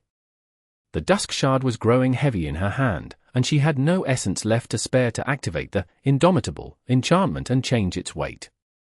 Because of that, Effie was a split second too slow, and a sharp blade passed beneath the shield to slash her across the shoulder. This time, the blade did not bounce off the girl's skin, and instead sliced it apart. Drops of blood fell down to the slick deck. High above, Kai barely dodged an enemy arrow and reached toward his quiver, only to find it empty. Gritting his teeth, he dashed to the side, caught another arrow out of the air, then instantly narked his on the string of his bow and sent it flying back at the archer, hitting the man in the eye. His essence was nearly gone as well, and he had already lost too much blood to the blood arrow. Mundane ones were all he could use, and now he had none left. A few moments later, the man in a charred wooden mask crashed into the deck of the ship a few steps away from Effie and spun, summoning a sharp saber. He was prepared to cover the young girl's back to his last breath, if need be. And some distance away, Cassie finally failed to dodge one of the monstrous javelins completely. It streaked across the deck of the graceful ship, turning the massive siege engine on its bow into a cloud of splinters, tearing out a part of the hull, and obliterating a dozen sailor dolls along with it. The young woman paled at the sounds of carnage, then hesitated for a few long moments. Then, a resolute expression appeared on her beautiful face. With a steady hand, she pushed one of the oars all the way down. Following her command, the ancient vessel abandoned the border between the two skies and started climbing up. Higher, higher, and then higher still. As if trying to reach the crimson moon itself. Chapter 722. Soul Reaver. Following the command of the captain, the swordsmen advanced in a loose, but orderly formation. Behind them, the archers drew their bows and aimed them at the towering devil, their eyes shining with faith and resolve. They did not get a chance to shoot, however. A split second later, a ghastly abomination landed between them, its 6 front limbs and terrifying beak reaping half a dozen lives in an instant. This was Sunny's signal to move. He dashed toward the ranks of the advancing swordsmen, and at the same time, the Soul Serpent attacked them from behind. The two cut through the defenders of the ship and met in the middle of its deck. It was at that moment that the shadow finally exhausted the last of its essence. The abominable form of the Spire Messenger suddenly lost its shape and crumbled into a tide of darkness, which then rushed toward Sunny. A serpentine black Odachi then appeared in his hands. Sunny dismissed his other weapons, leaving only the great blade to keep him company, and roared. He was too low on essence to use any of their enchantments, anyway, but each kill of the Odachi was going to return a portion of it into his cause. More than that, the Soul Serpent was not the only one who reunited with Sunny. The haughty shadow had returned, as well, and had already wrapped itself around his body, alleviating some of his exhaustion and gifting him with its strength. Now, all Sunny had to do was fight and kill. With each of the enemies that fell, he was going to replenish more of his dwindling shadow essence, and that essence would then be used to kill more enemies and destroy more ships. As long as he continued to kill, he would not have to stop. Unless he was killed himself, of course. Soul Reaver was, indeed, an insidious ability. In a split second before the avalanche of enemies descended on him, Sunny glanced into the crimson sky. Out there, at a distance, the graceful ship was climbing high into the sky. Its hull was in shambles, with several sections of it shattered by the heavy bolts of the enemy ballistae. The powerful siege engine on its bow was gone, blown away by some terrible strike. There was a massive harpoon lodged in the vessel's side, with a piece of an enemy ship swinging below it on a thick chain. Barely any sailor dolls remained on the deck, most of them broken or destroyed. Seeing the pitiful state of the once majestic ship, Sunny couldn't help but grit his teeth. Then, he frowned. What the hell is she doing? Why was Cassie rising into the sky? Out there in the boundless vastness of the night, there was nothing to protect her from the ire of Sunprince and the enemy ships. The winds were much stronger up there, and the air much thinner. It was very risky. However, Sunny had no time to think about it. The blind girl must have known what she was doing. Out of everyone he knew, he was confident in Cassie's foresight the most. She always had a reason. Throwing these thoughts out of his mind, Sunny strangled his worry for her and clashed with the first few of the enemies. He slashed down, splitting the opponent's helmet and skull with the sharp blade of the great Odachi, then slammed its hilt into another man's face, shook the first corpse off the sword, and cut low, severing another enemy's leg. Then, Sunny grabbed the disoriented man whose face he had just crushed with one of his free hands and, using his body as a shield, barreled through the enemies, slashing left and right. The mantle of the underworld rang, withstanding several powerful blows. One of the strikes was especially dire. Something managed to cut through the onyx armor and bit deep into his flesh, making Sunny stumble and hiss. It was the captain of the vessel. The woman in bright armor stood among the slaughtered archers, her hands raised, 2 discs of sharp, blinding light forming on her palms. Cursing, Sunny threw the body of the still struggling enemy at the attacking legionnaires, and then bent down, picking up a stray bolt meant for the ship's ballistae. In the hand of the towering demon, the massive projectile almost looked like an oversized spear. Sending some of the newly received essence into his muscles, Sunny grunted, and then tossed the bolt with all his might. The captain's eyes widened, but before she could even move, the improvised javelin struck her in the chest with the force of a siege ram, ending the woman's life immediately. You have slain and ascended. Sunny had no time to celebrate, because he was once again being attacked from all sides. The corner of his mouth twitched. She was an ascended, her. Asterisk asterisk asterisk. He slaughtered the remaining crew of the ship, then rammed it into another vessel and slaughtered its defenders as well. By then, the mantle of the underworld was full of cracks and gaps, and his battered body beneath was full of holes. On the bright side, he had regained enough essence to freely activate the living stone enchantment of his armor, which allowed it to quickly recover from the damage and glisten darkly once again, its surface flawless and pristine. Sunny could not say the same about himself. Even though he had managed to recover some essence, his physical state was swiftly deteriorating. The countless shallow wounds were not too dangerous, especially because Bloodweave refused to allow his blood to flow out of them. A couple of the more serious injuries he had received were not too bothersome for now as well. However, his endurance was not limitless. Sunny was dead tired, and no amount of essence could fix that. He had only managed to last that long because of the Blood Blossom and the Underworld armament, but even that was not enough to sustain him anymore. And the battle still raged on. Cassie had climbed so high into the sky that he could not even see her damaged ship anymore, taking most of what remained of the enemy fleet with her. The light of their lanterns turned into small dots that moved high above, resembling falling stars. From time to time, a piece of broken wood would fall from the darkness, reminding him that a fierce clash was still taking place up above. The pressure on the boarding parties reduced somewhat, but there were still a dozen ships left to stall them, or rather, hunt them down. Now that Sunny, his shadows, and his friends were tired and riddled with wounds, the roles they played subtly changed. He was not sure who was attacking whom anymore. But worst of all, with the distraction of Cass's ship gone, the Steel Colossus once again resumed his search for Noctis. Sun Prince grabbed 2 of his gargantuan javelins, then bent slightly, and lunged forward.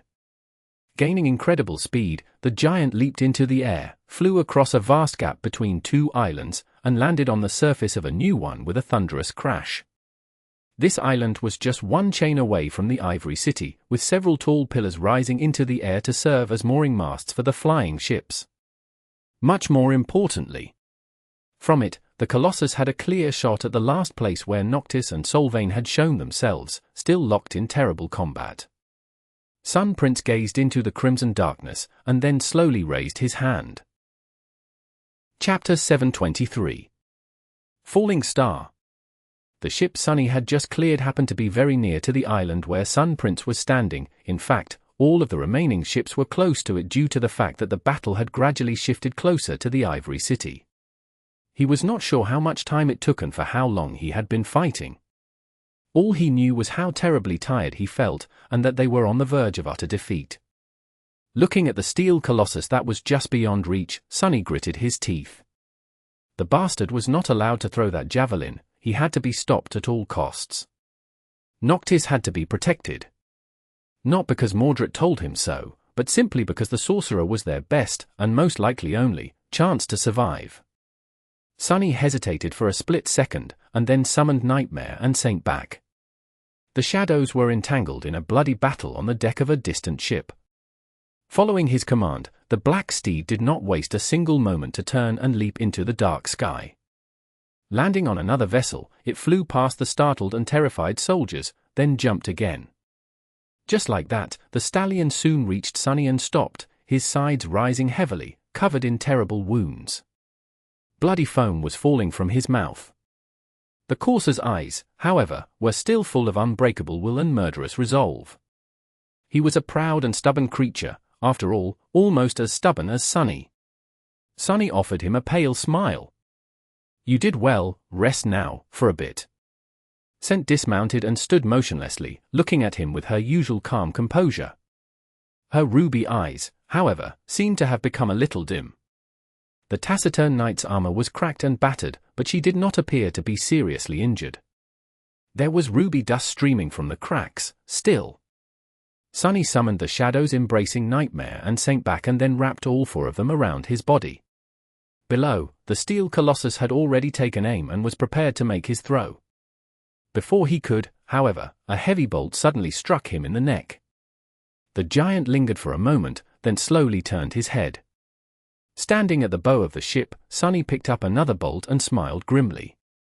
He did not know how to load and aim a ballista, but his own strength was more than enough, or perhaps even greater than that of a siege weapon. Sure, his first throw did not seem to do any damage, it had to have been rather annoying, though. Augmented by the sonorous enchantment, the extraordinary rock boomed, spreading his voice far and wide. "Hey, you! Shadow sends his regards. Come and get me, Rust Bucket, how's that hand feeling, by the way?" Illuminated by the dim light of the crimson moon, the Colossus shifted slightly.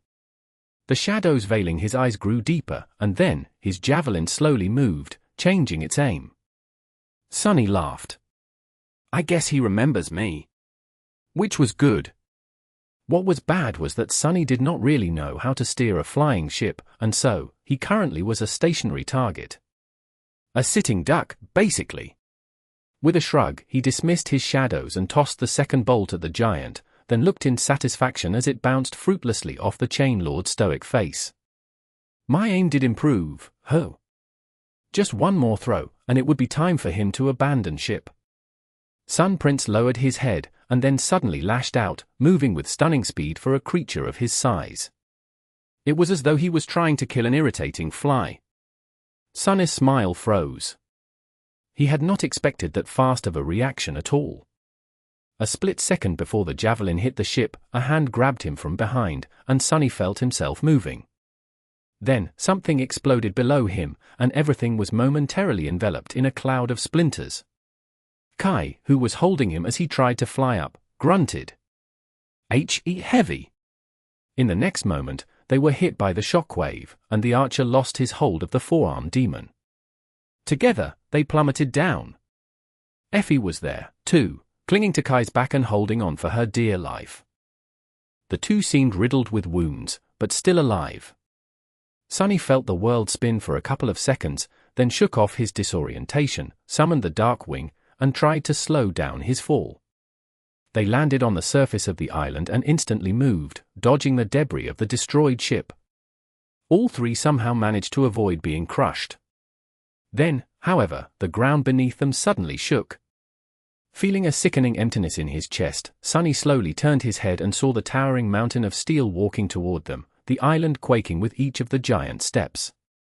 The nightmarish memory of being smashed like a bug by Sun Prince's soul flashed in front of his eyes once again, making Sunny flinch and back away. There was nowhere they could run, however. And more importantly, they still needed to draw Sun Prince away from Noctis. But what could they do but die, faced with the fury of an immortal transcendent? Sunny paled. Think. He raised his Odachi with uncertainty, desperately trying to evaluate their chances. He still had some essence left, enough for a few minutes of remaining a shadow, or making a jump or two. Would that be enough? What of the others? And what was he going to do when his essence ran out? Then, a sudden sound attracted his attention. Looking up, Sunny saw something that made his eyes widen. Far above, in the dark red sky, a silhouette of a graceful ship appeared from the radiance of the moon. Battered and damaged, the ship was flying, almost falling, down. It had been descending from terrible heights, and so, gathered such staggering momentum that the wind screamed loudly as they were being cut by the bow of the plummeting vessel. This was the sound Sunny had heard. He could almost see a delicate silhouette standing at the stern, holding the oars in her hands. Cassie. Falling from the sky like a star, the battered ship changed its course slightly, and then rammed into the giant steel colossus at full speed, causing the whole world to tremble. Chapter 724. Weight of Regret. The deafening roar of the impact came as he fell. Rolling on the ground, Sunny was assaulted by the thundering crash of the blast, the rumbling groan of shattering wood, and the booming shriek of heavy metal being ripped apart. Stunned and disoriented, he rose to his knees, then swayed a little and looked up. What he saw made him pale. The sorcerer's ship lay broken on the ground. The fluid lines of its graceful hull were broken and gaped with terrible breaches, wide cracks running through the ancient wood. Its bow was completely shattered, and the damage in the front part of the vessel was especially severe. The beautiful tree growing around its main mast seemed damaged and dead. Cassie was nowhere in sight. At the very edge of the island, thrown back, Sun Prince knelt. The steel colossus was swaying dangerously, clutching at his face with his one remaining hand. At the spot where the ram of the ship had struck, his chest was caved in and ripped open, rivers of molten metal flowing from the terrible wound. And in the depths of the wound, turned incandescent by the heat, a cage made in the form of a human figure was revealed. The cage was slightly broken, too, and a charred hand could be seen clawing at the edges. Under its fingers, the metal was bending like cloth, slowly being torn away. Sunny shuddered, and then turned his gaze back to the wreck of the flying ship. Cassie, where's Cassie? He could not see the blind young woman anywhere in the wreckage. However, Sunny saw someone else. A bloodied figure suddenly fell from above, bounced off the ground, and crashed into the hull of the ship, causing more cracks to appear on its surface. Raven black hair, pale skin, it was Noctis. The sorcerer did not look good. His whole body was covered in blood, terrible wounds gaping open here and there. His beautiful face was broken and disfigured, the skin split open and white bone visible beneath, with one eye socket empty and full of darkness. He was still alive, though, of course, he was. Noctis could not escape from the pain into the merciful embrace of death even if he wanted to. As Sunny watched, paralyzed for a moment, something flashed through the air, and a graceful figure appeared for a split second in front of the sorcerer, her beautiful chestnut hair dancing in the wind. In the next moment, a large portion of the hull of the ship exploded as Noctis was pushed through it by a vicious strike. Both saints disappeared into the darkness of the ancient vessel, which then shuddered, hinting that their dreadful battle continued. Sunny froze, looking between the swaying colossus and the wreckage of the ancient ship. His mind was empty, and he did not know what to do. Or rather, he could not decide what took priority. There was not much time to decide, however. Gritting his teeth, he looked around, searching for his friends. Kai seemed to be knocked out by the blast a little, but Effie was already on her feet, staring in the same direction as he. There was a grim expression on her face. Sunny groaned, then slowly stood up. Effie, any ideas? She hesitated for a moment, then flashed him a pale smile. I guess it's this time. He frowned. What time? The young girl glanced at the wreckage, and then said wistfully. You know, that time when, in the movies, someone says to split up. Sunny stared at her, not entirely understanding what she meant. Effie's gaze slowly shifted to the kneeling colossus and, in a steady voice, she said, Give me the knife, the ruby one. I'll deal with the big bastard. You and Kai go and find Cassie, then help the lunatic, in that order. He's not going to die anytime soon, anyway. He stared at her from above, deep shadows veiling his eyes. Sunny had a lot to say, but in the end, he simply asked, Are you sure? The young girl laughed. Don't I look like I'm sure? Relax, doofus, it's just an immortal transcendent. We better deal with that thing before it escapes the cage, anyway. Sunny gritted his teeth, then summoned the covetous coffer and handed Effie the knife that they had gotten from the creature in the lake. There was no time to say anything else, and no need to. Effie took the knife, gripped his wrist for a moment, and then dashed away without looking back. Sunny helped Kai stand up and, supporting the disoriented archer, hurried toward the wreckage of the crashed ship. As they ran, an ugly expression appeared on his bestial face. Don't you die on me, you freeloader, your sleeping pod is still in my house, damn it. Do you even know how much hassle it is to properly dispose of a corpse? If you have any conscience, you will stay alive. Behind him, Effie ran to the edge of the island, summoning the Dusk Shard. As the swirl of sparks surrounded her hand, she jumped up and landed on a toppled pillar that lay parallel to the ground, rising slightly at the far end. The young girl rushed across the long pillar and then leaped high into the air with all her prodigious strength, flying straight toward the kneeling giant's chest. As she flew, Effie activated the single enchantment of the heavy shield. Forged from a shard of a fallen star, this shield contains the weight of the heavens. Depending on the heart of its wielder, it can be light as a feather or heavy as regret. She poured her essence into the memory, making it feel as heavy as a mountain on her hand. A moment later, Effie crashed into the Colossus with all that weight. The impact was not nearly as devastating as when Cassie had brought her ship down from the sky. But since Sun Prince was yet to regain his balance, it was just enough to push his upper body a little bit back. And that little bit was enough to send Sun Prince toppling over. A few seconds later, both of them, the giant immortal and the little girl, disappeared from view, falling over the edge of the island. Down into the empty darkness of the sky below. Chapter 725. Shipwreck Island. Sunny stared at the empty space where the giant had been kneeling not too long ago, then gritted his teeth and looked away. Effie knew what she was doing. No one was more motivated to survive the nightmare and return to the waking world alive. Not even Sunny. She would not have done anything that would leave her no chance to escape. In any case, every one of them was in terrible danger. If Solvain managed to defeat Noctis, she would be coming for them next. And Cassie could have been dying or dead already, somewhere in the wreckage. There was no time to waste on unnecessary thoughts. Sunny dragged Kai forward, lamenting the fact that the archer was coming back to his senses so slowly. His incredible sight would have been very useful right about now. His foreshadows flew toward the wreck, gliding between the debris in search of the young woman. However, it was hard to make out anything in the chaotic mess of splintered wood, upturned soil, and shredded sails. And then, finally, he thought that he noticed weak movement under a pile of debris. With his two hearts beating wildly, Sunny rushed forward, then threw a piece of the ship's hull aside and bent down, digging through the soil. Soon, he saw a piece of black fabric, and then removed some more dirt to reveal Cassie's pale face. She struggled to sit, and then coughed violently. The blind young woman seemed to be fine. The piece of cloth covering her eyes had slid down, revealing 2 empty eye sockets, and her dress was soaked with blood from the arrow wound on her shoulder, but other than that, there were only mild scratches and lacerations on her body. Miraculously, Cassie was alive. Sunny stared at her with wide eyes, a sense of profound relief slowly spreading through his chest. The young woman coughed some more, wiped the dirt off her face, then turned her head slightly with an uncertain and vulnerable expression. Who is there? Sunny. He helped Kai sit down, then said, "Yes, it's me.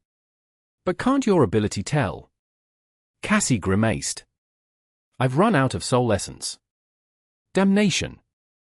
A stifled laugh escaped from his mouth. "That's what you are concerned with? You damned fool, what the hell was that stunt? How did you even survive the crash?" Cassie turned to him with a confused expression on her beautiful face. "How did I, what? I jumped off the ship a few moments before it hit the prince, of course. Dancer carried me down. I am not crazy." He stared at her for a moment, then covered his face with a hand and let out a long, relieved sigh. "You've been spending too much time with me. Only a madman would call ramming a flying ship into an immortal steel giant at full speed not crazy." Now that he knew that the blind girl was alive, though, he could finally think about everything else. As cold shivers ran down his spine, Sunny turned and stared at the dark gaping hole in the hull of the crashed ship where Noctis and Solvain had disappeared. The wreckage was still trembling and groaning, proving that the two Transcendents were still fighting inside. Cassie tried to stand up, fell back, then remained motionless for a few moments. "What is happening?" Sunny grimaced. "Effie is dealing with what is left of Sun Prince. Kai is here, but he had the wind knocked out of him. Noctis is also on the island. He seems to be losing to Solvain terribly." His shadows returned, wrapping themselves around his body and bringing with them vast and fearsome strength. Sunny lingered for a moment, and then stood up. "You stay here with Kai and rest for a bit." I'll be back shortly." The blind young woman frowned, then hurriedly fumbled for her blindfold and pulled it up, covering the empty darkness of her missing eyes. Where are you going?" He looked at the wreckage for a few moments, and then smiled darkly. "I am just going to return a debt." He owed Solvain quite a lot, after all. Months of agony and desperation, the life of a dear friend, and even a heart. When would he get a chance to repay her hospitality again? Leaving Cassie and Kai behind, Sunny gathered his courage, and dashed toward the wreck. *****. Jumping through the breach in the hull, he landed on the skewed floor of one of the compartments at the stern of the ship and froze for a moment, hit by a strong sense of déjà vu. All of this, did it not feel very familiar? Was it not the same compartment he had entered the wreck through all that time ago, in the distant future, while hunting for miraculous coins? Of course, back then, the ancient ship had looked vastly different, at least on the inside. It had been infested by a sprawling mass of brown vines and moss, the murky air full of poison they secreted. Back then, Sunny had not known who Noctis was, and how his ship had ended up broken and abandoned on a desolate island near the rift. Well, now everything fell in its place. This island was going to become the Shipwreck Island. The wound in the chest of the giant steel corpse, the terrible damage done to the bow of the crashed vessel, it all made sense now, except for one thing. How would Solvain end up trapped for thousands of years in the cargo hold, so that Sunny could kill her in the future?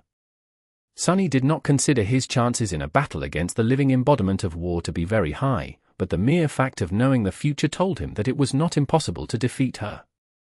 At least that was what he wanted to believe, sneaking through the broken ship as he came closer and closer to the sounds of the furious battle. If he was wrong, however, the possibility of Sunny himself becoming the host of a monstrous corrupted parasite was not out of the question. Chapter 726. Sweet Release. What was he actually doing? A battle between two saints was no place for an awakened, no matter how powerful he had grown after absorbing thousands of shadow fragments and forming the fourth core.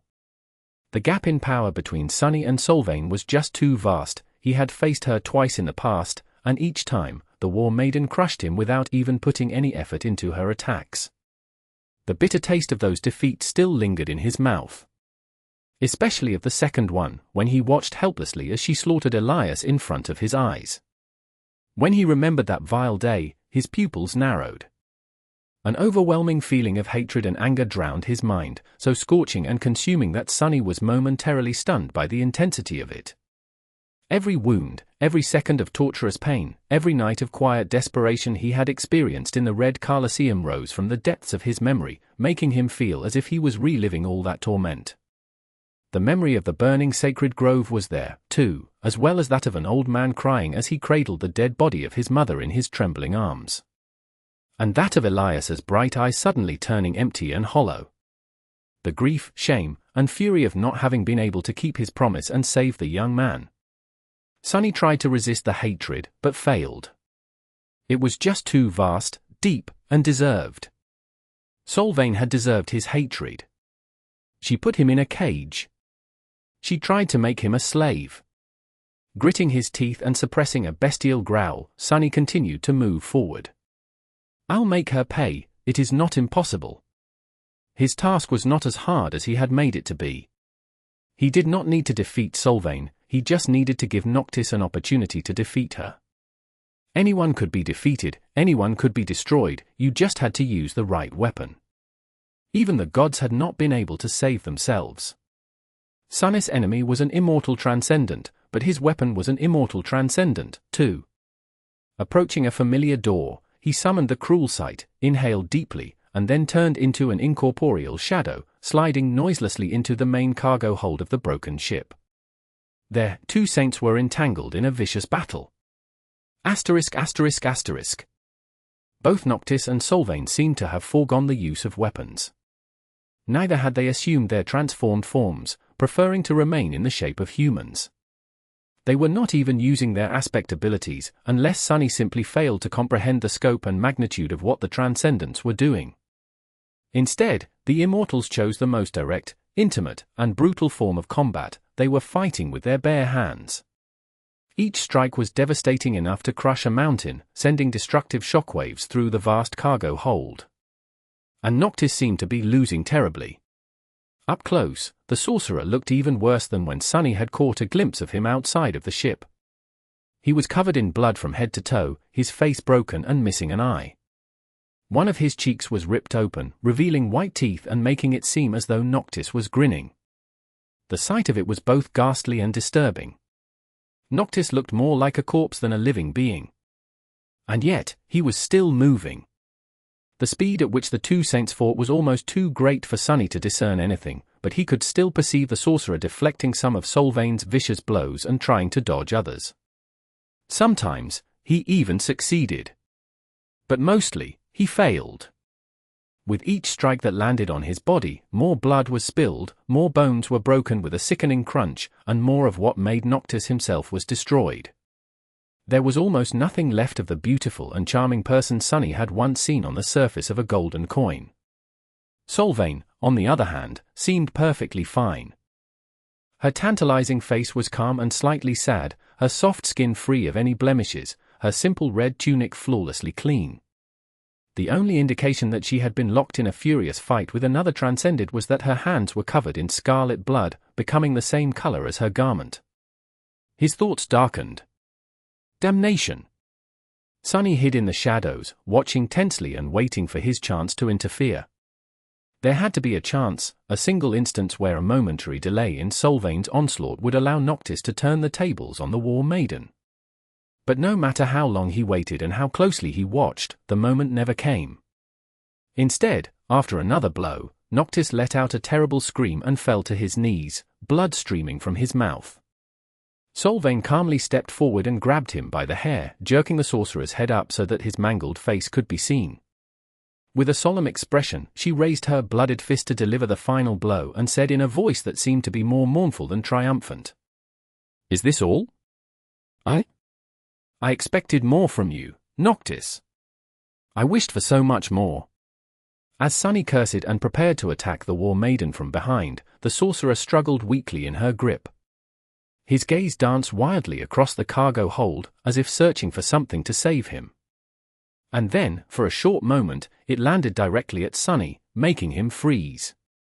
Did he imagine it? It seemed as though Noctis looked at him with purpose.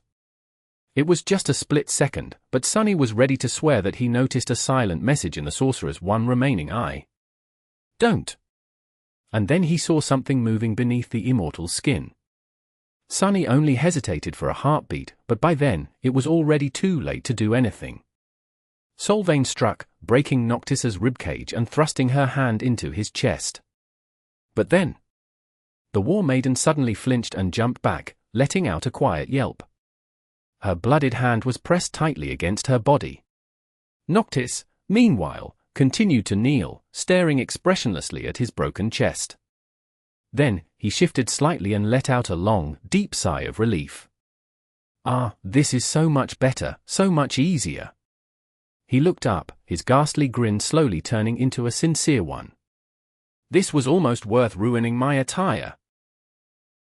Chapter 727. Unforgiven. He was still beaten, mangled, and covered in blood, but the sorcerer's presence subtly changed. If before it was faint and weakening, now, it became brimming with power, potency, and free-flowing energy. Vast, furious, unrestrained. And suffused with madness. Despite the fact that Noctis was on his knees and crippled, he suddenly seemed terrifying. The morbid grin on his torn and disfigured face seemed more menacing than pitiful now. His one remaining eye glistened, reflecting the distant light of the crimson moon. It was as though something that had been suppressing the sorcerer's true power all this time finally set him free. Noctis inhaled deeply, and at the same, Solvain suddenly swayed. The hand she had used to crush his ribcage was still pressed against her body, blood streaming down on the red tunic. Her beautiful eyes widened. And then, something moved under her skin, making the War Maiden let out a pained scream. She staggered back and looked at the kneeling sorcerer with a pale face. What have you done to me?" Noctis smiled. His voice sounded hoarse and full of unfathomable emotion when he spoke. "What else? I have fulfilled your most ardent wish, Solvain. I have defeated you." She stared at him in shock, then suddenly shuddered and let out another tortured scream. As drops of blood flew out of her mouth, the beautiful transcendent stumbled and fell to her knees. Her sublime face was deathly pale and contorted by a grimace of terrible pain. The sorcerer let out a croaking laugh and slowly stood up. Just like that, their roles were reversed. The War Maiden was on her knees, and Noctis was looming above her. He lingered for a moment, and then looked at the patch of shadows where Sunny was hiding, his mind full of vague suspicion. "You can come out, Sunless. It's safe now." "What the hell?" Sunny hesitated for a few seconds, then assumed his corporeal form and glanced at Solvain, his eyes burning with hatred. Slowly, a few things were clicking in place and starting to make sense. The magical circle in the sorcerer's residence, the river of blood that Noctis had fed to the soil below, the cracks on the stone floor, the tremors that had been running through it from time to time. Even the faint scream that had awoken Sunny on his last night in the sanctuary. He turned and stared at the sorcerer, a harrowing guess appearing in his mind. Solvain, however, was still in the dark. As the ghastly movement under her skin grew stronger and more noticeable, she groaned. "What is this thing?" My aspect. Noctis smiled. Ah, you've noticed? Yes, there is no point in trying to summon your abilities. My little pet is a bit hungry for soul essence, you see. I've been starving it for a few hundred years, after all. As he spoke, his own essence flowed freely, coursing through his mangled body. The terrible wounds covering it started to heal at an incredible pace. As Sunny watched, the bloody hole in the sorcerer's chest closed, his shattered ribs coalescing back into proper shape. His torn cheek was already growing back together. A clot of blood formed in his empty eye socket, slowly turning into a new eye. Noctis took a step forward, leaned forward, and looked at Solvayne. Then, he whispered. This pet of mine is a very special creature. It is a vine that feeds on powerful souls. The profane seed that eventually birthed it was created when the ashes of the Heart Grove mixed with Ada's blood. You remember Ada, don't you, Solvayne? Well, allow me to return her last gift to you. His voice seethed with boundless rage and sorrow. Sunny frowned, then glanced at the sorcerer with a complicated expression. So, Noctis had created Wormvine, a corrupted monster capable of devouring saints, from the ashes of the sacred grove and Ada's blood. He had kept it in the ground beneath his residence for hundreds of years, nurturing the abomination by feeding it his essence and blood. And then, when the time came, he took it into himself, making his body both the bait and the trap for the person who had desecrated the grove and killed its lady. All this time, the sorcerer was restrained by having to suppress the creature and prevent it from devouring him from the inside. And when the monster finally found a new host, he was finally free to exert his full power. A pale smile appeared on Sunny's face. What a devious, patient, and ruthless vengeance Noctis had envisioned for Solvayne. He could learn a thing or two from the unforgiving sorcerer. The War Maiden looked at Noctis for a few moments, then bent in a violent convulsion, letting out a terrible shriek. The skin on her face broke, and a thin, worm-like vine appeared from beneath it, crawling forward through the blood. Another, thicker one, burst from her hand. Solvayne groaned, then let out a stifled chuckle. Ah, after all this time. I am defeated, by you. She gritted her teeth, and then suddenly smiled through the pain. Glory, to the beast! With that, the War Maiden struggled to move, and arduously reached forward with a trembling hand. A knife carved out of a single piece of wood rested on her blooded palm. Noctis looked at her for a while, then silently took the knife and straightened, towering above the trembling, suffering woman. He remained motionless for a few moments, darkness veiling his face. Sunny took a step forward, being strangled by hatred. No, no, not yet. Let her scream. Let her suffer more. Let her suffer forever. Killing Solvayne was what they had planned, but now, looking at the beautiful, hateful priestess of war, he was unwilling to let her escape that easily. She had wanted this to happen all along. This was her true victory. Sunny's ability to think clearly dissolved, consumed by fury. He had just enough sense left to realize that this behavior was unnatural, that the intensity of his desire for revenge was unusual, even for someone as spiteful as him, but he did not care. At that moment, the only thing he wanted was to see Solvayne pay for what she had taken from him.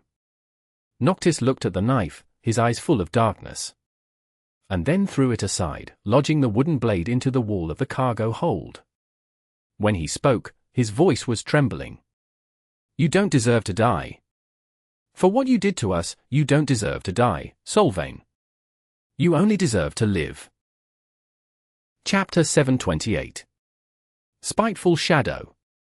The memory of pain she had visited upon him and the faces of those she had killed flashed in front of his eyes once again, making that glee grow even sweeter. Good, good. The only thing Sunny regretted was that he had killed Solvayne in the distant future, releasing her from that torment. If he had known better back then, he would have left her to rot. Noctis coldly stared at the squirming priestess for a moment, and then turned around, as if intending to leave. Solvayne let out a groan of agony, more vines breaking through her skin and crawling down to the floor. Wait! She struggled to raise her head and look up, her eyes full of fear. Noctis, you have to kill me. You won't be able to free her if I am alive. The sorcerer stopped, lingered for a moment, and then glanced at her over the shoulder. His face was cold and unmoving. After a long pause, he said nonchalantly, "Hope is a great, powerful demon. She can handle a shackle or two on her own." As Solvain's eyes widened, Noctis looked away and took a step toward the gates of the hold. And Sunny, meanwhile, was doing the hardest thing he had ever done in his life. Sunny was walking toward the edge of the cargo hold, where the wooden knife was lodged into the wall. Every step he made felt as if he was dragging a mountain with him. No, it was much harder than that. A mountain would have been heavy, but dragging it along was a simple task. Hard, or maybe even impossible, but simple nevertheless. However, he was not struggling against physical weight. Instead, Sunny was struggling against his very nature. He had grown up in the outskirts, fighting for his life in a cruel, indifferent world. He had to learn a lot of vicious lessons to survive. Those lessons made him selfish, cynical, and jaded, unwilling to trust anyone or believe in anything. Those qualities had helped him to remain alive, but as his life changed, some of them turned into a hindrance. Slowly and painfully, he had shed his previous skin and learned new things. He learned to trust those who deserve to be trusted, and have hope in himself and the future. However, one thing he never managed to leave behind, and did not really want to, was his spite. Spite had been the only thing that motivated him to survive the first nightmare, after all. Back then, and maybe even now, it was his only reason to live. And so, Sunny was not big on forgiveness. He could not even forgive Cassie, at least not fully, despite everything that they had been through together before and after her decision to put Nefer's life before his own. He believed in the value of retribution. An eye for an eye, a tooth for a tooth, that was the ancient law. No one should be able to trample on him and remain unpunished. That was why the very thought of letting Solvain die in peace seemed abhorrent to him. And yet, his trembling hand landed on the handle of the wooden knife. Sunny was a very stubborn person. Gritting his teeth, he dislodged the knife from the wall and swayed a little, struggling to keep the all-consuming hatred that drowned his mind at bay. Yes, he wanted Solvain to pay, he wanted her to suffer. But, even more than that, he wanted fate to go to hell. He could not allow for another thing to happen just like it had happened in the real past. He needed to prove, once and for all, that he was not a marionette that hung powerlessly from the strings of fate, able only to dance to a predetermined tune. He was also really outraged at the thought of hope messing with his mind. And this was where the scorching intensity of his hatred for the War Maiden had come from, without a doubt, from the poisonous influence of the demon of desire who had taken his trauma, sorrow, and anger, and turned it into a weapon to subjugate him. It was a weird thing to know that his fury was fabricated, but at the same time welcome it and be tempted to surrender to it. And that temptation, it was way harder to overcome than the weight of a mountain. Why am I even doing this? She deserves to suffer, wouldn't it be splendid to leave her to suffer, wouldn't it be the most joyous thing ever? Oh, it would. I can't imagine anything sweeter. Sunny struggled to even remember why he was holding the knife. Oh, right, fate. I did promise to destroy it, didn't I? That was because my fate is to be a slave. I don't really want to be a slave, but who cares? I want Solvain to be tortured for eternity much more than I want to be free. Freedom is distant and abstract. Who even wants it? But retribution, it's right here, and feels so wonderful. Gritting his teeth, he made a step forward. Step. Step. Another step. Walking across the cargo hold of the broken ship was much harder than it had been to climb a cold, dark mountain in chains. He wasn't sure that he was going to make it. His face was contorted by an ugly grimace, and his dark eyes burned with mad glee. Then, Sunny stopped. I changed my mind. It is worth it. Surrendering to fate is worth it if it means that this hateful witch will be tortured endlessly. This will be right, this will be just, this will be the best outcome of all. Sunny sighed and smiled with relief. Now that he decided to surrender to fate, it was as though a terrible weight was lifted from his shoulders. He was free to bask in the joy of revenge, revel in it. He was unburdened, ecstatic, and at peace. Sunny smiled and thrust the wooden knife into Solvain's chest. Damnation! Yes, leaving the War Maiden to suffer felt right and just. But Sunny had never been righteous, and did not really care about being just. And more importantly than that, he wanted to spite fate much more than he wanted to avenge himself on Solvain. The beautiful priestess shuddered and looked at him with pain and relief mixing in her mesmerizing eyes. Then, her gaze slowly turned empty, losing the spark of life, and her body fell to the floor. Sunny grimaced, feeling bitterly disappointed. He was not happy with his choice at all. He felt terrible. But it had to be done. As the wooden knife broke in his hand, the spell whispered, "You have slain a transcendent human, Solvain. Your shadow grows stronger. You have received a memory." He blinked. "Hath another memory? How does it even work?" And then, Sunny suddenly felt really uncomfortable. As if someone was staring at his back. He turned around slowly and met the sorcerer's dark gaze. Noctis looked at him, and then bared his teeth in a dangerous smile. "Sunless, what did you do?" Sunny shivered, suddenly feeling very cold. Crap. Chapter 729. Broken Shackles. The air around them became cold, the darkness grew deeper. Sunny trembled a little, then glanced at the broken wooden knife in his hand. Now that the tool created by the Lord of Light had served its purpose, it was empty and mundane, the ocean of radiant energy and the string of fate long gone from within it. He dropped the remains of the knife on the floor, glanced at the sorcerer with a dour expression, and said nonchalantly, "I killed her." "Why?" Noctis stared at him for a few moments, then took a deep breath. "I've been planning and waiting for this moment for a very long time, you know. Hundreds of years, really. And you just went and ruined it all. Ah, Sunless, we are friends, but I'll be honest. I am a little bit cross right now." Something shifted in the darkness, and the walls of the cargo hold groaned. The sorcerer continued to stare at him, his red eye glowing brighter and brighter. Sunny himself winced, feeling the sorcerer's presence crash into him like a wave. Then, he pretended to look unimpressed, took a step forward, and shrugged. "Well, get over yourself." Noctis blinked. Then, he tilted his head a little. Then, he stopped smiling. "Get over myself." It did not seem like he liked that answer at all. Sunny nodded. "Yeah. Snap out of it and get over yourself." He pointed at the body of Solvain and frowned. "First of all, do me a favor and remember why we started all this mess in the first place. It was to kill the Chain Lords and free Hope." "Oh, look! A dead Chain Lord. Isn't it wonderful?" He smiled, revealing his sharp fangs. However, Noctis remained unmoved, still staring at him with a frightening coldness. Sunny took another step forward and pointed a finger at his chest. "Second of all, aren't you too full of yourself? Ada's last gift, really?" He judged that if there was a moment when the Transcendent would simply kill him with one strike, it would have been now. So, despite the smile, Sunny was actually trembling inside. Naught gritted his teeth. "What's wrong with that?" Sunny crossed his arms. "Who are you to deliver gifts on her behalf?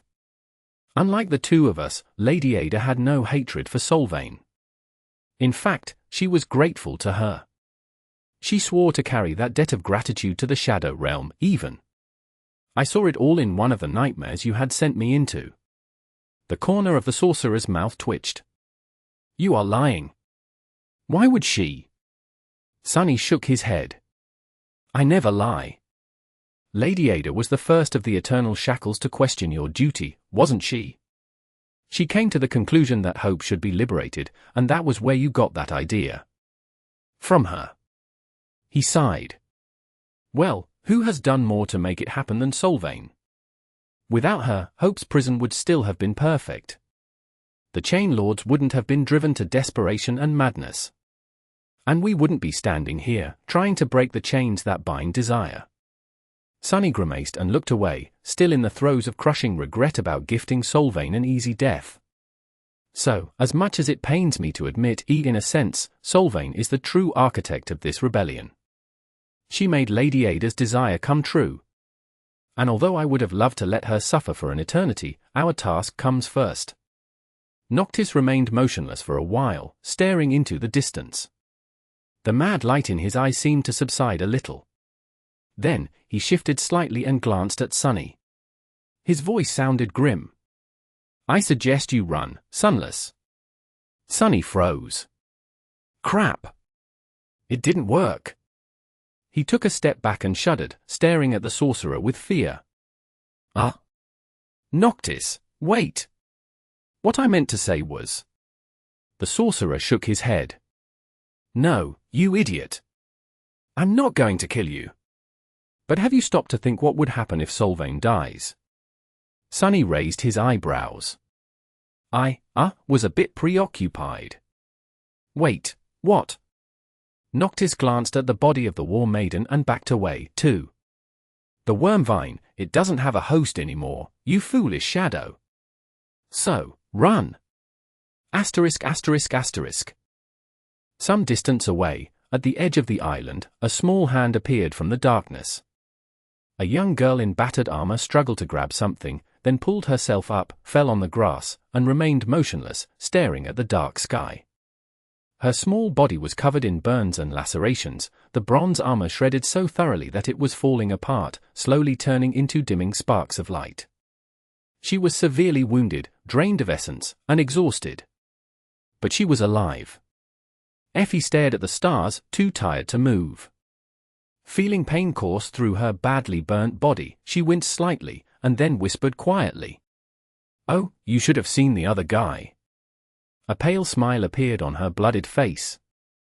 Far below, a giant steel carcass was swaying in the wind, its leg tangled in a heavenly chain that the Colossus had broken as he fell.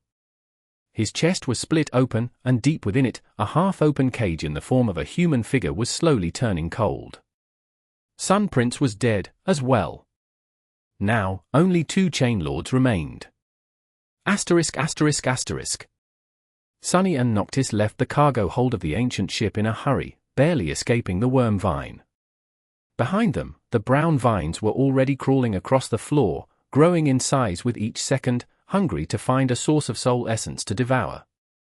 Noctis did not seem too enthusiastic about the prospect of fighting his own creation, and neither was Sunny. The last time, he had destroyed the corrupted monster by killing its host, but this time, he himself ran the risk of becoming the host. It was better to retreat and choose their battle wisely. Very soon, they climbed on the hull of the broken vessel and lingered there for a few moments, looking up. Above them, the remaining ships of the defending fleet hovered in the air, for some reason reluctant to approach and continue their relentless onslaught. There were still around 40 ships left, but, perhaps stunned by the death of their commanders or afraid of the sorcerer, the enemies remained in place.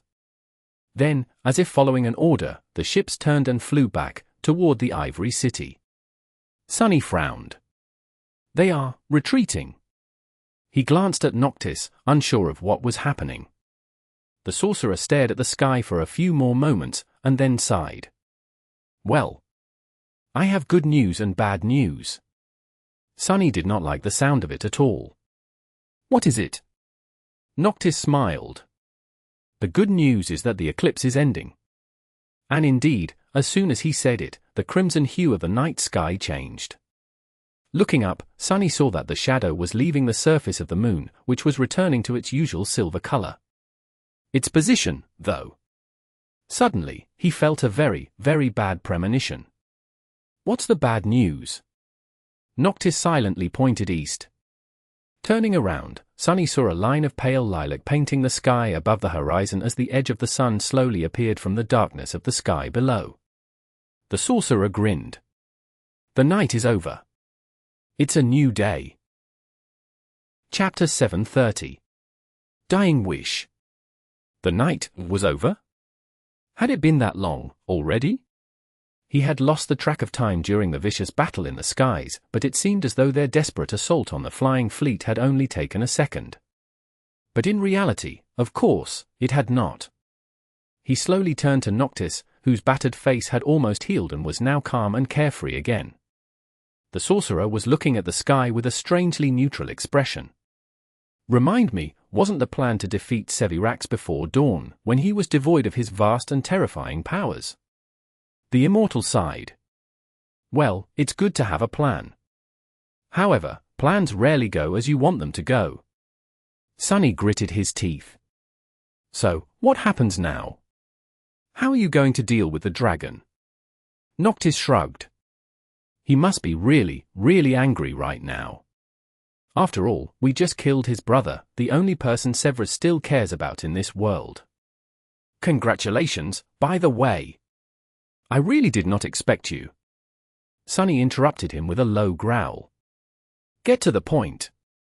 Now that the sun is rising, your powers will be diminished, while his will reach their peak. How are we going to survive? The sorcerer remained silent for a few moments, then scratched the back of his head. We'll come up with something. Sunny stared at him in disbelief. You are joking, right? Come on, you must have some devious trick up your sleeve. You have an incredible advantage, after all. You have the knife that can make him mortal, while he doesn't have yours. Should I give you the knives? You have never asked me for the damned knives. Wasn't that the reason you befriended me, in the first place? Noctis looked at him for a while, then simply shook his head. No, that was not the reason, Sunless. In any case, giving me the knife won't do much good. I will still have to defeat Sevras, whether he becomes mortal or not. Either I subdue him and we can use the knife to finish the job, or he subdues me, and then there's no point. And I really don't have any tricks left. He smiled, and then added wistfully. Except one. Sunny exhaled with relief. Finally. What is it? The sorcerer turned to him with a smile. Why, it's you, Sunless. Of course. Did I not say that fate brought us together for a reason? Sunny stared at him, his expression slowly turning dark. You did, but what the hell do you mean?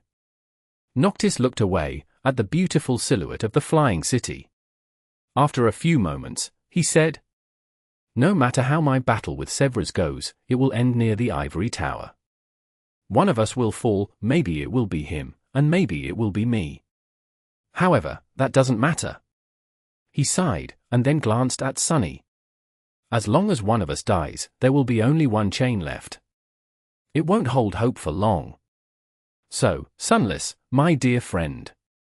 Noctis lingered for a moment, and then smiled. Should I lose? I want you to kill me. That is my desire. The sorcerer looked at him, the smile disappearing from his face. Then, he said softly, That is the fate I spoke about. You are my death, Sunless. Didn't you know? Then, Noctis suddenly cleared his throat and awkwardly looked away. That is if I lose, of course. Don't kill me by mistake if I win. That would be very inconvenient, but a bit funny, though. Sunny glared at him for a while, then faced the ivory city and scoffed.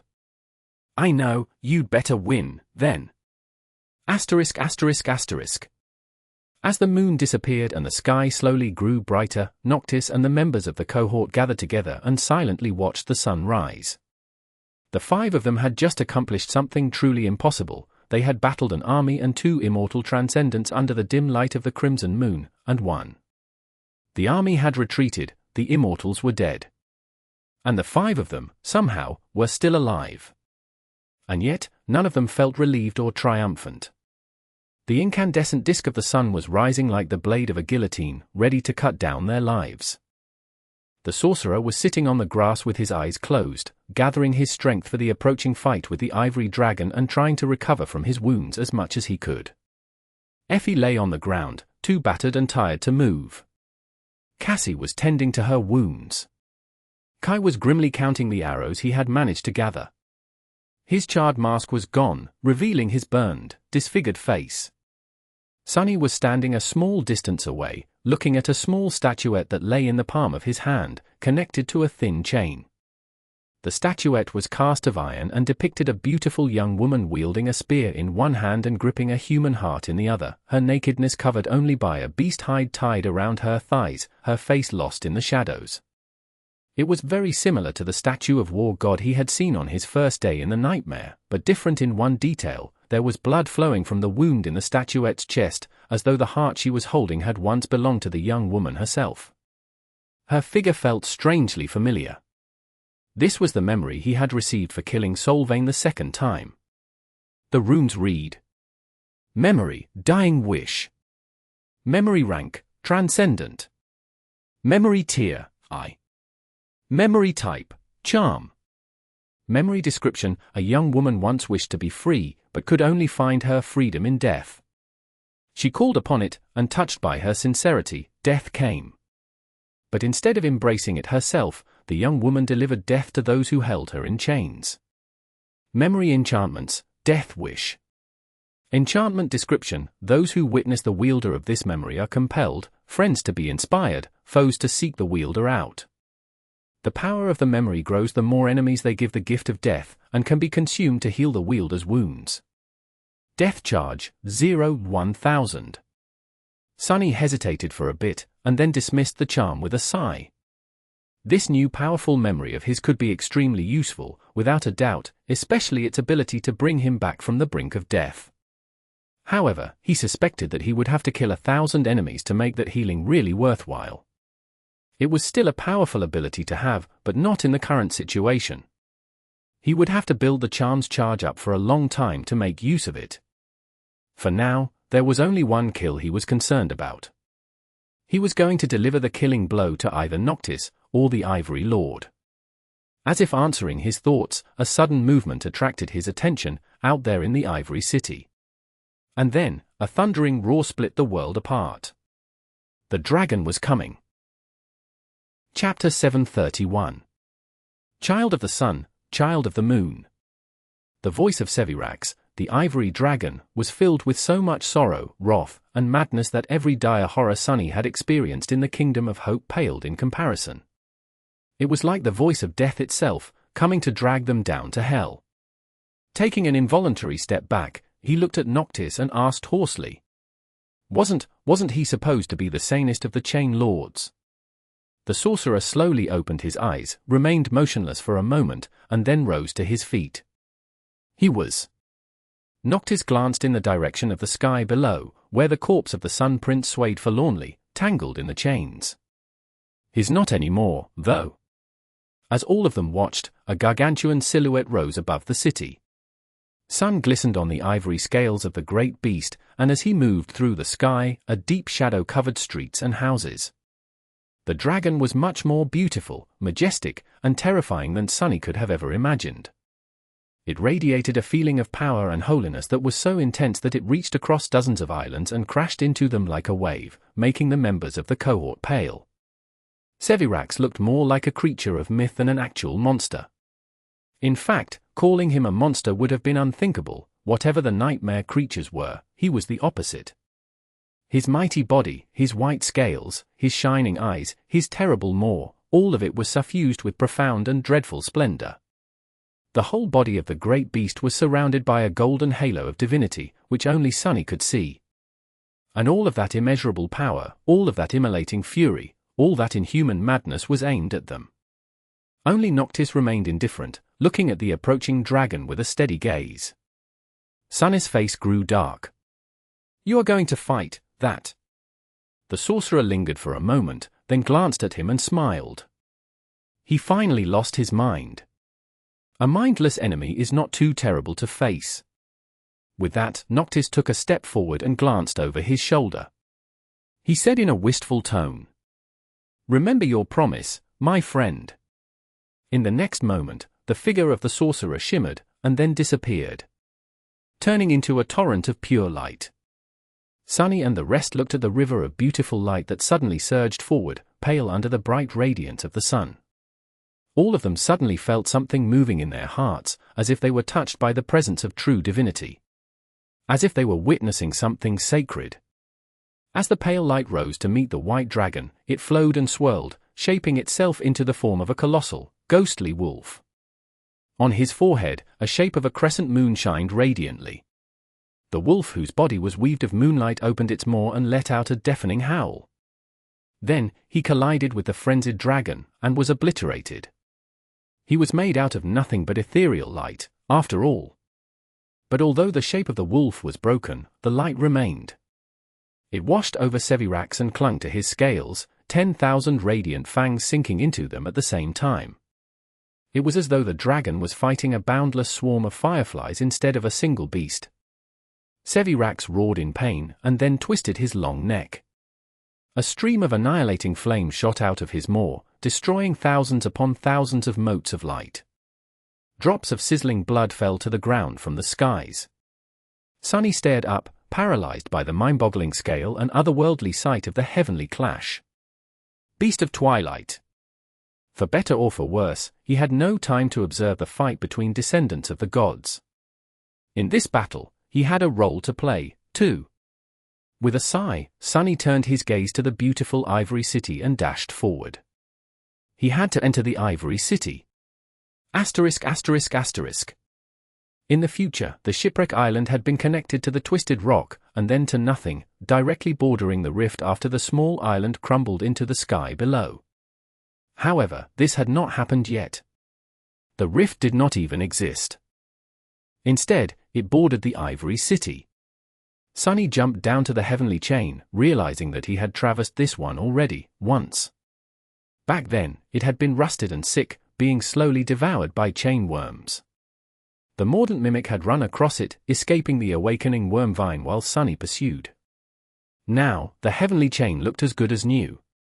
Trying to conserve his essence, Sunny held off on turning into a shadow and simply ran forward.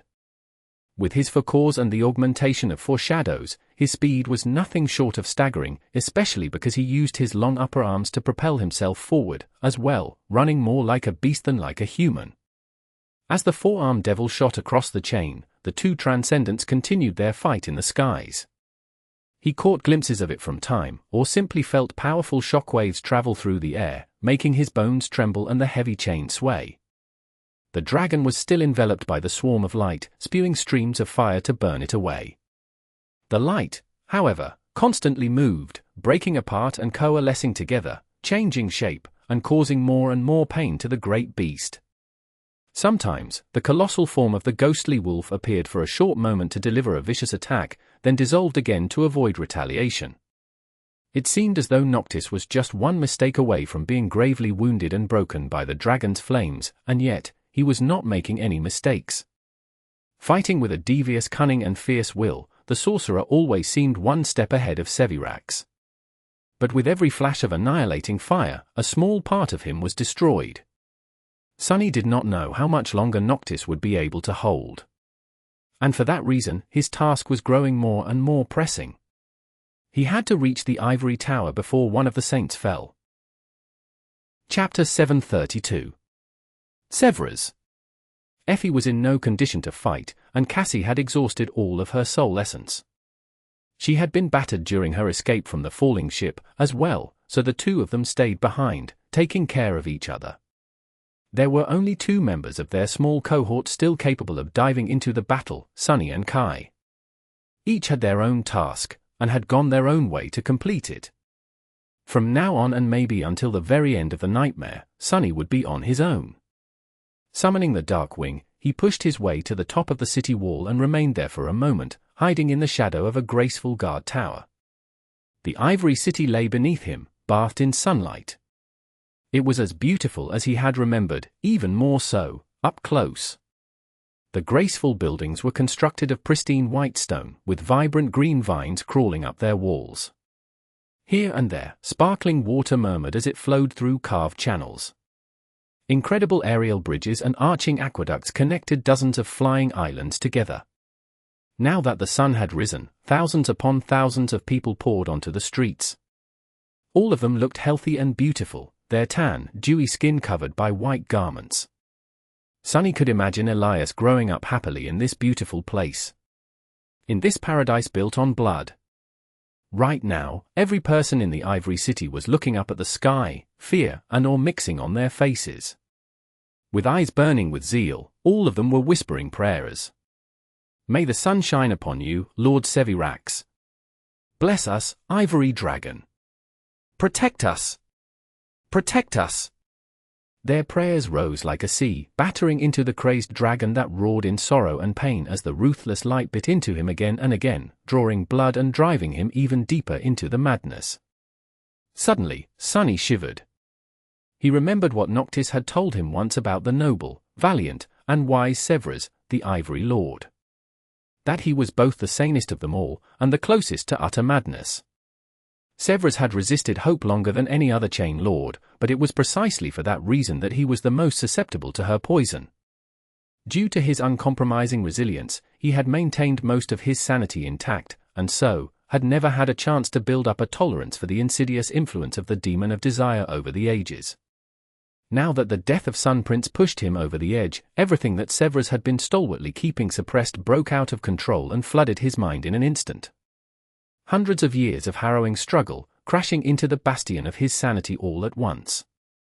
Noctis had also said that the Ivory Lord both loved and hated his people. That they were a burden that weighed heavily on his soul, one which he could not escape due to his sense of duty. That they had bound the dragon to themselves with their faith, their devotion, their trust, and their dependency. Looking down, Sunny saw a wide square directly under the section of the wall he was hiding at. It was crowded with thousands of people, all staring at the sky with faith and hope shining in their eyes. Slowly, another image appeared in front of his eyes. The visage of the twisted rock as it had been in the future. All of its surface had been nothing but an uneven expanse of dark stone. That stone, however, had looked really strange. It was as if once, a long time ago, it had been melted by unimaginable heat and then solidified again, creating strange shapes and swirls. Here and there, blackened bones had protruded from the molten stone, telling the tale of countless humans and beasts who had drowned in that scorching inferno. The sight of them was eerie and disturbing, like something torn from the actual hell. He paled. Below him, the citizens of the Ivory City prayed. Protect us! Protect us! In the next moment, the dragon roared as he received an especially painful wound, beads of crimson blood rolling down his ivory scales. Losing the last crumbs of sense, he twisted in the air to better see his enemy, and breathed out a torrent of immolating flame. However, his enemy was too cunning. Noctis had positioned himself between the dragon and the crowded streets, hoping to use the city below as a shield, or maybe hoping to taunt Sevras into destroying it. His cruel trap had worked. The stream of pale light danced out of the way of the river of fire, which fell down and engulfed the square a moment later. Sunny staggered back. In an instant, thousands of people were burned to death, their flesh turning to ash. The square became a scorching inferno, with even the stone itself melting and turning into incandescent lava. Cries of pain and horror filled the air. Some of the people survived and tried to flee, but the fire was everywhere around them. There was no escape. This was the response the Ivory Lord sent to their prayers. Horrified, Sevras froze in the air and looked down, shock swirling in his radiant, bestial eyes. Sunny could practically see an internal struggle that happened in the muddled mind of the magnificent dragon. For a short moment, the light of reason grew brighter in his eyes. And then, it became fully extinguished. Not caring anymore and longing for freedom, the dragon let out another furious roar, and then breathed out a powerful stream of fire, destroying a small part of the hateful enemy, but also drowning several streets of the Ivory City in flames. Sunny stared at the slaughter, petrified, but then shook his paralysis off. It did not matter how vile and tragic the fate of the Ivory Dragon and his city had turned out to be. All that matters was that he now had to get through the burning hell below, himself. With a low growl, Sunny summoned the memory of fire into the mantle of the underworld and jumped down. There was not much time left. Chapter 733. Inferno. The loss of life was tremendous. The suffering of dying people was indescribable. The heat was unbearable. Thousands died in the fire, and thousands more were being burned to ash with every minute. Panic and horror drowned the whole city, turning its citizens into a mindless mob. They tried to run, trampling countless people to death, only to be swallowed by the flame in the next second. The buildings of white stone were melting like candles, and graceful aerial bridges that connected the island were crumbling into the abyss. Suffering, death, and destruction reigned supreme. And above all of it, the ivory tower stood, sublime and heartlessly indifferent. Sunny traversed the dying city, witnessing the apocalyptic sight of its terrible demise. As he moved through the burning alleyways and streets, it seemed as though the whole world was coming to its end. He was surrounded by smoke, fire, and an echoing cacophony of human screams, assaulted from all sides by the ghastly smell of burning flesh and the pervasive feeling of desperate, primal fear. The Lord of Light was the god of creation, but he was also the god of destruction. Today, this aspect of his descended upon the doomed city in all its harrowing glory. Sunny himself was one mistake away from being destroyed. He was running through the burning nightmare, sticking to shadows where he could and using smoke to hide his presence from the panicking mob. With his powerful claws and talons, it was not hard for him to scale buildings or propel himself off their walls to stay above the crowd. Reaching the edge of an island, he could use a bridge, an aqueduct, or a heavenly chain to reach the next one. Sunny was fast and powerful enough to save himself from the fires that were swiftly spreading through the ivory city, devouring flesh and stone with equal hunger. However, nothing was going to save him if Sevras unleashed a river of flame on his head. Not even the mantle of the underworld was going to survive a direct clash against the dragon's flame for more than a second. All he could rely on were his intuition and quick reaction. Reaching the edge of a large building's roof, Sunny prepared to leap over the street below, but then staggered back and dove into the shadows, appearing a dozen meters away. A split second later, a pillar of raging flame fell from above, erasing the building he was aiming for from existence, and taking the whole street with it. The roof he was standing on was cut in half, and the whole structure shuddered, starting to collapse into the sweltering inferno. The path forward was cut off by the annihilating fire, forcing him to change his course. Cursing, Sunny dashed to the side, jumped down, and glanced at the sky. Surprisingly, Noctis was still resisting the frenzied dragon. The river of light that his transformed form consisted of looked pale and weak in the overbearing radiance of the sun. The aura of terrifying might that emanated from Sevras made it seem even more inadequate. The difference in power between the two was clear and immense. And yet, the beast of Twilight was holding his own. Now that the Ivory Lord had succumbed to madness and abandoned all reason, he had turned into a mindless beast. A great one, but a beast nevertheless. Despite being at a tremendous disadvantage, the sorcerer was using his cunning and devious malice to stay one step ahead of the enemy. Constantly moving and shifting its form, the pale light swirled around the dragon and seeped between his scales to relentlessly bite into his flesh. Even though each wound was small and inconsequential, they brought the beast a lot of pain. From time to time, the light coalesced into the giant wolf and sank its fangs into the dragon, shattering the scales directly. Noctis was also always careful to position himself between Sevras and the Ivory City, forcing the crazed Chain Lord to cause more and more destruction. The more pain Sevras experienced, the more of his beloved city he destroyed, the deeper his madness and desperation grew, and the less reason remained in his damaged mind, making it easier for the ruthless sorcerer to fight him. The countless tiny wounds he delivered to the dragon were slowly starting to accumulate. However, Noctis was being damaged himself, as well. Although he was able to dodge most of the flame, each time, a small part of him was irrevocably destroyed. The light that constituted him looked much paler, already. Sunny simply could not tell who was going to win this terrible battle. He had to be prepared for both outcomes. Just as Noctis had told him, as the two clashing transcendents circled in the sky, they slowly moved toward the ivory tower. Sunny was getting closer to it, too. He had already traversed half a dozen islands, somehow managing to suffer only a couple of serious burns. Now, only a few chains separated him from the Great Pagoda itself. As he climbed onto the last island before the one he was aiming for, a terrible roar suddenly thundered from above, making the whole world shudder. Falling to his knees, Sunny pressed his hands against his ears and looked up, stunned. What he saw made him freeze in shock. The great dragon Sevras was falling. His ivory scales were painted red, and a large chunk of flesh was missing from his neck. A river of sizzling blood was flowing from the terrible wound, and one of his mighty wings seemed to be broken. Unable to support his weight in the air, the dragon plummeted from the skies and crashed heavily into the ivory island, raising a cloud of dust and disappearing from view. Sunny swayed, then slowly stood up. See, crazy bastard, he actually did it. Noctis had won? Turning around, he searched the sky and saw the form of a ghostly wolf being engulfed in flame. The pale light was being swiftly devoured by it, and then disappeared entirely. Instead, a small human figure fell down, landing somewhere far away in the city. He knew that Noctis was still alive. The sorcerer was immortal, after all. However, Sunny doubted that he would be able to recover any time soon. It did not matter, though. The sorcerer had already done his part.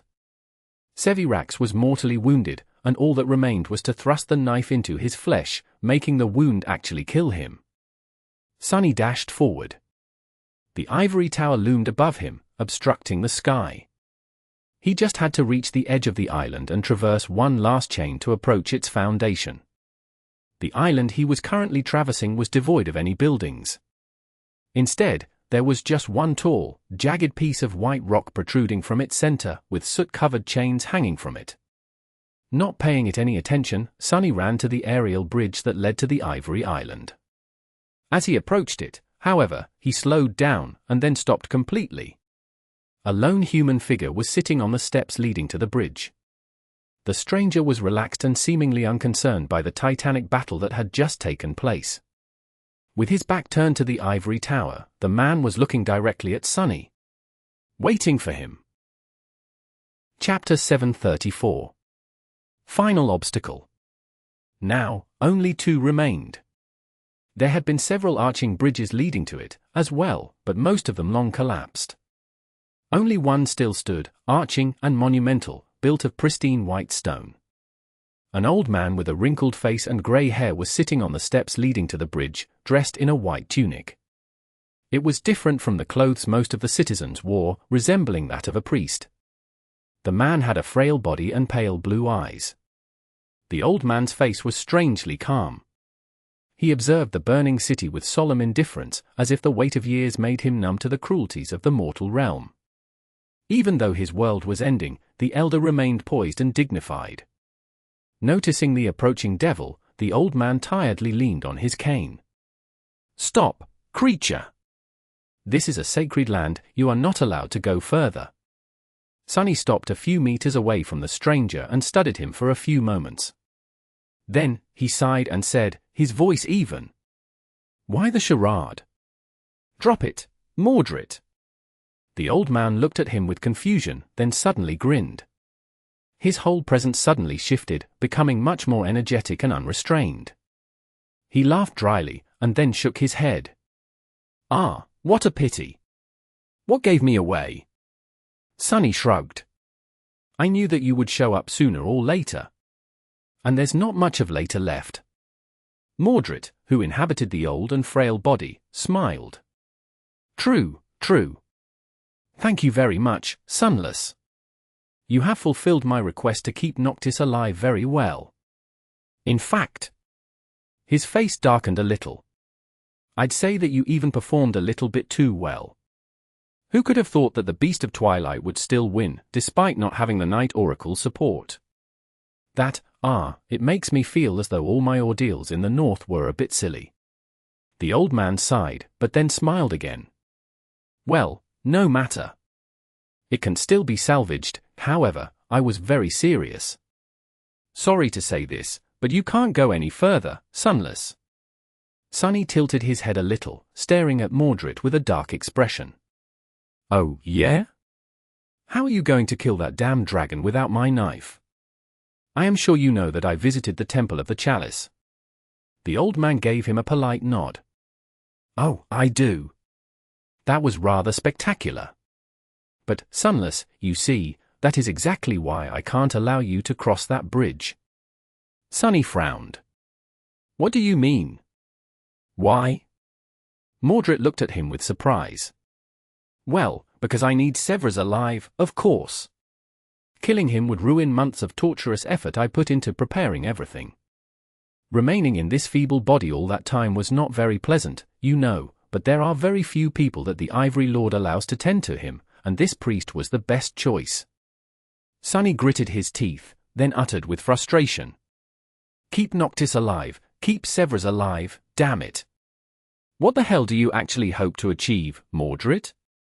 You are clearly not planning to free Hope. What else can end this nightmare? What do you want? The old man blinked a couple of times, confusion appearing on his face. Free? Hope? He thought for a moment, then shook his head with a smile. Of course, I am not here to free Hope. That is not the reason why I entered this seed. His smile twisted slightly, a disturbing glint igniting in his eyes. I am here to kill her. Asterisk, asterisk, asterisk. As the words echoed in the silence, Sunny stared at the frail old man with a deep frown. Then, he threw his head back and laughed. Kill her, kill Hope. Have you completely lost your mind, Mordred? The banished prince shifted slightly, then said in a neutral tone. Not completely. Sunny clenched his fists, then shook his head in indignation. She is a demon, you fool. A divine being. A god. How are you, a mere awakened, going to kill her? How can you hope to even scratch her? Mordred shrugged, then looked at him with a friendly smile. Why, have you never wanted to kill a god? Sunny stared at him with wide eyes. I am of a rather high opinion of myself, but I am not delusional. I know my limits, Mordred, don't you? The old man sighed. It's not like killing a god is impossible. They are all dead, after all. However, I understand your concern. I would not have wanted to face the demon of desire in battle. He lingered for a moment, and then added. But she is not exactly able to fight right now, is she? She is bound, sapped of most of her powers. Imprisoned for 1,000 years, so, you see, I can't let you go breaking more of her chains. Your part is done, Sunless. Leave the rest to me. I will conquer this nightmare for both of us. Well. And reap the reward, of course. Sunny bared his fangs. She might not be as powerful as she had been before Sun God put her in chains, but she is still a creature of divine rank. Your power alone will not be enough to wound her, let alone kill her. You are insane. Hope's poison must have gotten to you. Mordred smiled. Ah, you are correct. I am not powerful enough to kill her alone. That is why I have spent months carefully putting a few useful ideas into the Ivory Lord's muddled mind. I needed Noctis to give him a little push, though, kill his brother, destroy his city. You did well to assist him. A dangerous gleam appeared in the old man's eyes. Now that Sevras has nothing left, he will direct his endless ire on Hope. That will be my chance. So, Sunless, I would advise you to stand down. If you truly know your limits, you won't stand in my way. Sunny stared at Mordred for a few moments, his eyes growing darker and darker. A tense silence settled between the two of them. Then, a swirl of sparks appeared around the devil's hand. The old man looked at it, his gaze growing sharp and cold. He was waiting to see what weapon Sunny was going to summon. However, Sunny did not summon a weapon. Instead, an exquisite wooden chair appeared in his hand. Glaring at Mordred, Sunny put the chair on the ground, sat on it, and crossed his arms. Well, go on, then. What are you waiting for? I wish you luck. Chapter 735. Settling Debts. Noctis really knew the value of good craftsmanship. The old man, meanwhile, met his deadpan gaze with a mildly surprised expression slowly appearing on his face. All around them, the Ivory City was being devoured by fire. After a while, Mordred shifted a little and then said with amusement. To be honest, I expected you to attack me. Sunny scoffed. Why would I bother? You seem to be hell-bent on committing suicide. I can just wait until hope kills you, then carry on with my initial plans. He thought for a bit, and then added. Plus, in the improbable case that you somehow succeed, I don't really lose anything. I will still become a master. Sure, the great and mighty clan Vela might suffer as the result, but what do I care? I have no relationship with them. The old man glanced at him with a pleasant smile. That bow of yours suggests otherwise. Sunny chuckled. My warbow? Do you like it? Well, I like it very much. What a beauty, your family really knows how to craft a memory. However, you are mistaken if you think that I received it for rendering some service to Vela or being close to your father. In fact, they don't even know that I have it. Ah. I would prefer if it stayed that way, too. Mordred tilted his head a little. Have no worry, Sunless, your secret is safe with me. All your secrets, actually. I have to admit, though, with how paranoid you are, I thought that you would try to silence me at all costs. Aren't you afraid that I will reveal them after escaping from the nightmare? Sunny smiled lazily, then shrugged. Not really. He sighed, and then said in a serious tone. While it pains me that you know so much about me, you and I are similar in many ways. We both believe that knowledge is the origin of power, don't we? So, sharing my secrets would be no different from giving your power away. Why share the leverage you have on me with anyone when you can have it all to yourself? Sunny's expression grew a little dour. Of course, I would gladly kill you to destroy that leverage. However, the benefit of destroying you is not worth the risk of fighting you. You are one scary bastard, Mordred, you know that? Plus, I don't even know how to kill you, so what's the point? He was not lying. Although Sunny had grown more powerful than he had expected inside the nightmare, Mordred was much older and had vastly more experience. He also had a far greater background. If Sunny's suspicions were correct, not only had the Prince of Nothing inherited the lineage of War God, but he had also been raised by both great clan Vela and Astarion. He was a monster created by not one, but two sovereigns. A monster capable enough to, maybe, outshine both of them. How could an outskirt rat like Sunny compete with that upbringing? He couldn't. Yet. At least not in a direct fight. A competition of wit, on the other hand. Who could say which one of them was more devious? As Sunny stared at him with a smile, Mordred remained silent for a few moments, and then slowly stood up. What remarkable restraint, are you sure you don't want to attack me, Sunless? Sunny shook his head. I really don't want to. The old man looked at him, then said with uncertainty. Well, I'll be going then. He lingered for a few moments before turning around and taking a step away. Sunny cleared his throat. There is one problem, though. Mordred froze, then faced him again, an amused smile appearing on his lips. His eyes glistened dangerously. Oh. Sunny sighed. As much as I don't want to fight you, and as much as I wish you luck in ending this nightmare, I am a very, very petty person. I also have a great memory. I tend to remember my grudges. He raised a hand and started counting on his fingers. You used me, lured me into a trap, put me in hot water with Clan Vela, caused me and my friend weeks of terrible suffering, almost cost us our lives, and then even tried to kill me yourself. You really, really owe me a lot, Mordred, don't you think? The old man grinned. Ah, I see how you could have been a little upset with my actions. Well, how do you suppose we should settle my debt, Sunless? Sunny made himself more comfortable and smiled. Then, he said in a cheerful tone. I accept transcendent memories.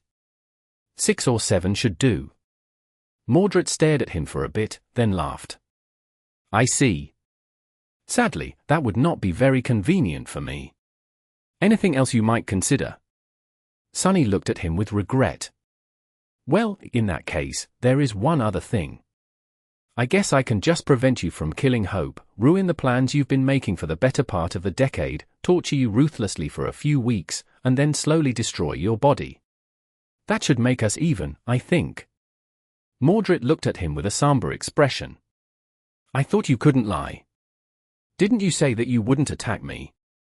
Sunny shook his head. I said that I don't want to attack you. Never said that I won't.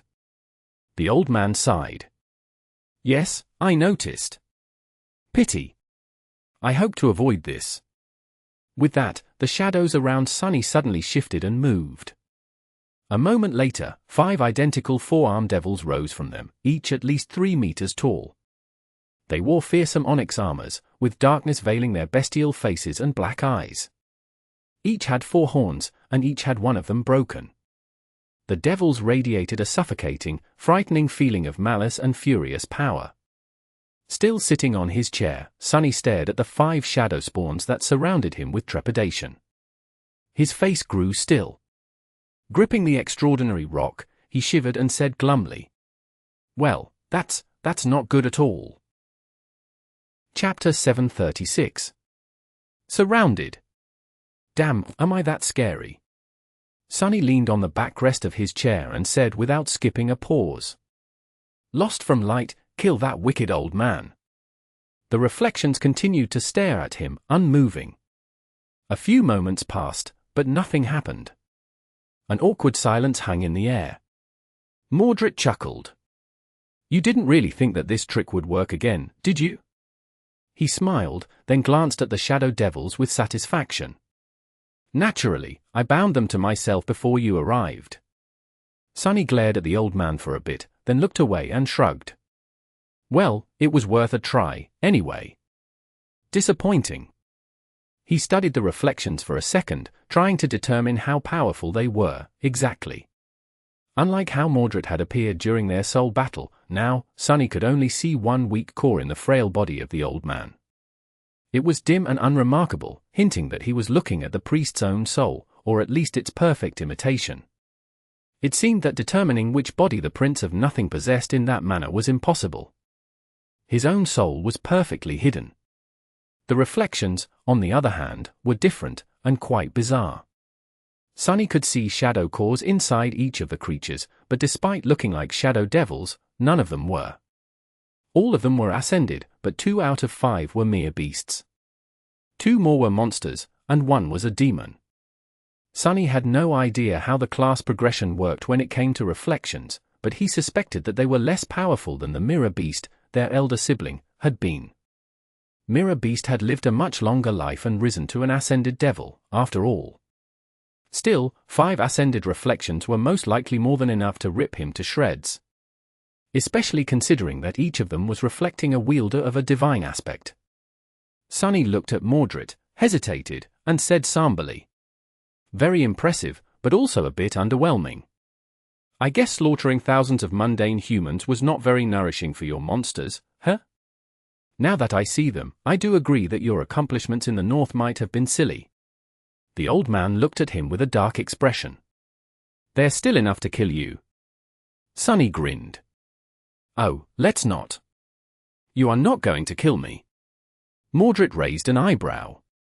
"What makes you say that?" Sitting comfortably on his chair, Sunny shrugged. "What's the point? I am more useful to you alive. Plus, if you get rid of me, you can say goodbye to all the wonderful memories I possess. I would have been a bit scared if you had weeks to torture me into surrendering them, but you don't." The old man smiled. "This is a very reasonable answer. However, are you that sure I am a reasonable man, Sunless?" Sunny felt a cold shiver run down his spine and forced out a weak smile. No. Not really. I am not sure. In any case, you are also underestimating me." Mordred frowned. "How so?" "Your allies seem to have abandoned you. Your shadows are wounded and can't be summoned again. What can you do against reflections?" Glancing at the towering shadow devils with apprehension, Sunny lingered for a few moments, and then said, "Well, if you put it like that, it does seem like I can't do much. They are all very powerful, indeed. I am already a bit of a menace, and these things possess all of my powers, wielding them with the might of Ascendids no less. However," he shifted his gaze to the old man, a wicked smile appearing on his lips. "The same can't be said about you, can it? You sacrificed all your cores to create these reflections. By now, you could have succeeded in creating one, maybe two. That still makes you weaker than me. More than that, I couldn't help to notice that your aspect, terrifying as it might be, doesn't offer you any direct combat augmentations. It's all pure utility. So, while I can't kill your monsters... His eyes grew darker, suffused with a dangerous glow. I probably stand a good chance of destroying your body before they can stop me. His foreshadows were wrapped around his body, filling it with explosive might. There were just a few meters separating him from the frail old man. He could breach that distance in an instant. Mordred opened his eyes wide, took a shaky step back, and raised his hands to protect himself. Oh, no. Please, don't. What would I do without a body? Then, he shook his head and laughed. It's not like there's a whole city full of people I can take, right? Come to think of it, maybe I'll travel outside the city, find one of your allies, and wear them instead. Which one should I pick, huh? The child or the cripple? I can kill two birds with one stone and deal with that infuriating oracle of yours at the same time. That is a great idea, don't you think? Sunny grew quiet. No, I don't think that it's a great idea. The old man looked at him darkly, then shook his head and turned around. I suggest that you don't move, Sunless. My reflections won't kill you, but that doesn't mean that they will be gentle. Pain is pain. With that, he started climbing the steps leading to the bridge. Sunny stared at his back, gritting his teeth, then summoned the dying wish. As soon as the charm weaved itself and merged with the mantle of the underworld, he sent all four of his shadows to wrap themselves around the onyx armor, thus augmenting its underworld armament, enchantment 4 times over. Already strengthened by it, the effect of the dying wish became tremendously enhanced. Memory enchantments, Death Wish. Enchantment description: those who witness the wielder of this memory are compelled, friends to be inspired, foes to seek the wielder out. Already a few steps away, Mordred suddenly slowed down, swayed a little, and then turned around. His face was tense and full of fury. Ah, what? He stared at Sunny with madness and bloodlust in his eyes, then grimaced. What a vile memory. Nice trick, Sunless. But it won't work on me. The old man smiled with disdain, then suddenly froze. Slowly, a deep scowl appeared on his face. But why would you want me to attack, Sunless? That doesn't make any sense. You know how dangerous I am. Unless, of course. His eyes widened. At the same time, Sunny grinned. And far away from them, across the vast expanse of emptiness leading to the Ivory Island, a small figure appeared from the darkness of the sky below, flying swiftly toward the bleeding dragon. Chapter 737. Self-reflection. Throughout all of it, he had never forgotten about Mordred. In truth, he was warier of the banished Prince of Valor than he was of the immortal saints, no matter how powerful and dreadful they were. The full force of a great clan had failed to contain the Prince of Nothing. So what hope did Sunny have? Of course, he was not sure that Mordred would end up as their adversary in this nightmare. They were allies during this hellish trial, after all, at least in theory. But he could not discount the possibility.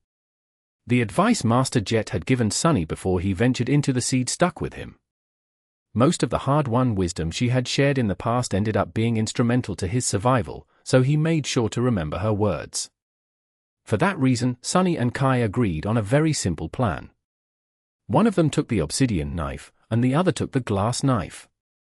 Depending on which of the immortals fell, one man was going to finish the job, while the other was going to prevent the Prince of Nothing from intervening, in case the need to do so arose. As the saying went, it was unwise to put all your eggs in one basket. The type of egg Sunny had the most experience with had belonged to a great devil, so he was not quite sure why exactly keeping eggs in a basket was so detrimental. But he did agree with the general idea. And so, from the moment the frail old man appeared in his view, Sunny had pursued a single goal. He had to keep the attention of Mordred and all 5 of his reflections on himself. Even though there was a small possibility that he could emerge victorious if the two of them clashed in earnest, Sunny did not consider his chances of defeating the banished prince in battle high, especially not while being exhausted after the furious assault on the flying fleet and devoid of the support of his shadows. He had never intended to actually fight Mordred. All he wanted to do was to stall him. For that reason, Sunny engaged Mordred in a lengthy conversation, created the false perception that he was still in possession of the glass knife by asking a few misleading questions, and provoked his opponent into revealing the 5 reflections. Perhaps the Prince of Nothing was poisoned by hope enough to lose a small part of his cunning, or perhaps he fell for the trap that awaited most habitual liars and failed to account for how warped his impression of people was. Perhaps he underestimated how proficient Sunny grew in utilizing his flaw for his own benefit. In any case, for once, Mordred ended up as the one being manipulated instead of the one pulling the strings. Sunny might have not been stronger than him, but he did manage to outwit the banished prince. Today, he turned out to be the more devious of the two, even if just barely. He won the fight without lifting a finger, using only a wooden chair and his devilish tongue. Well, to be precise, he did not even use his tongue. He used a rock instead. As soon as all reflections revealed themselves, Kai started to move. And by the time he reached the Ivory Island, it was already too late to stop him. Almost. The Prince of Nothing still could have used his aspect to move through the reflections and invade the Archer's soul. However, Kai was wearing the anvil amulet that Sunny had given him. This talisman had been forged by the Sovereign of Valor himself, and made the wearer immune to Mordred's soul possession. Even if the banished prince jumped through the reflections into Kai's eyes, he was not going to be able to possess him. That left only the reflections, which were currently turned into copies of Sunny and wielded his divine aspect. Each had access to the memories he wore and his aspect abilities, including Shadow Step. They could still reach the island in time to prevent Kai from delivering the killing blow to Sevras. Sunny had to stop them at all costs and buy his friend a few precious seconds. But that was easier said than done. As a small human figure streaked from the darkness of the sky below toward the slumped silhouette of the ivory dragon, Mordred swiftly turned and narrowed his eyes, instantly realizing that he had been played. Before he could react, however, a tide of shadows suddenly exploded from the small lantern hanging on Sunny's waist, enveloping everything around them in impenetrable darkness. The light of the sun was swiftly destroying the shadows, but at the same time, it was being devoured by the lantern, creating a strange equilibrium. The shadows themselves were ancient, deep, and resilient. Sunny had collected them from the dark sides of the island surrounding the sanctuary before departing for the war. With no light remaining around them, there were also no reflections. With no reflections, Mordred was robbed of a large part of his power for a moment. That did not help at all against the 5 reflections, though, since each of them was as comfortable in the shadows as Sunny himself was. They were his perfect copies, after all. Knowing that, Sunny decided to try a desperate gamble. The mantle of the underworld was still augmented by 4 shadows, its underworld armament, enchantment empowering the dying wish effect manifold. Sunny himself was strongly affected by the compelling aura of the charm, feeling an almost irresistible urge to throw himself at the reflections and tear them apart. However, this sensation was swiftly disappearing, since he had already dismissed the iron statuette. Instead, he summoned the broken oath into the onyx armor. And since the 5 reflections were mirroring him, each of them reflected that change, too. Only the demon turned out to be smart enough to stop himself and consider the consequences. The beasts and monsters failed to realize the result of their actions in time. Mordred moved, and so did the shadow devils. But just as they did, the vile charm fully weaved itself into existence. Augmented by the enchantment of the mantle of the underworld, its soul-eroding aura was strengthened and flowed outward like invisible poison. The armor, however, was itself augmented 4 times over by Sunny's shadows, making the empowering effect tremendously more pronounced. And on top of that, for out of the 5 reflections suddenly emanated the same ferocious aura. The 5 overcharged fields of soul erosion merged together, turning into something far more vicious and destructive than the sum of its parts. Into something truly horrid.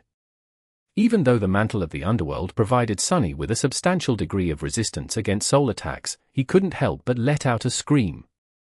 The reflections opened their mouths in agony, too, although no sound came out of them. Mordred, however. Mordred did not enjoy the same protection that Sunny and the reflections received from the onyx armor. Chapter 738. Soul Annihilation. What was more, this quality truly shined when wielded by Sunny. He could have augmented the broken oath with his foreshadows, but chose to wrap them around his armor instead, achieving an even better result. Not only was the effect of the augmentation shared and enhanced, but all the other enchantments of the mantle of the underworld were augmented as well. Among them was Stalwart, which granted him extremely high protection against physical attacks, high protection against elemental attacks, and, most importantly, a moderate amount of protection against mind and soul attacks. Currently, the mantle was simultaneously radiating a tremendously damaging soul annihilation aura and providing him with vastly increased resistance to soul damage. Even then, when 5 of these auras clashed and combined together, he let out a scream and collapsed to the ground, consumed by harrowing agony. His already wounded soul was being frayed and eroded at a terrible rate, and all he could do was writhe on the ground, barely clinging to any resemblance of consciousness. The 5 reflections were not doing much better. Even though their ascended souls, or whatever it was they had instead of souls, possessed a far better quality due to a superior rank, they had fewer cores. While that was not enough to make them succumb to soul annihilation faster than Sunny by itself, that also meant that they had fewer shadows, and therefore their reflected versions of the mantle enjoyed less augmentation, providing them with less resistance to soul damage. What it all meant? Sunny had no idea.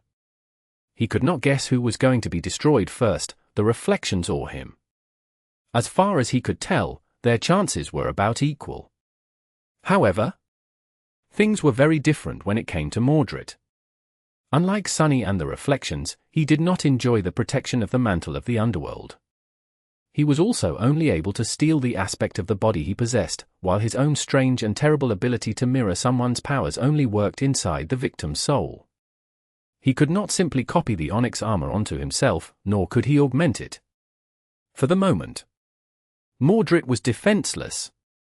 With a startled yelp, the old man awkwardly fell to his knees and then rolled down the steps, ending up on the ground not too far away from Sunny. A stifled howl escaped from his lips, and his eyes opened wide, full of shock and terrible pain. The suffering Sunny and the reflections experienced affected him so much worse. Any other awakened would have been swiftly destroyed, but the Prince of Nothing persisted, somehow. Several swirls of sparks instantly appeared around his body, heralding the appearance of protective memories. Who knew how vast and powerful his soul arsenal was? Mordred could have possessed a memory capable of turning the tide of events completely. But very few memories were capable of manifesting themselves instantly. Most took several precious seconds to appear, and usually, the more powerful ones took the longest. By the time the sparks of light turned into tangible objects, he could have been either already dead or too severely damaged to be able to act.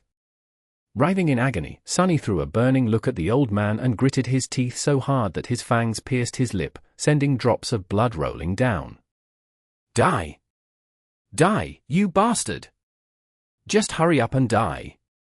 A desperate hope that Mordred would fail to survive the soul annihilation filled his heart, despite the fact that Sunny did not really think that getting rid of the prince would be so easy. He seriously doubted that Mordred would allow himself to be killed in this fashion. Not to mention that as far as he knew, the Prince of Nothing was as immortal as the cursed transcendence of the Kingdom of Hope. Both his physical and spirit bodies had been destroyed in the past, but that did not stop Mordred from continuing to exist, somehow. The great clan Vela certainly did not lack means of dealing soul damage, but they had failed to get rid of his reflection. I don't care. Just die. Sunny would have been satisfied with just destroying Mordred's mortal shell, anyway. His true task was to buy Kai enough time to kill the ivory dragon, and forcing the prince to search for another body would do just that. Sadly, Mordred had the same idea. If he had lost all reason because of the pain, things could have turned differently, but the Prince of Nothing was nothing if not cool-headed and calculating. Despite the terrible suffering of having his soul slowly torn to pieces, he kept some of his composure and ability to think intact. Twisting, Mordred struggled to raise his head and looked in the direction of one of the reflections. The shadow spawn was on his knees, his bestial face contorted by a grimace of agony. The Prince of Nothing paled, and then whispered something. A moment later, the figure of the kneeling devil rippled and shattered like a piece of glass. Something swift and intangible moved through the air and entered Mordred's body. Then, another reflection shattered, and then another, and then another. In an instant, 4 of the 5, both beasts and both monsters, were gone, leaving a lone demon behind. As they disappeared, the components of the soul-annihilating field disappeared as well. Only Sunnis' own augmented aura was left to spread the invisible poison. He let out a trembling sigh of relief, and then dismissed the broken oath entirely. Almost at the same time, a silver bracelet, a necklace made of strange black pearls, and a bone scepter appeared on Mordred's body and in his hand. Each of the memories, without a doubt, provided him with a degree of soul protection, but by now, they were of no use. With his soul in shambles and barely keeping itself together, Sunny remained laying on the ground. He groaned, and then threw a tired glance at his enemy. The flood of soul essence he was sending into the shadow lantern had run dry, and the sunlight finally prevailed, dismantling the dome of shadows that surrounded them. Mordred looked different, somehow. The old man's body remained the same, but now, a subtle sensation of immense, turbulent power emanated from it. As if Sunny was facing a titan instead of a man. No way could it be. 2 monsters and 2 beasts, between the 4 of them, they had shared 6 soul cores. Had Mordred not dismissed the reflections, but actually absorbed them in order to strengthen his soul and survive the powerful attack? How did it even work? How could an awakened absorb ascended cores? Would they weaken, or would all that excess power rip his soul to shreds from the inside? Sunny did not know. All he knew was that he was utterly beaten and spent, and there was an ascended demon and an awakened titan in the guise of an old man in front of him, wrath burning in their eyes. But that did not matter. Because at that moment, an inhuman, pained cry rolled across the empty expanse of the empty void and reached their ears. It was the voice of the ivory dragon, Sevras. His dying breath. Chapter 739. Empty Skies. A human figure emerged from the darkness of the sky below and shot into the sunlight, flying with incredible speed. It was a man with skin that looked like polished bark and a burned, disfigured face. His armor was battered and painted dull by dried blood, and the quiver attached to his belt was long empty. The man had been an officer of the Sun Legion once, but now, he returned to kill its commander. His eyes were full of resolve. Months had passed since the terrible day when Kai and his most brave soldiers were chained to the white cliff on the Sacrifice Island and left there to be devoured by the ivory dragon. Who could have thought that he would be back to this cursed place so soon? Leaving the heat of the burning city behind, Kai had hidden himself under the island where his comrades were turned to ash by the dragon's flame, waited for Sunny to get the full attention of the Prince of Valor, and then dashed forward without looking back. He did not wish to see the white cliff and the soot-covered chains hanging from its surface ever again. Flying under the last bridge connecting the rest of the city to the ivory island, he avoided being noticed too soon, and then ascended into the sunlight. Behind him, a dome of shadows suddenly appeared at the entrance to the bridge, hiding his friend from sight. With his heart growing heavy, Kai soared above the emerald grass of the ivory city and finally saw his goal. A magnificent dragon was laying on the ground, blood streaming from his mangled neck. His white scales were painted crimson, and one of his wings was broken. But the great beast was still alive. He was still breathing. He was immortal, after all. But not for long. In his hand, Kai held a knife made of ghostly glass. Inside the knife, the dragon's fate was sealed, placed there by a ruthless god. Was Kai breaking the will of the gods by delivering it back to its owner? Or completing their design? He did not know, and he did not care. All he cared about was killing the dragon. Kai had never been very strong, or very brave, or very smart. It took him a long time to grow a little. He was not a person of great conviction, either. But if there was one thing he believed, it was that Sevras had to die, and that his ghastly reign had to end. The beautiful city he ruled was just too vile. Gritting his teeth, Kai ignored the pain that had tormented him for months and lunged at the gargantuan form of the dragon. The glass knife glistened in his hand. But even terribly wounded, the immortal transcendent was still immensely powerful and deadly. How could a mere awakened ever hope to wound him? Before Kai could thrust the ghostly blade into the exposed flesh on the great beast's neck, Sevras suddenly stirred. His eyelids flew up, revealing inhuman amber eyes. His maw opened slightly, wisps of smoke escaping it. The dragon moved his healthy wing, and a torrent of wind crashed into Kai, sending him spinning. The glass knife scratched uselessly against impenetrable scales, and he was thrown away. A moment later, a giant claw brushed across his chest. The young man dashed away in time to avoid being killed, but just this light touch was enough to rip his breastplate open and shatter a few of his ribs. With a groan, Kai fell on the soft grass. His speed was so great that his body slid for a few dozen meters, and by the time he rose shakily to his knees, the dragon was already looking at him, ready to attack. A hint of confusion surfaced from the ocean of madness hidden in his eyes. Sevras lingered for a moment, and then, a low, tired, sonorous voice resounded from all around them. "You? I know you." Kai gritted his teeth. His surprise attack had failed, he failed. Now that the Transcendent was aware of him, there was little chance of delivering the fateful strike. No matter how wounded and exhausted the Ivory Lord was, he would still be immeasurably faster, stronger, and more powerful than an awakened with a weak aspect. He would crush Kai in an instant. The Immortal was not going to die. Hope was not going to escape.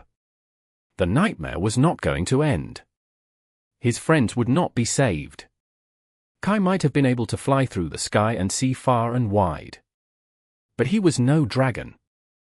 The man with a disfigured face looked at the immortal beast towering in front of him. He shook slightly, and then lowered his head. And then, he lunged forward, sending bits of torn grass into the air. He was fast, incredibly fast, but Sevras was faster. The great beast twisted his neck, protecting the wound left on it by the fangs of the beast of Twilight, and then opened his maw to crush the small human between his jaws. Perhaps Kai could have dodged. But he didn't.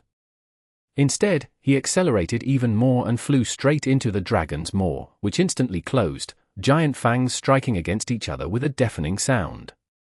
Just like that, the crippled man was gone. The dragon froze for a moment, stunned by the little human's unflinching bravery. Then, he suddenly shuddered and let out a tortured cry. Kai, who had plunged the glass knife into the soft flesh of the great beast's tongue, was thrown back and crashed heavily onto the ground. His bark-like skin was smoldering, scorched once again by the heat of the dragon's flame. His armor was disintegrating. And the Ivory Lord, meanwhile, was becoming mortal again. Now that his fate had been returned to him, the terrible wound on his neck was sapping him of life. A few seconds more, and it was going to kill him. But no. Not yet. As a long, sorrowful cry of the great beast echoed across the burning city, Sevras stubbornly refused to die. Straining his battered body, he slowly crawled forward, desperately trying to reach the ivory tower, which he had sworn to protect. Leaving a trail of blood behind, the beautiful white dragon tortuously wrapped his body around the great pagoda and tiredly lowered his head to the ground in front of its gates. His eyes slowly closed. It was his duty to protect it. He was going to, even in death. He promised. Laying on the soft grass in the middle of a burning inferno, the dragon let out a soft breath. He imagined a different picture. A picture of a beautiful white city, its streets bathing in gentle sunlight, full of happy and kind people, thriving, peaceful, and safe. A few moments later, Sevras, the blessed of the sun, was dead. Chapter 740. Dream is collapsing. The broken chain fell into the darkness of the sky below, leaving only a single tether holding the island in place. The island's position shifted, not by much, but enough to cause the arching stone bridge to crack, shudder, and then slowly crumble. A cloud of stone dust rose into the air as the massive structure collapsed, enveloping the patch of grass where Sunny and Mordred lay, still reeling from the deadly soul attack. Sunny coughed and waved his hand in front of his face, weakly trying to chase the dust away. Damnation! The Prince of Nothing, meanwhile, was slowly rising to his feet. With a stagger, he regained his footing and looked in the direction of the ivory tower, his old face growing dim. Mordred remained silent for a while, and then said evenly, "Well, that is a bit unfortunate." Sunny let out a hoarse laugh, causing the old man to turn around and glance at him darkly. Then, he tried to sit up, but failed. The Prince of Nothing scoffed. "Drop the act, Sunless. I know you are not that weakened." Sunny cursed, then stopped pretending and sat up with a groan. He was indeed in a very bad shape, drained of essence, and barely alive because of how severely damaged his soul was. However, he was indeed not as weak as he had wanted to mislead Mordred into believing. The old man shook his head, then smiled. "Using my own reflections against me, how clever. I expected something like that from you." Then, his face abruptly grew dark, and he gazed in the direction of the ivory tower once again. His voice sounded quiet and uncertain. "That, however, that I did not expect at all. It should not have been possible. I don't understand, giving one of the knives away is not in your nature. With how cynical and distrustful you are, you should have clung to them to the end. How did I make this mistake?" Sunny grinned. "I guess I've changed." Mordred frowned, then slowly shook his head. "People don't change that easily." The grin on Sunny's face became a little brittle. "It wasn't easy." The old man remained motionless for a while, then sighed heavily and turned around to face him. At the same time, his remaining reflection did the same. The Prince of Nothing stared at the battered shadow devil for a few moments, then said amiably, "Sunless, my friend, please give me one reason why I shouldn't kill you." Sunny blinked a couple of times, then answered with a dark smile. "In case you didn't notice, people who try to kill me tend to end up dead instead." Mordred grinned dangerously. "I am sure I can manage." "Well, crap. I'm a bit sure myself." He tilted his head, then said doubtfully, "Because I still have the divine memory you want to get your hands on." The old man took a step forward, causing the reflection to do the same. Normally, that would have been a good reason. But right now, to be honest, Sunless, I am starting to wonder if it's worth the effort.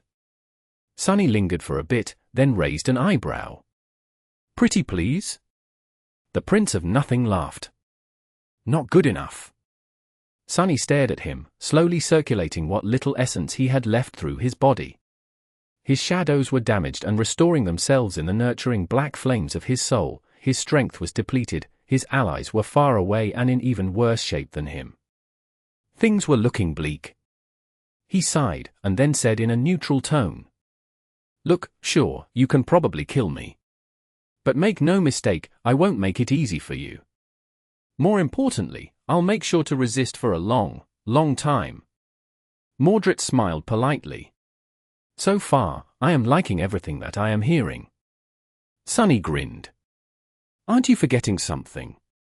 The Prince of Nothing lingered for a moment, then frowned. "And what might that be?" Climbing back onto his chair, Sunny leaned on the backrest and let out a relieved sigh. Then, he pointed at the ivory tower. "This nightmare is coming to the end.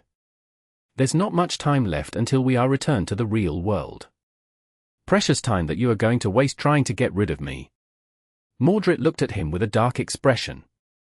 "That is all right. My schedule is suddenly free, anyway. What else is there to do?" Sunny shook his head. "You might have lost the opportunity to kill the Demon of Desire. But have you forgotten about the Demon of Destiny? There is a whole ebony tower beneath us, free for the plunder." The old man's frown deepened. "The divine flames are much more intense and plentiful during this time. The rift in them can't be traversed by the likes of us. Not that there's enough time to, anyway. Unless—" His expression suddenly changed. Sunny nodded. "Indeed.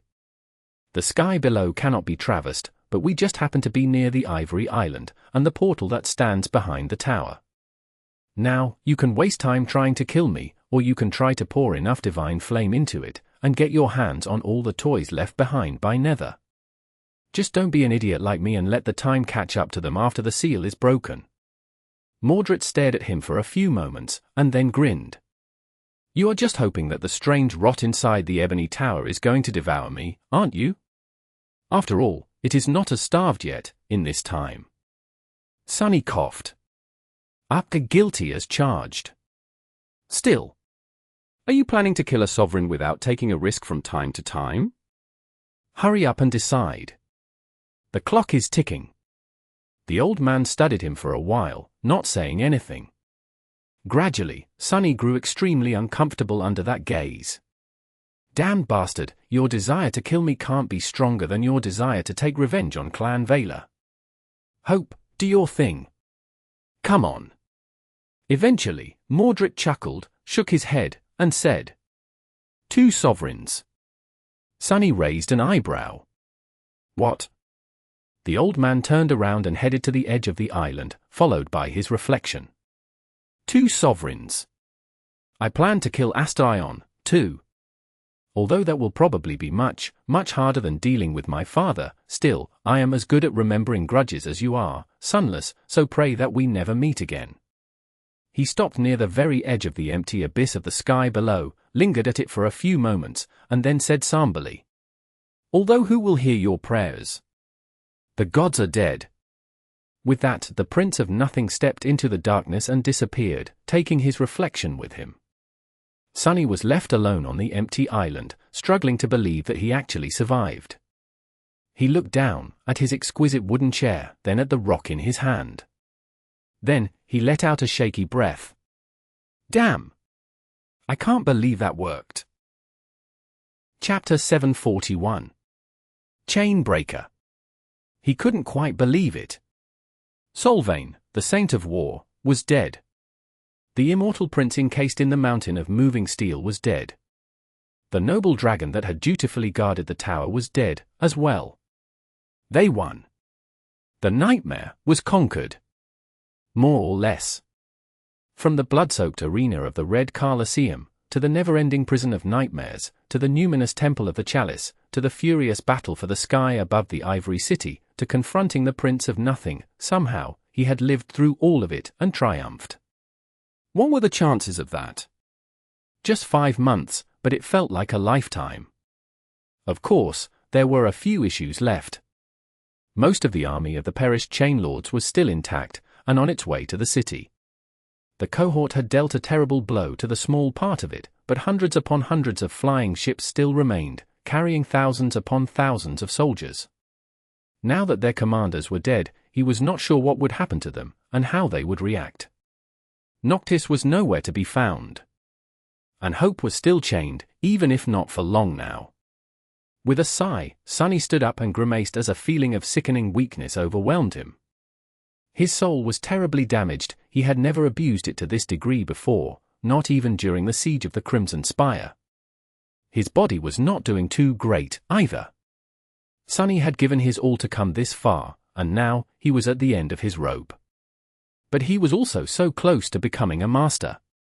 Slowly walking to the edge of the island, he looked into the darkness of the sky below for a few moments, summoned the Dark Wing, and then glided down to the last remaining chain holding the Ivory Island in place. There was not enough essence left in his soul to turn into a swift shadow, and he was too tired to run, so Sunny simply walked forward, using his enchanted cloak to scale the uneven links of the heavenly chain from time to time. It took him a while to traverse the wide chasm of emptiness and climb to the surface of the familiar tranquil island. The emerald meadow, the calm surface of a clear lake, the peaceful grove of ancient trees, he had been here before, in the distant future. Of course, now, the island did not look exactly the same. There were pools of dragon blood sizzling in the green grass, and wisps of smoke floating in the air, brought over from the burning city by the wind. He looked at the ivory tower and saw the body of a beautiful white dragon wrapped around it, not yet reduced to weathered bones. Sunny remained motionless for a bit, and then went to find Kai. The young man was laying on the grass not too far away, unconscious. His armor had melted and disintegrated, and his bark-like skin seemed damaged and scorched. Many of his bones were broken, and his disfigured face was contorted by a grimace of pain. But he was alive. After checking on his friend, Sunny came to the conclusion that Kai's life was not in danger. His wounds, while serious, were not enough to kill an awakened. At least not in a short time. Not knowing what else to do, Sunny summoned the puppeteer's shroud, rolled it, and placed the soft fabric under the archer's head as a pillow. Then, he lingered for a few moments, patted Kai on the shoulder, and stood up. Then, he slowly walked forward and stood in front of the dead dragon's head, looking at the closed gates behind it. This was it. The prison of hope. As he studied the gates, something suddenly rustled behind him. Sunny remained motionless for a few moments, and then slowly turned around. His eyes were dark and hollow.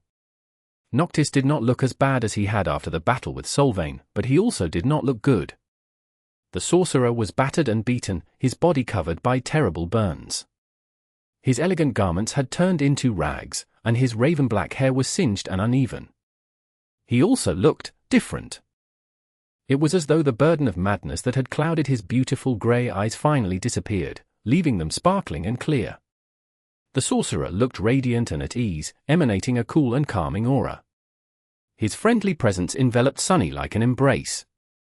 Perhaps this was how he had been centuries ago, before the duty of being a shackle to desire turned him twisted and weighed down by the curse of eternal servitude. Noctis glanced up at the ivory expanse of the great pagoda and then looked at Sunny with a smile. "Ah, Sunless. Please excuse my disheveled appearance. Looks like we've won, doesn't it?" Sunny lingered for a few moments, then offered him a silent nod. After that, he faced the sorcerer and asked, "So, what now? This is it? We are done." Noctis remained silent for a bit, then lightly shook his head. "Well, actually, there is one small thing left to do." A crooked smile appeared on Sunny's face, and he looked away, hiding his eyes from the sorcerer. His voice resounded from the extraordinary rock, tinged with a bitter emotion. "I thought you said that she can break one chain on her own." Noctis smiled. "Oh, I think that she can. However?" The immortal's smile paled and then disappeared, leaving his face strangely bare. "That doesn't mean that she should." He sighed, and then looked away, at the pillars of smoke rising above the dying city. His gaze was distant and solemn. "Have you ever seen a wolf gnaw its paw off to escape a trap, Sunless?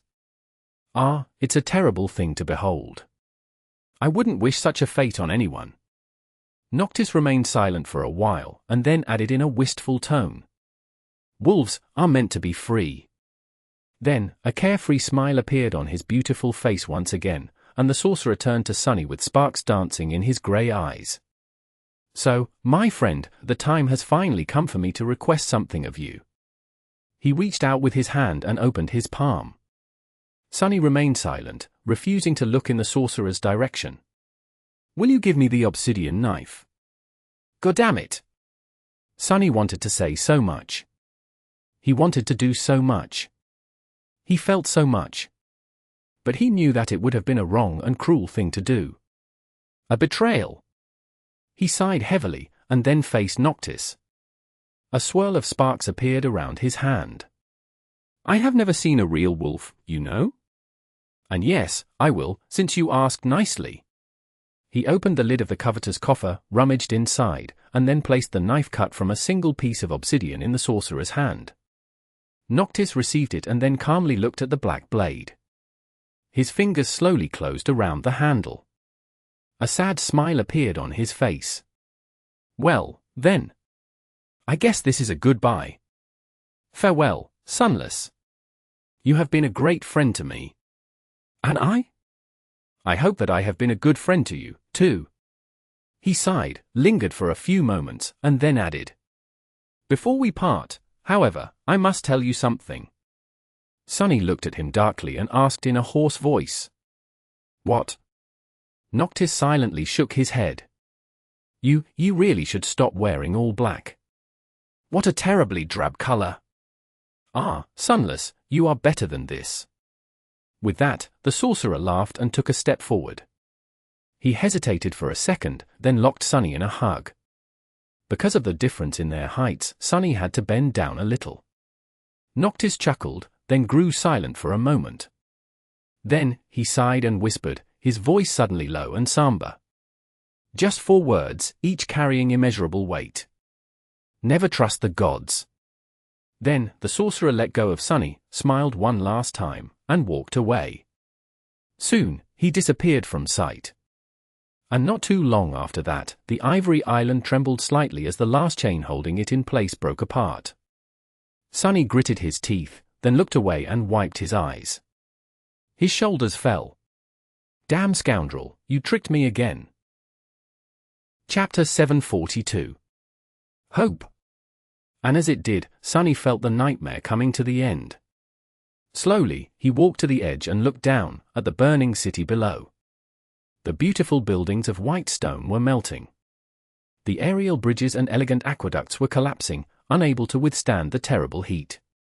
The streams of clear water were turning into scalding steam.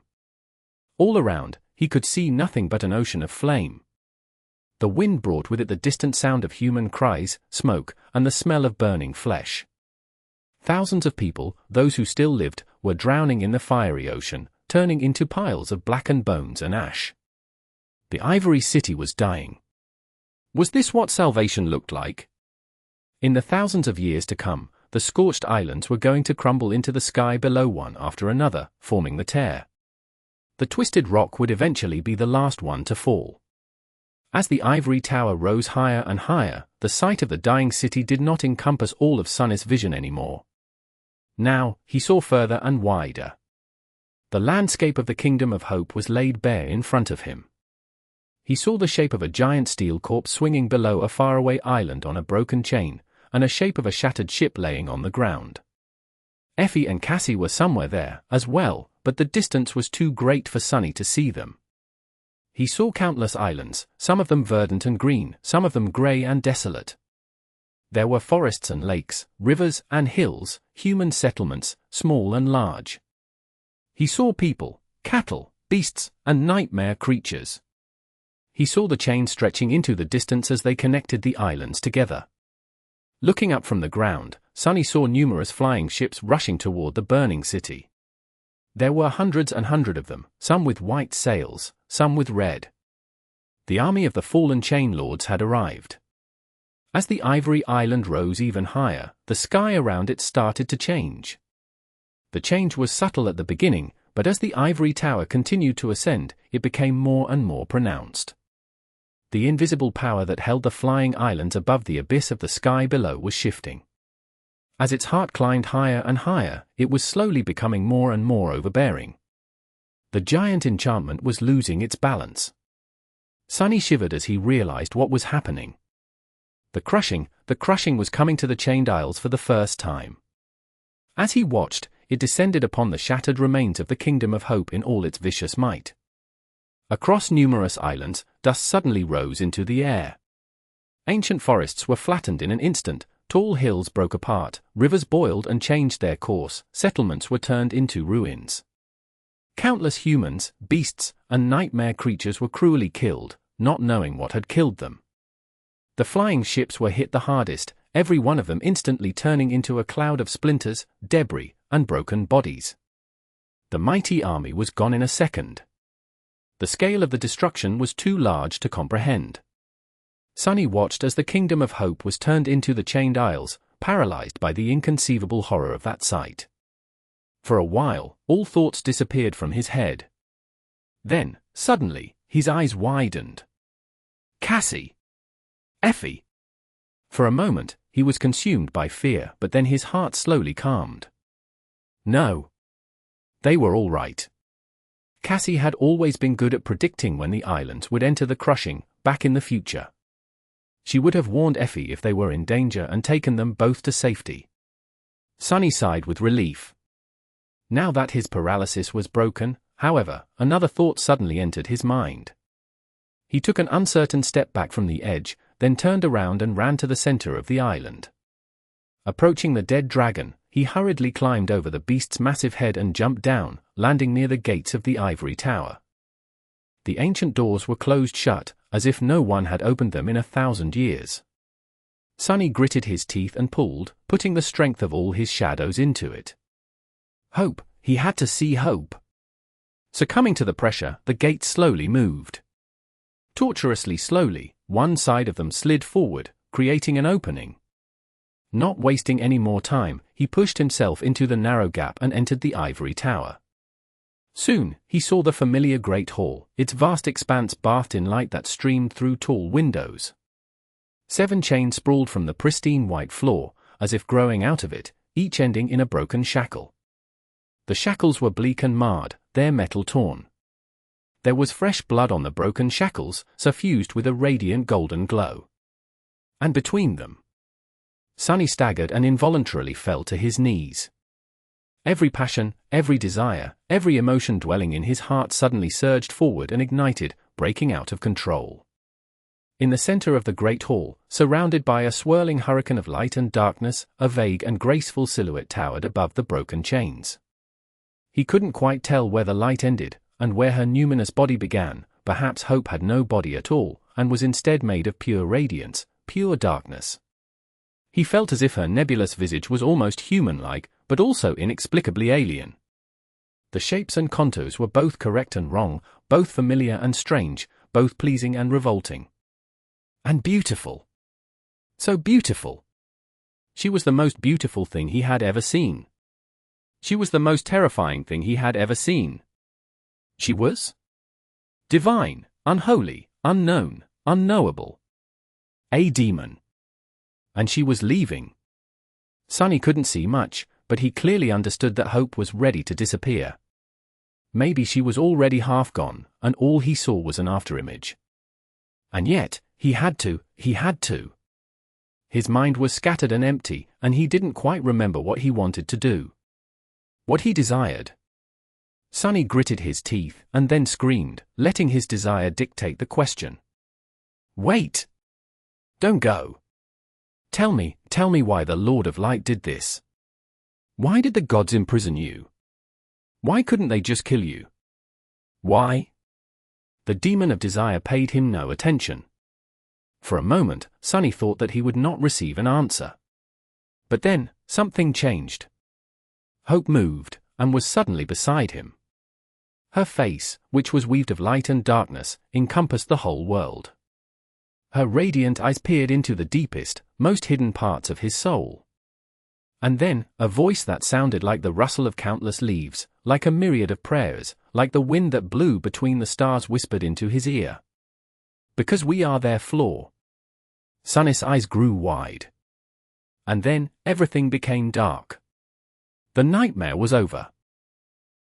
Chapter 743. Appraisal. Prepare for appraisal. Once again, Sunny found himself in the space between dream and reality. The boundless black void was illuminated by a myriad of stars, with countless strings of silver light connecting them together to form an infinite, beautiful pattern. Now that he had a nascent understanding of sorcery, Sunny saw the pattern differently. His old suspicions grew stronger, slowly turning into a certainty. This was the inner sanctum of the spell. And if the spell had been created by Weaver, then what he was looking at was its weave. The myriad of stars were the nexuses. The strings of light, however, were not the same as the threads of essence he could create himself. Instead, the spell was weaved from the strings of fate itself. As that realization took root in his heart, Sunny shuddered. The scale of the cosmic weave of silver light and numerous stars that surrounded him had already been too vast to comprehend. Now that he glimpsed its true nature, it suddenly seemed even more inconceivable. Yes, Weaver was called the demon of fate, but harvesting its very fabric to create a titanic enchantment was too incredible, even for the firstborn of the unknown. For a demon. Sunny shivered once again. We are their flaw, what did she mean? Hope's answer had shaken him to the very core. The implications were too unthinkable. He did not truly understand what she had meant, but felt as though he was at the precipice of a vast and terrible truth. Sunny was still far away from grasping that truth, however. Were the diamonds personifications of the flaws that the gods had shed? Is that how the gods had become flawless? Or had the gods been flawless before the diamonds appeared, instead? None of it made any sense. How did the unknown, from whom the diamonds had come, fit into this? Was there a hint at who or what the unknown had been, or was? As always, there were too many questions, and almost no answers. If there was one thing that became clear, however, it was that the relationship between the gods and the diamonds was even more complicated than he had thought. How infuriating! Sunny had learned a remarkable secret, but had no way to understand it. He stared into the distance for some time, then sighed. Well, whatever. I am too small and weak to concern myself with the secrets of the divine, anyway. Although he was not as small and weak as he had been before. He was a master. Or rather, was about to become one. As if answering his thoughts, the spell finally spoke. Awakened. Your trial is over. Its voice continued to resonate in the black void. A lonesome shadow came to a land of shattered dreams. It was captured and thrown into a cage, but escaped by weaving sorceries from its own soul. The shadow beheaded itself to take the slave collar off its neck, and lost its heart to win its freedom. Leaving the Colosseum behind, the shadow traveled far and got ensnared. It lived 100 lives and died 100 deaths within a dreadful nightmare, forgetting what it was and where it came from. The shadow did not break, and so, the nightmare broke instead. Free once again, the shadow befriended a mad sorcerer, a feral child, a crippled archer, and a blind prophet. Together, they collected the deaths of the immortal lords and waged a war against the holy city. The lords were killed, the city was destroyed. The shadow broke the chains of hope, and set desire free. You have slain and awakened. The spell went on to list everyone and everything he had killed inside the nightmare. Sunny felt that something strange was happening to time inside the black void, because it did not take too long for the spell to finish with that part of the appraisal. And there was a lot for it to list. Sunny had been busy in these past 5 months, after all. He had lost count at some point, but the number of his victims had to be somewhere between 1,000 and 2,000. He had slain 1,000 enemies at the Red Colosseum alone. A few of them stood out from the litany of names. The Red Priest, Nightmare, the 3 War Maidens, a few high-ranking officers of the Flying Fleet, Solvane herself, that was the tally of his deeds. The spell was not shy about showering him with praise, either. Of course, his most dangerous battle had been the Battle of Wits against Mordred. After a while, the spell was ready to pass a verdict. You have set free a demoness chained by a god. Your achievements are remarkable. Final appraisal, excellent. With that, it grew silent. Sunny remained motionless for a few moments, then frowned. Wait, what? Excellent? Just excellent? What the hell, spell? It did not even bother to add a remark after the appraisal. He had killed hundreds upon hundreds of awakened humans and nightmare creatures, including plenty of fallen abominations and masters. He had even killed a saint. He had learned true sorcery, won a battle against a whole army, caused the deaths of several immortals, and set free a demon against a god's will. He had his head cut off and his heart ripped out, and still lived to tell the tale. Was it not enough to earn a better mark? Not that it mattered, anyway. Unlike the first nightmare, the second did not come with an additional boon. Sunny already had a true name and an aspect legacy. All he was going to receive was the Ascension, which was the only reward he truly cared about. But still. Why was his performance in the first nightmare appraised as glorious, but his performance in the second nightmare as just excellent? Both achievements seemed equally improbable, but this one was without a doubt much more impressive. Suddenly, an idea entered his mind. Sunny's eyes widened. Can this be true? If it was. His heart suddenly skipped a bit. What was the difference between what he had done in his 2 nightmares? Yes, his deeds in the Kingdom of Hope were astonishing and bordering on impossible. But almost all of them repeated the events of the original past. They had followed the current of fate. The Temple of the Chalice had been destroyed, Sun Prince had lost his arm and ended up with his chest torn open, hanging from the Shipwreck Island with his leg tangled in a broken chain. Lord Sevras died wrapping his dragon body around the ivory tower. The only substantial change he had achieved was killing Solvane instead of letting her suffer for an eternity in the grasp of Wormvine.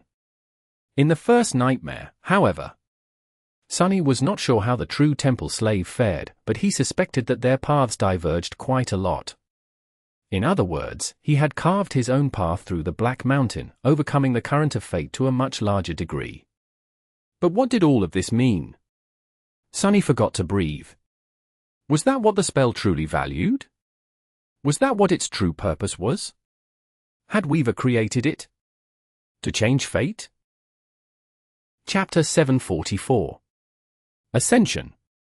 He had already been exhausted after the battle against the Flying Armada, the race across the burning city, the confrontation with Mordred, and the rest.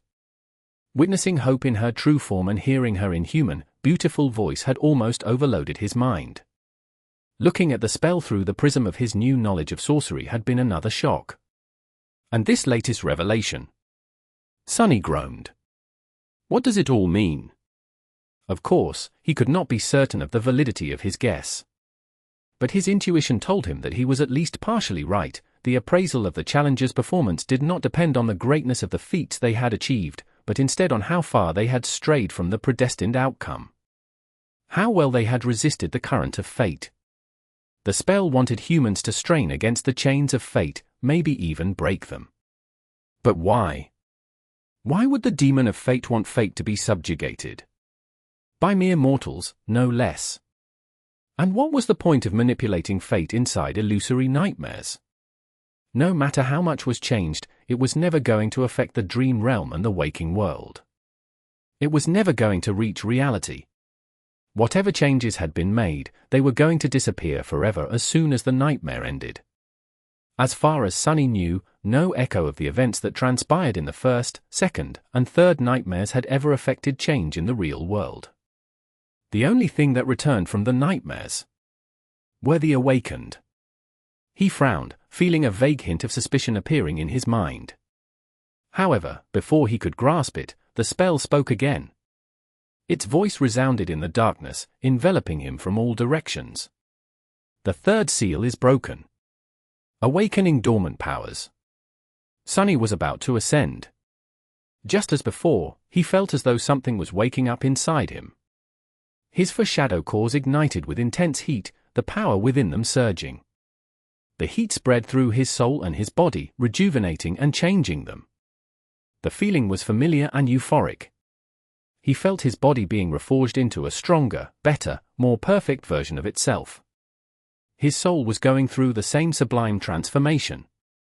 This process was already familiar to Sunny, since more or less the same thing had happened to him twice before. However, this time, something was different. Instead of stopping after reaching the threshold of qualitative change and immense fortification, the transformation continued. His body and soul, both turned incandescent and malleable by the furious heat flowing through them, started to melt into each other. They were slowly merging. But they were not simply joining into a single whole. Instead, the two parts of his being resonated with each other, reinforcing one another. The power of that resonance grew stronger and stronger, and then exploded once it reached his four cores. Under the influence of the resonance, the threshold was demolished, pushing him even further on the path of evolution. And as his body and soul became one, a profound change took place. Suddenly, Sunny felt the shadow essence coursing through every fiber of his being with stark clarity. The difference was so staggering that he almost yelped. The measure of control he could exert on his essence became incredibly precise and fine. Additionally, since his body and soul were now deeply interconnected, the effect of one on another also went through a fundamental change. He could do much more, and with much less. This was the true boot of the Ascension. And there was something else, a deep and vast shift in his very being that he could feel, but not understand or express with words yet. All Sunny knew was that it had to do with his relation to the waking world, the dream realm, and his connection to both. Slowly, the heat suffusing his newly reforged self subsided and turned into a pleasant coldness. The coldness then disappeared, absorbed into his spirit, his flesh, and his bones. Sunny looked at the black void with new eyes. He felt powerful. He felt as though there was furious might boiling under his skin, he also felt calm and confident. Balanced. As he listened to his body, the spell spoke from the darkness. Awakening aspect ability. Aspect ability acquired. Sunny held his breath. Aspect ability name, Shadow Manifestation. He clenched his fists. Is this what I think it is? However, to his surprise, the spell was not done speaking. Stunning Sunny, its voice resounded once again. Your attribute has evolved. Your aspect ability has evolved. The spell paused for a moment, and then added solemnly. Your ascension is complete. Sunny opened his eyes wide. What? What has evolved? He hurriedly summoned the runes and read them. Name, Sunless. True name, Lost from Light. Rank, Ascended. Class, Devil. Shadow Cores, 4/7. Shadow Fragments, 744, 4000. Sunny stared at the number of his fragments for a moment, then shook his head and skipped ahead to his attributes. Attributes, Fated, Flame of Divinity. He had expected the Flame of Divinity to transform once again, but it was the same. Neither did Bloodweave and Boneweave change. Instead, Child of Shadows was gone. A new attribute had replaced it. Sunny stared at the runes. They read, Master of Shadows. What? He sucked in a deep breath, waited for a moment, and then concentrated on the shimmering symbols. Master of Shadows, attribute description, shadows recognize you as one of their champions. The first part was the same, but the second was new. Wait, does this mean that I command wild shadows now? He quickly concentrated on his abilities, looking for the one that had evolved. It was Shadow Control. Now, its description read, Shadow Control with ability description, your shadows are more independent than most, and are invaluable helpers. All shadows respect your authority. It does. The possibilities. If he could command natural shadows to move and change shapes according to his will, so many things would become easier. So many things would become possible. And that new and unexpected gift was going to, without a doubt, synergize not only with his familiar aspect abilities, but with his new one, as well. Finally, Sunny moved his gaze and concentrated on his ascended ability. The rune shimmered in the darkness. Aspect ability, Shadow Manifestation. Ability description, you can manifest shadows as tangible objects. Sunny read the description several times over, then froze for a few moments. The visage of the Mountain King being torn apart by tentacles made of pure shadows appeared in his mind. After some time, Sunny threw his head back and let out a loud, triumphant laugh. As his laughter echoed in the darkness, the spell whispered into his ear. Wake up, Sunless. Your nightmare is over. Chapter 745. Freedom of Choice. Until now. Suddenly, the sarcophagus came to life, and a scattering of lights ignited on its surface. A crack appeared on the smooth alloy surface, revealing where the edges of a heavy lid were. The lid smoothly slid away, and a flood of radiant light chased away the darkness of the underground chamber. Cold vapor shined as it rose from inside the sarcophagus. Then, a pale hand rose from within it and forcefully grabbed the metal lip, easily bending its armored alloy. Sunny struggled to climb out of the sleeping pod for a few moments, then lowered his feet to the cool plates of the dojo's floor. A moment later, he swayed and fell down with a yelp. Damnation! Sunny remained sprawled on the floor for a few seconds, trying to understand what had happened and why he suddenly lost balance. Then, his eyes gleamed. Wait! I can speak again? I can speak again! A happy smile slowly appeared on his lips. Of course, he was back to being a human. He had returned to his own body. Trying to move like a towering demon was not going to do his sense of balance any good. With a mad grin, Sunny nimbly jumped to his feet and looked down, enjoying the sight of his slender, pale body. Then, he suddenly spun and performed several lightning-fast strikes and kicks. Ah, it is good to be home.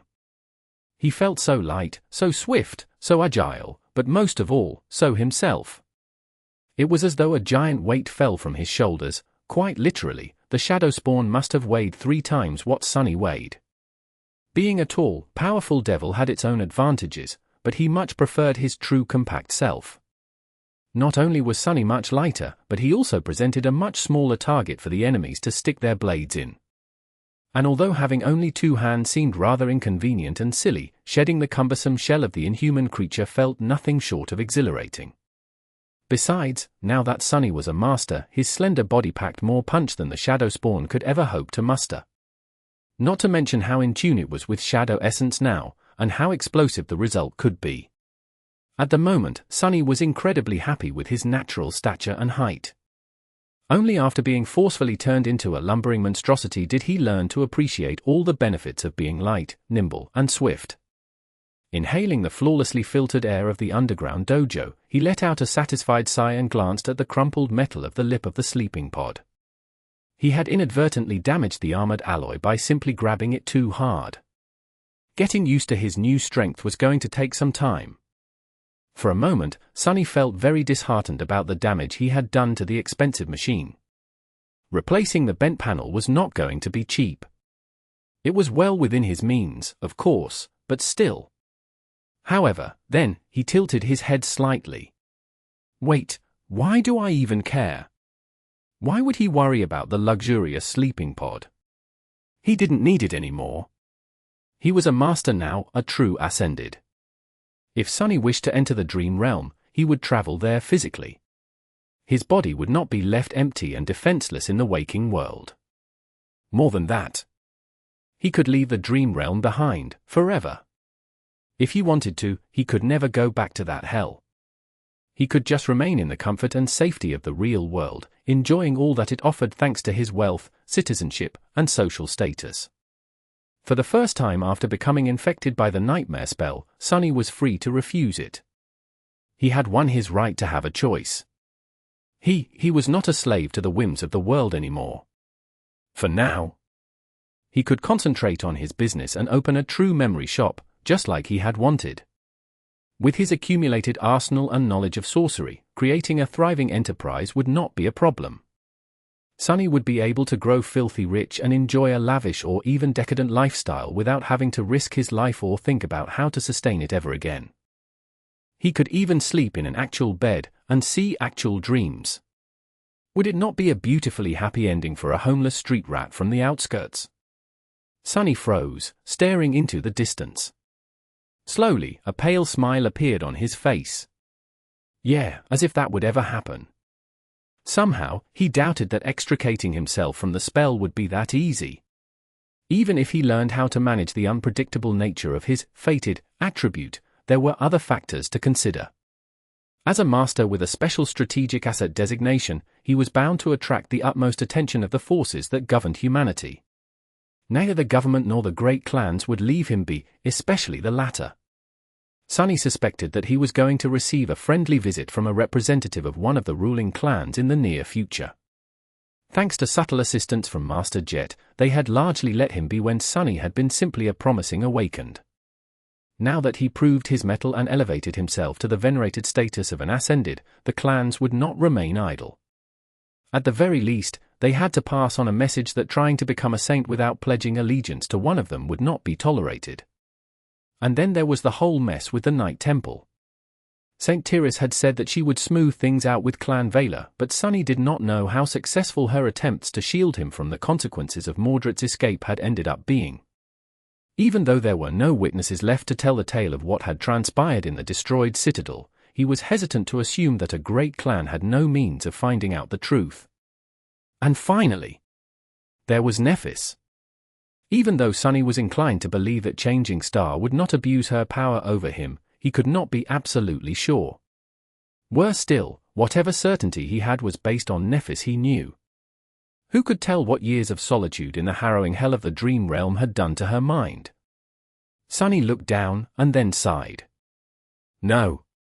I'll still be rich and lazy one day, no matter what, you will all see. His train of thought was interrupted, however, because in the next moment, the whole home suddenly shook, and a strangely exhilarated howl resounded from somewhere above. Sunny flinched, then looked up with wide eyes. What the hell was that? Chapter 746. First steps. No matter what kind of an abomination had found its way into his home, the creature was going to regret it dearly. For a moment, however, Sunny felt a hint of hesitation. He did not know what had transpired in the waking world during his absence, after all. He had left for the Night Temple 7 months ago, and had not been back since. For all Sunny knew, humanity might have fallen in that time. The whole city could have been destroyed, with endless hordes of nightmare creatures stalking the desolate ruins. Any kind of horror could have been hiding in his living room. Well, so what? It is still my living room. No matter what state the waking world was in, anyone and anything thinking that they could simply make themselves at home in a home that belonged to Sunny would have to reconsider their life choices. Ready for battle, he appeared from the shadows, and froze. The exhilarated howl grew much louder above ground, but it was not produced by a nightmare creature. Instead, it was produced by Effie. With beads of condensation still glistening on her olive skin, the huntress was standing in the center of the room and howling like a maniac. Behind her, the door of the guest bedroom was taken off the hinges, complete with a large piece of the wall and a chunk of the ceiling.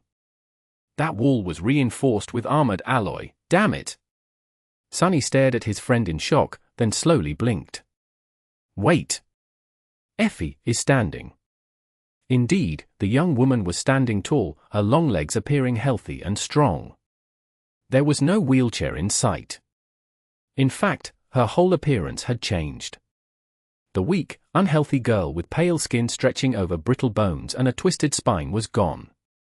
Instead, Effie looked almost like she did in the dream realm, tall, attractive, with sparkling hazel eyes and perfectly defined, lean muscles rolling under the dewy olive skin. She was radiating an infectious feeling of vitality and vigor. Everything about her was screaming of strength, potency, and power. The only thing that changed was the length and cut of her hair, as well as the degree of her tan. Before Sunny could realize it, a joyous smile crept up on his face. Of course. The Ascension was a miraculous process. It merged the physical and the spirit bodies together, taking the best parts and perfecting both.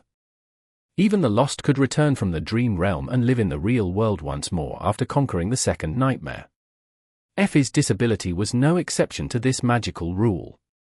That was the reason why she had always strived to become a master, to begin with. A moment later, Effie ended her triumphant howl on a high note and turned around, finally noticing him. Her eyes shined. She took a step forward and grinned brightly. Doofus! I'm walking! Sunny wanted to say something, but then forced himself to look away. He cleared his throat. Congratulations! I am very happy for you. I am. But, please, can you put something on? Effie blinked a couple of times, then looked down. In all the excitement, she had completely forgotten to dress after climbing out of the sleeping pod. Her grin turned a little sheepish. Ah, well, pretend you didn't see anything. Hearing the young woman hurriedly stomp away, Sunny let out a heavy sigh. I will try. Effie's voice resounded from the guest bedroom. Sunny. He turned his head slightly. What? For a moment, there was silence. Sorry about the doors. And the walls. Sunny grimaced. It's not a big, wait, walls? As in multiple walls? What the hell did you do? Asterisk. While Effie was clothing herself, Sunny looked around his house.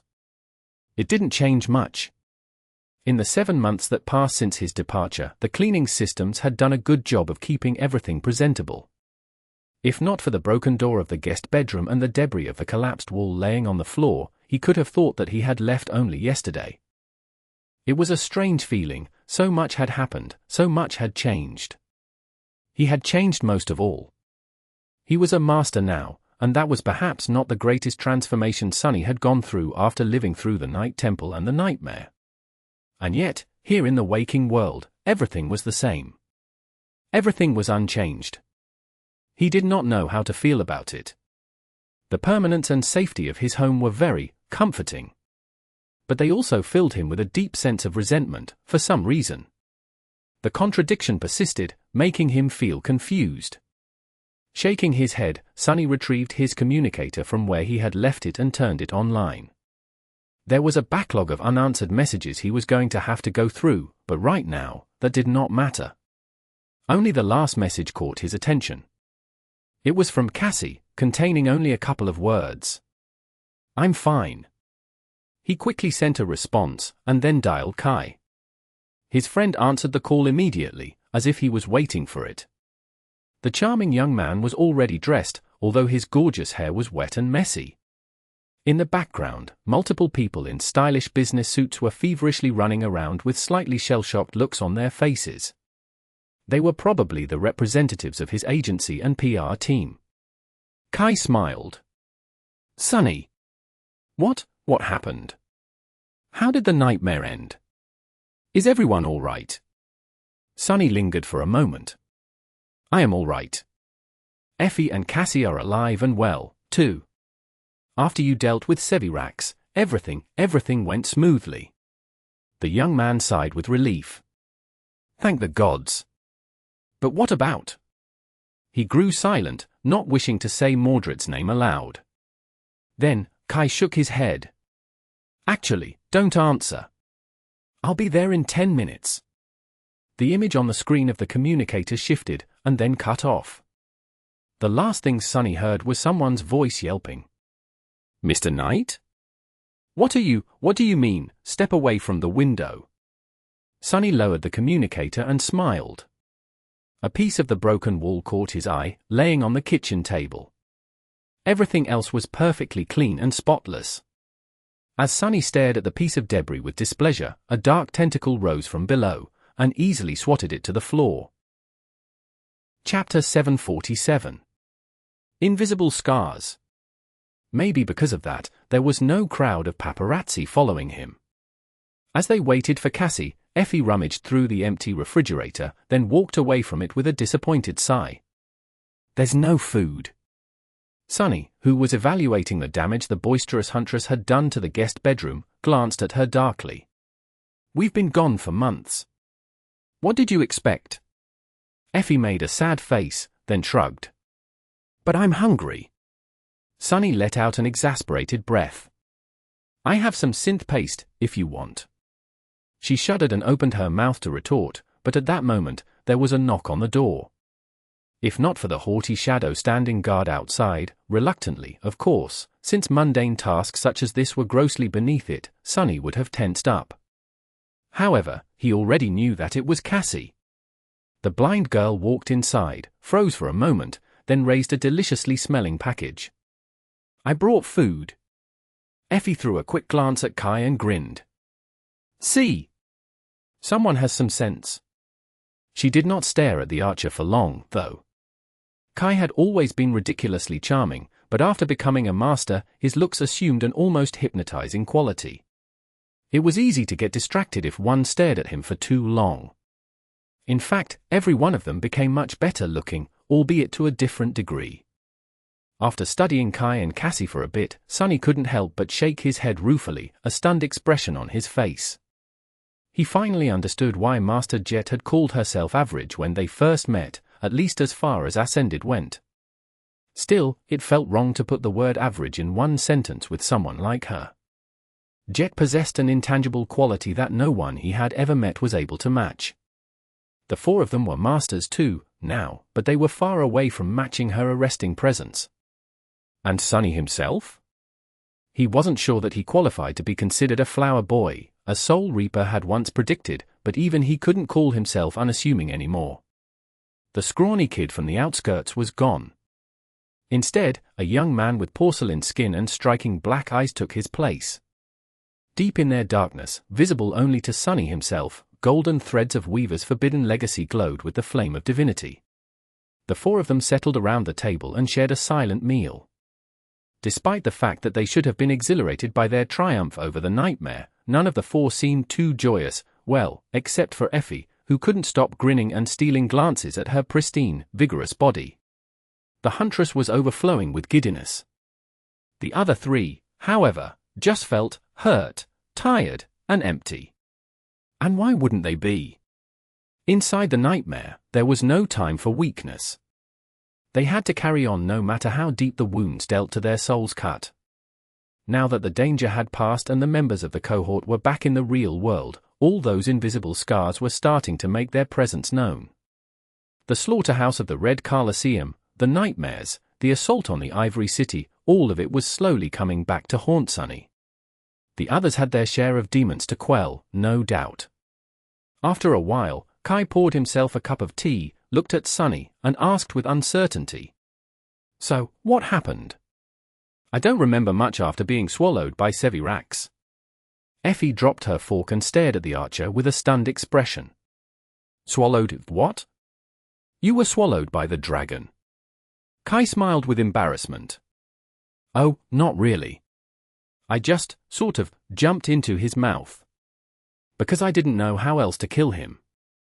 The Effie blinked a few times, but didn't say anything. She even forgot about her food for a moment. Sunny looked down, then sighed. "Nothing really happened. I managed to stall the fifth challenger for a while. He fell for my deception because he had assumed that I would not trust anyone with the knives, I think. After you killed the dragon, there was no real reason for him to stay. He left to salvage at least some rewards before the nightmare ended, and I crossed to the Ivory Island." He grew quiet for a few moments and then added, "When Sevras died, one of the two remaining chains that held it in place broke. Then the other one did, too.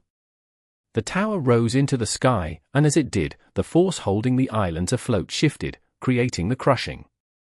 That is how Chained Isles came to be. Hope escaped, and the nightmare ended." A somber silence settled over the table. After a while, Cassie asked, So Lord Noctis fell, too?" Sunny slowly nodded. "Yes. He asked me to give him the obsidian knife, and broke the last chain himself." Effie sighed, then glanced at the cup of tea in front of her. "Damn it. I wish we had something stronger to drink, in his honor. Some wine, maybe. Noctis, he was a devious, wicked, two-faced lunatic. But he was also great. In more than one sense. You know." She smiled wistfully, and then shook her head. "Isn't it strange? Mourning a figment of the spell. They weren't real, after all." Sunny looked down, knowing that Effie was not only talking about Noctis. Then, the corners of his mouth curled upward. He raised his cup of tea and smiled. "Actually, I think that enjoying some tea is what he would have wanted us to do. That was his plan, you know? Win a war against the immortal saints, defy the gods, release the demon of desire from her prison, and then have a cup of tea." Sunny took a sip, and then let out a satisfied sigh. "So, let's relax and do exactly that.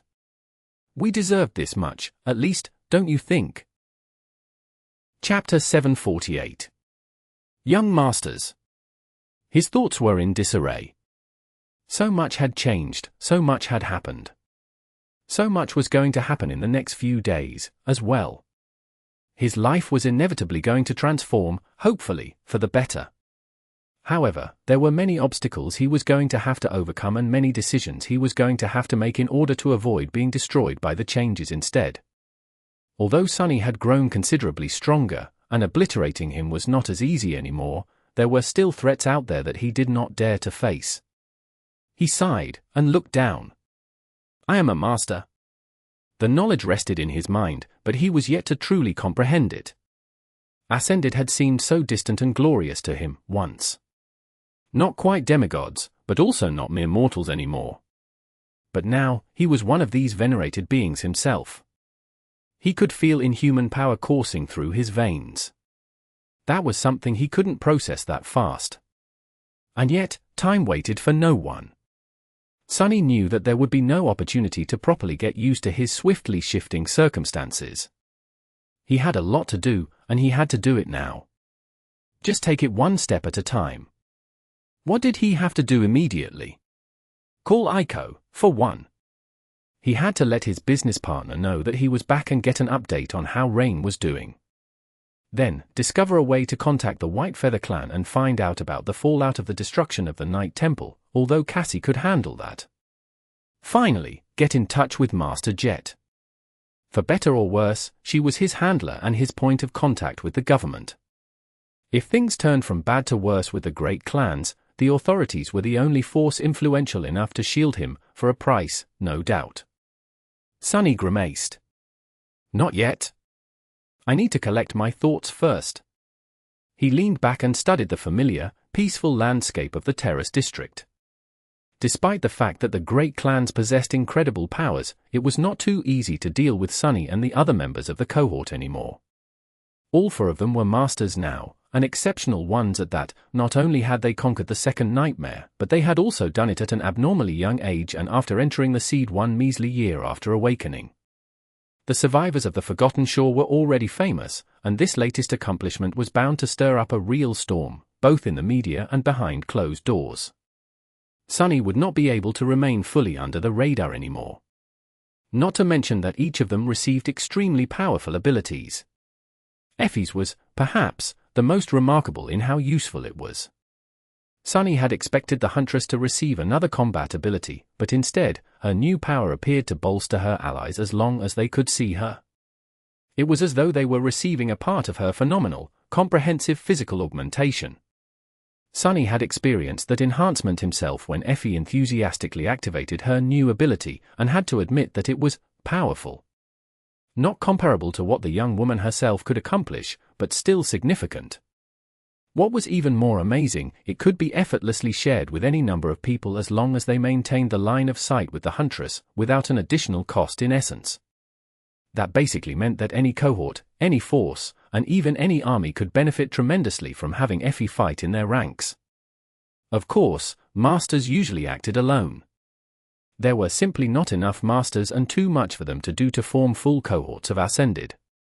However, that did not mean that one could not build supporting teams of awakened or even mundane soldiers around them.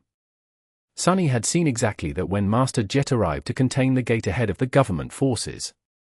So, Effie was about to get very, very popular among the great powers of humanity. Kai was in a similar situation, although for different reasons. His Ascended ability was strange and a little bit frightening. None of them, not even Kai himself, had the chance to explore the full range of its capabilities. However, the potential of what it could achieve was vast.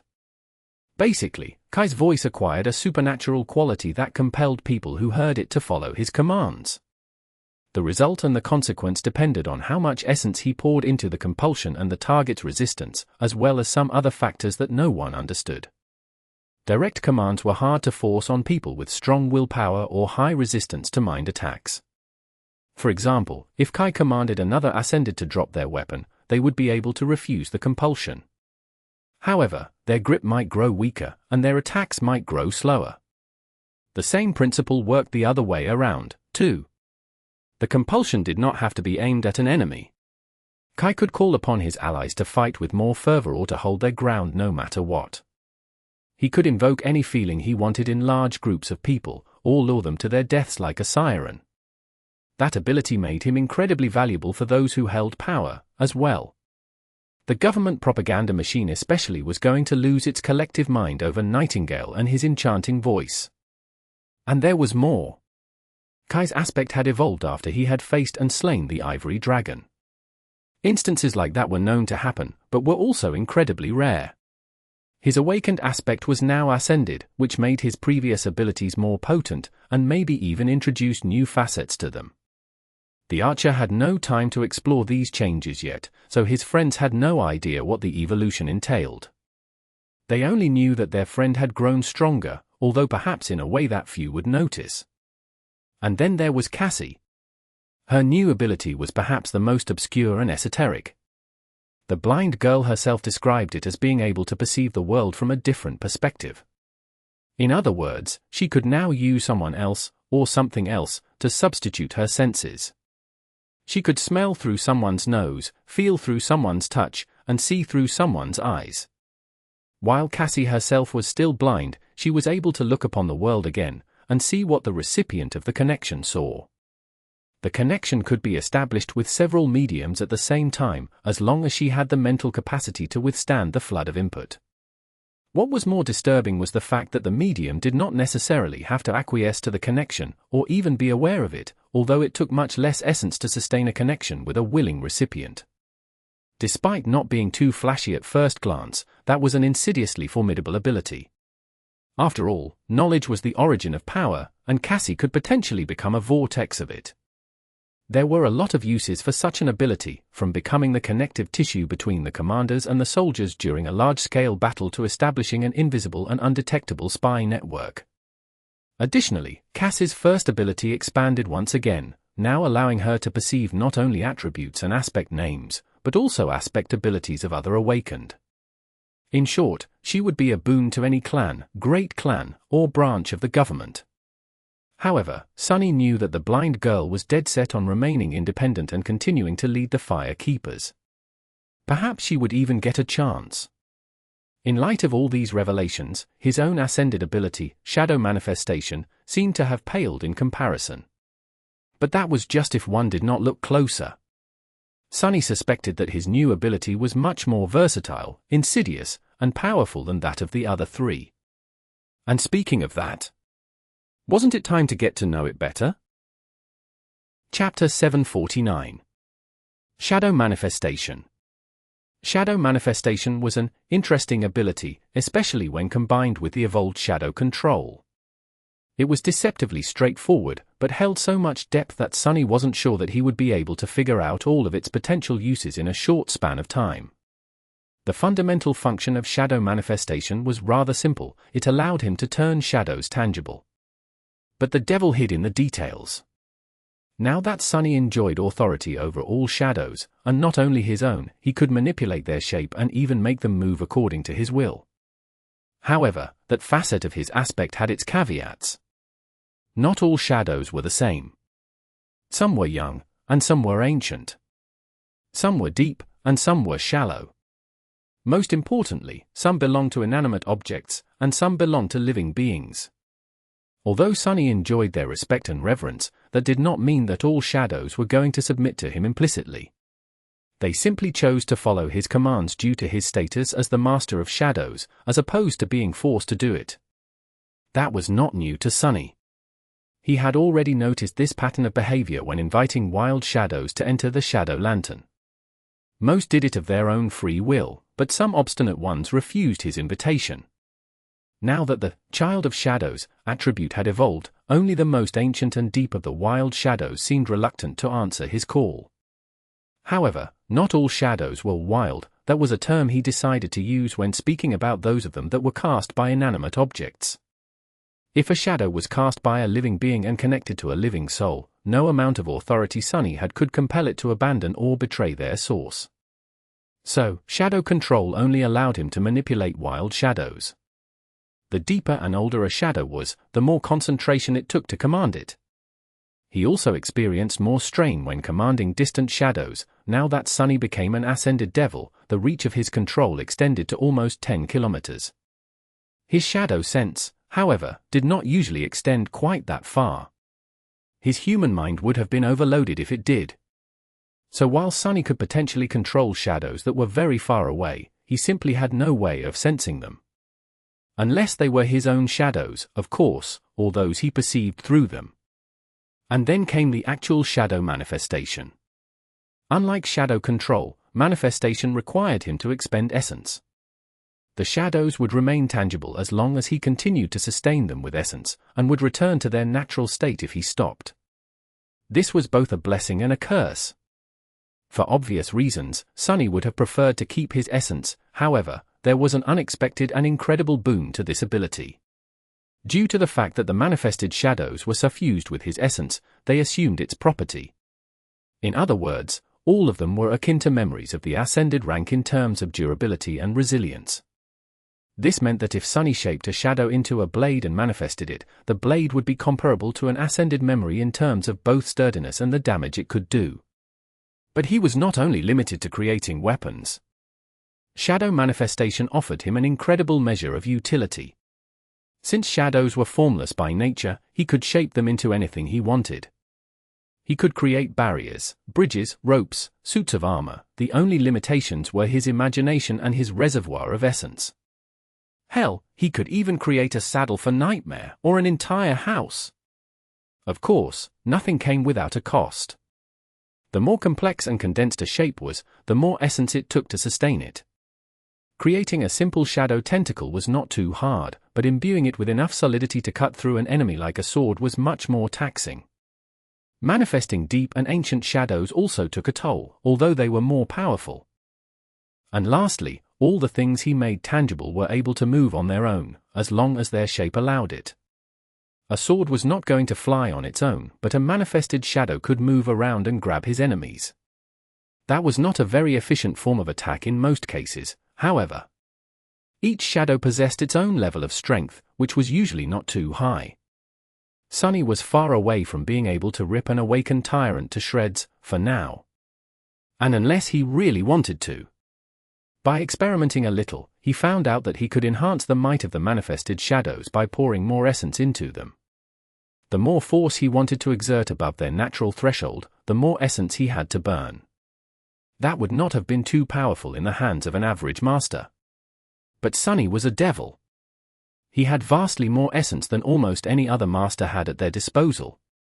If he really wanted to, he could exert truly monstrous strength through his manifested shadows. Even though that would be grossly inefficient in terms of essence expenditure, he felt very happy to have such an option. Who wouldn't want to rip enemies apart without having to lift a finger? Even if there were many easier and smarter ways to kill something, very few were as cool. And as devious.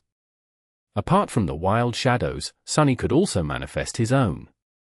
In fact, doing so was much easier, allowed him much better control, and demanded much less essence to be used.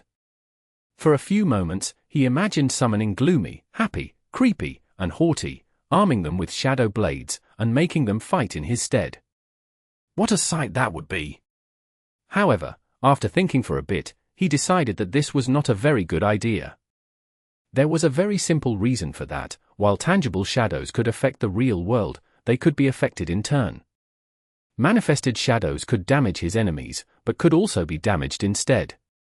Since his shadows were deeply connected to his soul, making them vulnerable to physical attacks was a very stupid thing to do. Sunny did not even want to think about what would happen if one of them was destroyed.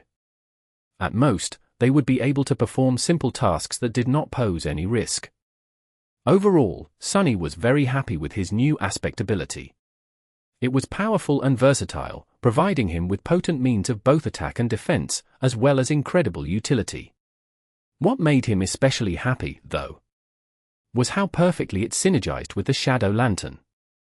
Shadow manifestation had only one apparent weakness, the fact that he would not always be surrounded by shadows.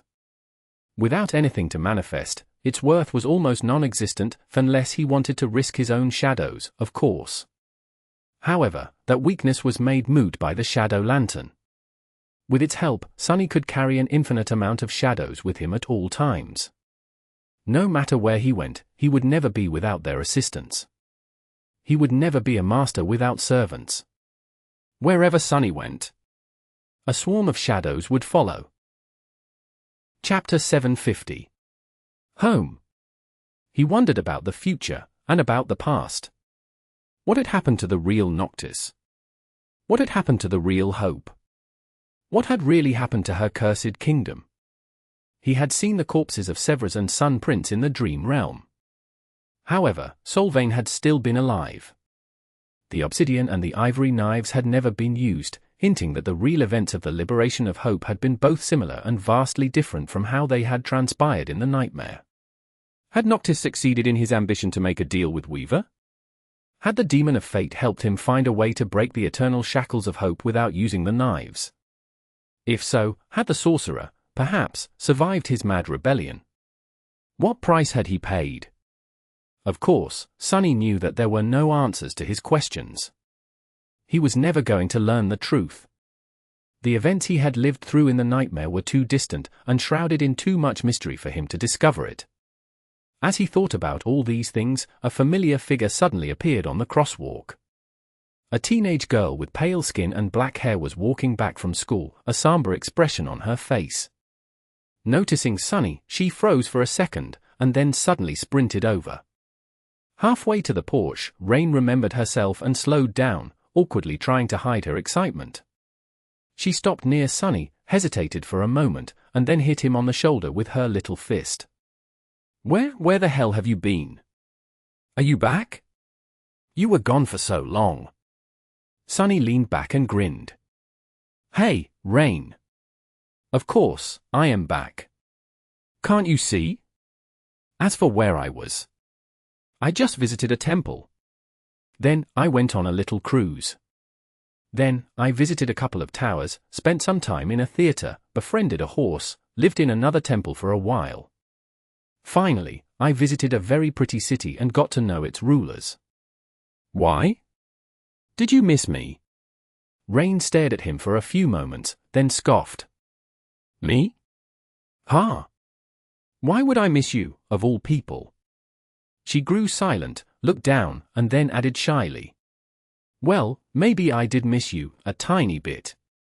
My new tutor is a very respectable awakened, but he is not at all as fun as you. Sunny looked at her for a few moments, and then smiled. An awakened, who? What a pity. I am a master now. Rain froze and threw a shocked glance at him. You are a master? As in Ian ascended? Wait, what? His smile slowly grew smug. Indeed, I am. Do you know what that means? She hesitated. What? Sunny leaned forward and said in a friendly tone. Why, it means that my lessons will be much more expensive, of course. He laughed, then grew silent, and added after a short pause. Oh, also. I might have missed you a tiny bit, too. Asterisk asterisk asterisk. A dark river flowed through a cavernous expanse of black stone. Fog nestled on the water, stifling its quiet murmurs and veiling everything in white. A lone source of light was traveling through the fog, tearing a path through it. It was a slender gondola cut from onyx, with a glass lantern hanging on its bow. A pristine white flame burned within the lantern, straining against the confines of its crystal prison. The fog opened up before the gondola, and then silently closed behind. A young woman with silver hair and ivory skin was curled into a ball, sleeping on the bottom of the onyx boat. In the stark light of the lantern, her face seemed deathly pale and vulnerable. On the stern of the gondola stood a skeleton dressed in rags. He was working the oar, staring into the fog or at the young woman. Despite the fact that the skeleton had no lungs, no lips, and no tongue, he was humming a song. One day the gods will fall and reveal their lie.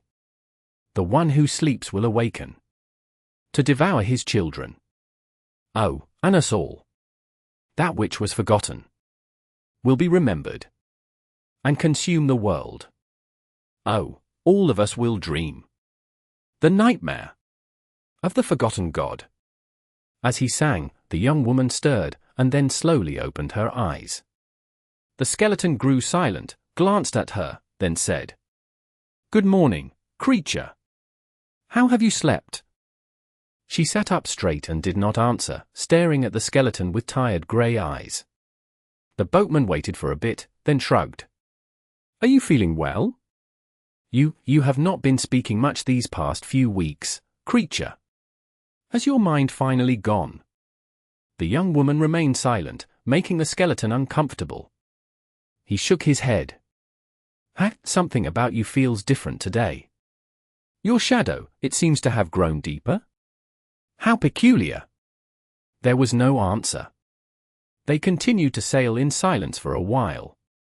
Slowly, the fog receded, revealing a black shore. The skeleton changed the course of the boat and let it drift until its bottom scraped against the rock.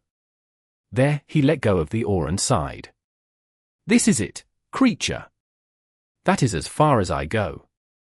The young woman remained motionless for a while, then stood up and touched the lantern, letting the white flame travel from it to her palm. After that, she jumped onto the shore, staggered, and slowly straightened herself, looking into the darkness. Finally, she spoke. How close are we to that place? The skeleton shrugged. Close enough, I'd wager. Sorry for lying to you, by the way. In my defense, you only have yourself to blame, creature. Who would be foolish enough to believe that anyone can cross the underworld? This place is not for the likes of us to traverse. Getting this close to its inner border is already a miracle. He hesitated for a while, then added, Are you sure that you want to go on? There are worse fates than death, creature. Trust me. I should know. The young woman glanced at him, then asked, What about you? What will you do? The skeleton laughed. Me? Oh, I don't know. Now that I've been taken off that damn tree, there's not much time left for me to exist. Maybe I'll try to find what remains of the Shadow Realm, to have a proper death. Maybe I'll just go back and tease Azarax for a while, one last time. That fellow was really insufferable, you know. Spending an eternity in his company was the greatest punishment of all. A piece of advice, choose your eternal companions carefully, creature. The young woman lingered for a few moments, then nodded and walked into the darkness. Her steps were steady. Then, without turning her head, she said, Thank you, Uris. Farewell. The skeleton watched her go, and then sighed. What a foolish abomination, still, I wish her luck. Even though I don't know what she seeks, I hope she finds it. As the young woman walked further and further away, the light of her flame grew distant and dim. The darkness surrounded the skeleton, and the white fog flowed slowly in his direction, as if wishing to consume him. Uris watched the fog draw closer and then sighed again. She is not as foolish as me, at least. Then, the white mist swallowed him, and his voice abruptly fell quiet. Soon, impenetrable darkness reigned the cold river once again. And far in the distance, a lonely spark of light continued to climb higher and higher, soon disappearing from view. End of Volume 4, Chain Breaker.